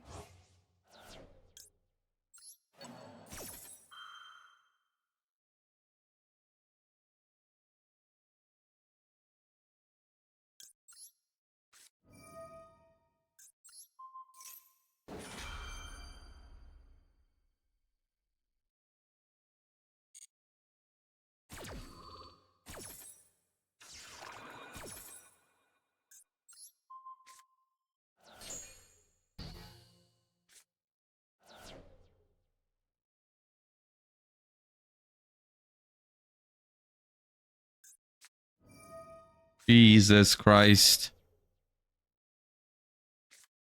Why am I only facing gods today? Like, seriously, every time. Everyone's drawing god hands. What's up with that?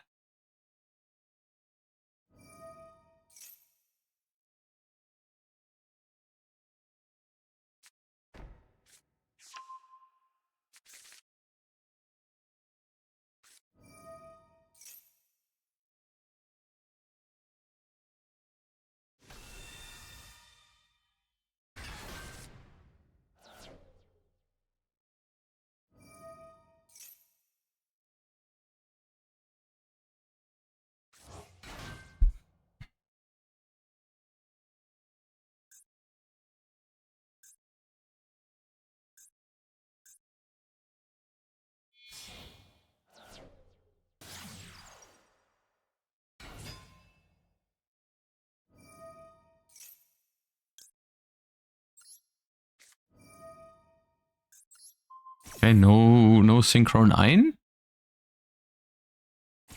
I guess they have a tuner, they want an extra normal, but now they don't have an extra normal. That probably tells me they must have Sage, right? Or, okay.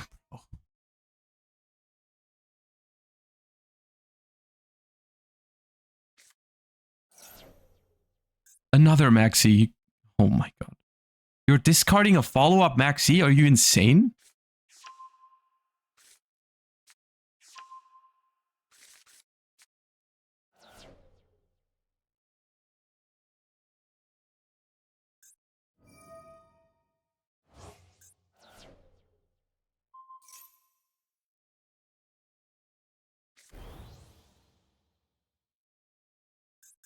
Well, now it's Seal's Pass, right? But Seal's Pass is definitely worse than Spirit Pass against my deck.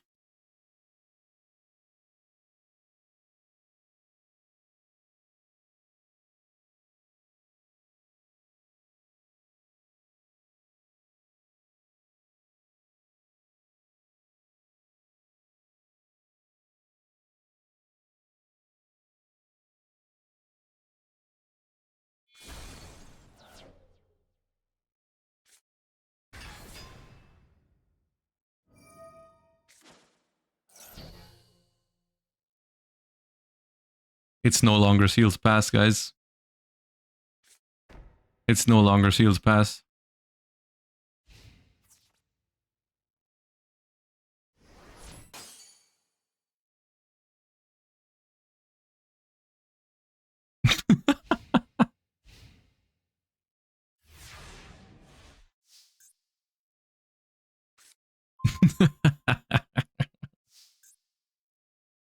Man.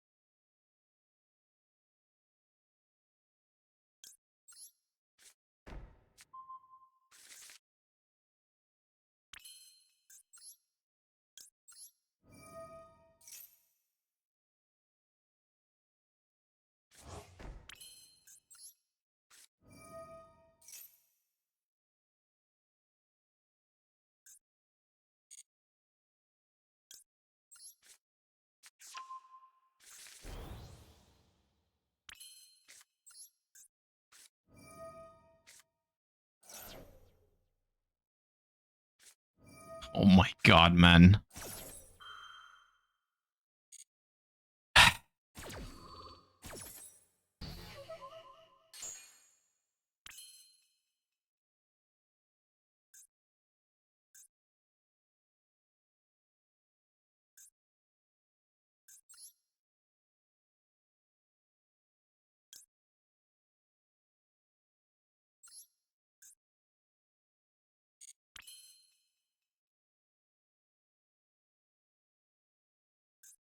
So the last card in hand is Sage, right?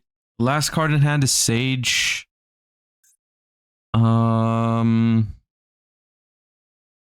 Majesty. If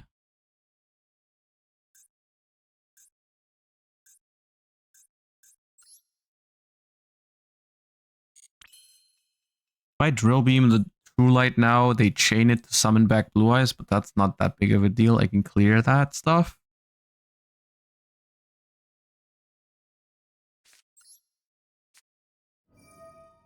The important part is getting the True Light banished forever.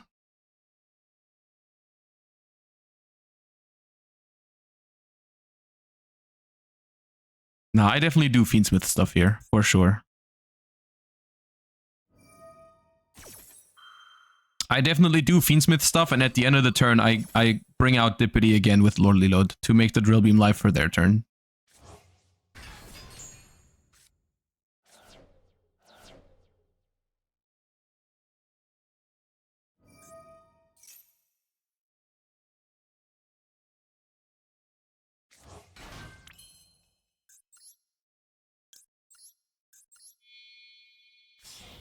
Loses hard to call by. I know the card. I know it's Majesty to pop one. I know it's that.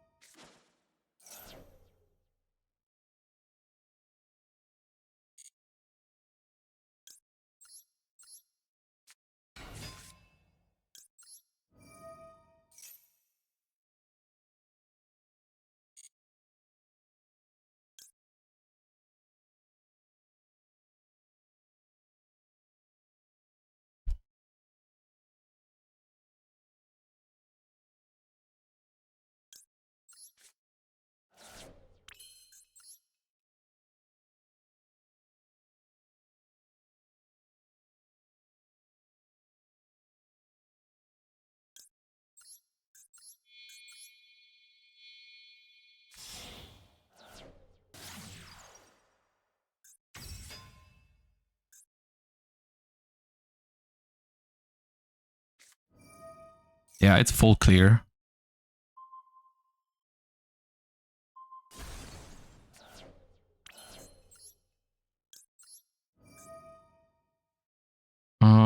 Shuffle back.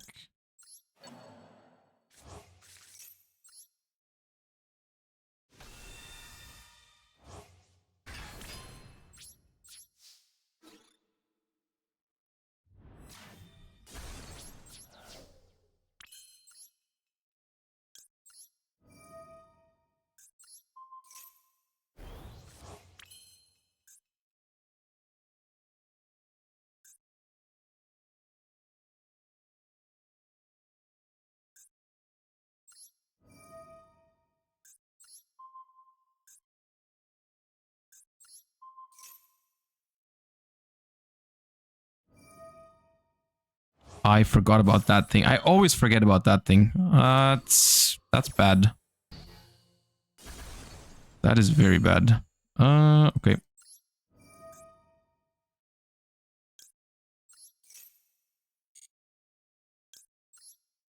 It's not that bad, because getting that out of there... Getting that out of there... Before... Like, before I drill beam next turn is not the worst. But it is not ideal. I mean, what is the card in hand? Sage. Sure. But I did forget about that. I thought I was gonna go send Blue Eyes and then Typhon bounce to Tyrant.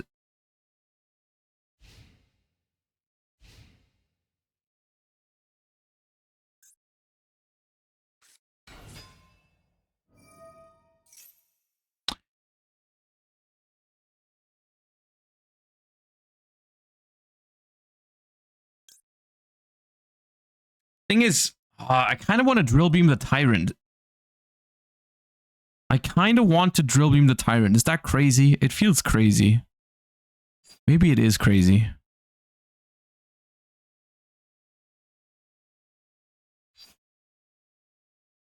Why not make Necroquip? Because the drill beam is not live.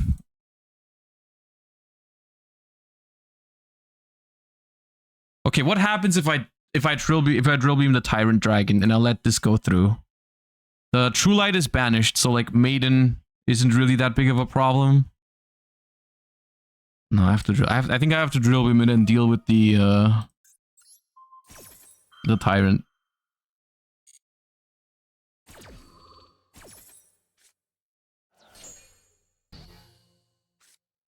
Because the problem is if I let that go, it also makes like Spirit Dragon, which messes up my Paradise.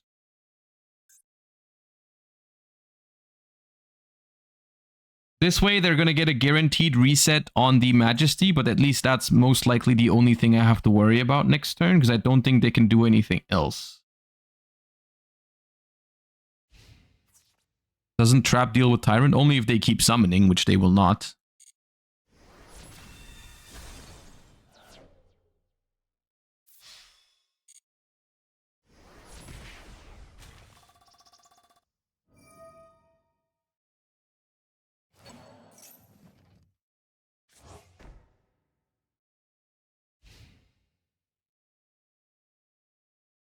This is fine. They can't make seals.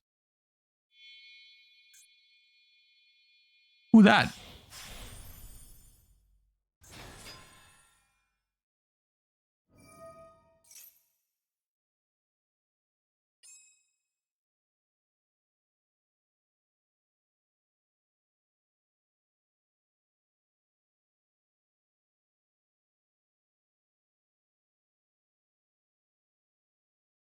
So what you're telling me is that if I just don't do anything about this card, there's no Blue Eyes to reveal for Majesty anymore?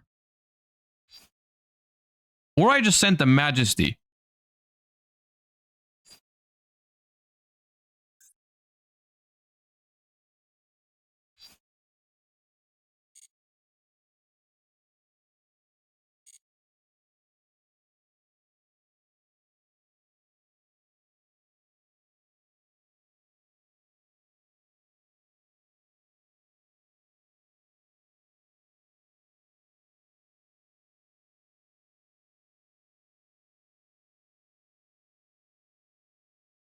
Does the second effect work? No, they can't use it while there's no normal monster in the grave or banished.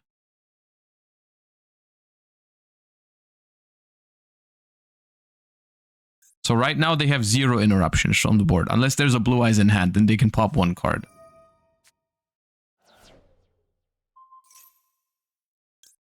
No.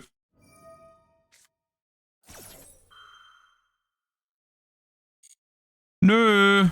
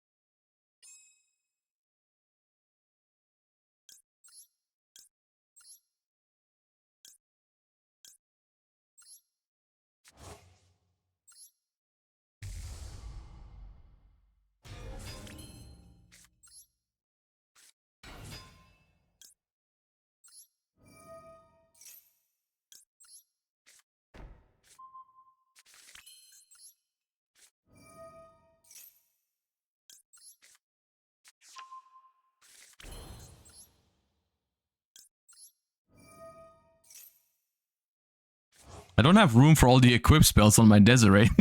It's like literally the biggest problem in my life right now is the fact that I can't fit all those equips on my Desiree, which is kind of a funny problem to have.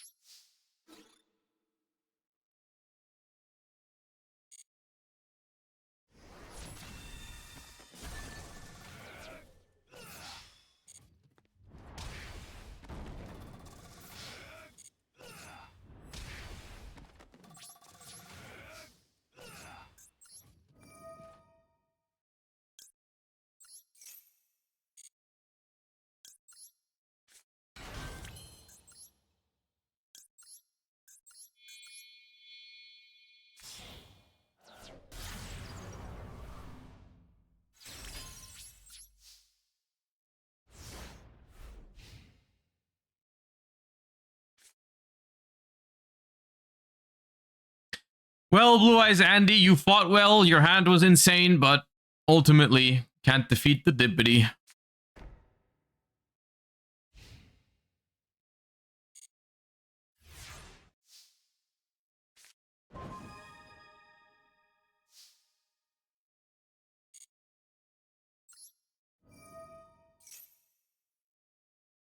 To be fair, I don't think it matters that they made the Indigo Eyes. I think I can beat one Majesty no matter what. Like, I can beat that.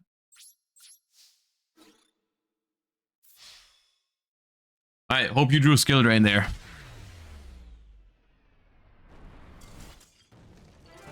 Alright, well, dude, Fiendsmith control is good. I don't know exactly which version I think is the best. There's still others to try out there, but for now, Bestial Fiendsmith and Primate Fiendsmith, I think are both pretty decent. I think there's like a chance, like you can play Kashtira, you can play Muskets, you can play Tenpai Bestial Fiendsmith as well. It's pretty cool. Yeah, we're definitely going to experiment more with it in the future. I think it's definitely a deck to be recognized in the upcoming Duelist Cup second stage next month, depending on what the other pack and ban list update and so on brings until then. But this is the Primate version that we played, and then we also played the other one, which was the Bestial one. Here, this one. This one, you can mess around with the ratios of the hand traps and stuff like that, depending on where you see fit. I just added some DD Crow because I wanted to cover Mermail as well, but we played against 0 Mermail today, so I don't know about that. Yeah. That will be it for today. Tomorrow, I will have the I'll have the Patreons decide which other deck out of the new pack we try and make work, whether it's going to be Mermail, Argo Stars, or Punk. So tomorrow we're trying more of the new stuff. And I hope you enjoyed today's stream. Thank you so much for watching. We will be playing other new decks tomorrow, and I'll see where I can send you guys to. Let me see who's live. Who is live playing Master Duel? Oh, I think Farfa just started. Okay, I'll send you guys over to Mr. Farfa. You guys have a wonderful rest of your day, and I'll see you guys tomorrow. Thank you for watching. Thank you for your support, as always, everyone who subbed or followed or all that good stuff. Hope you have a wonderful rest of your day. Thank you for tuning in. Have fun in Farfa's stream, and I will see you guys tomorrow. Bye-bye.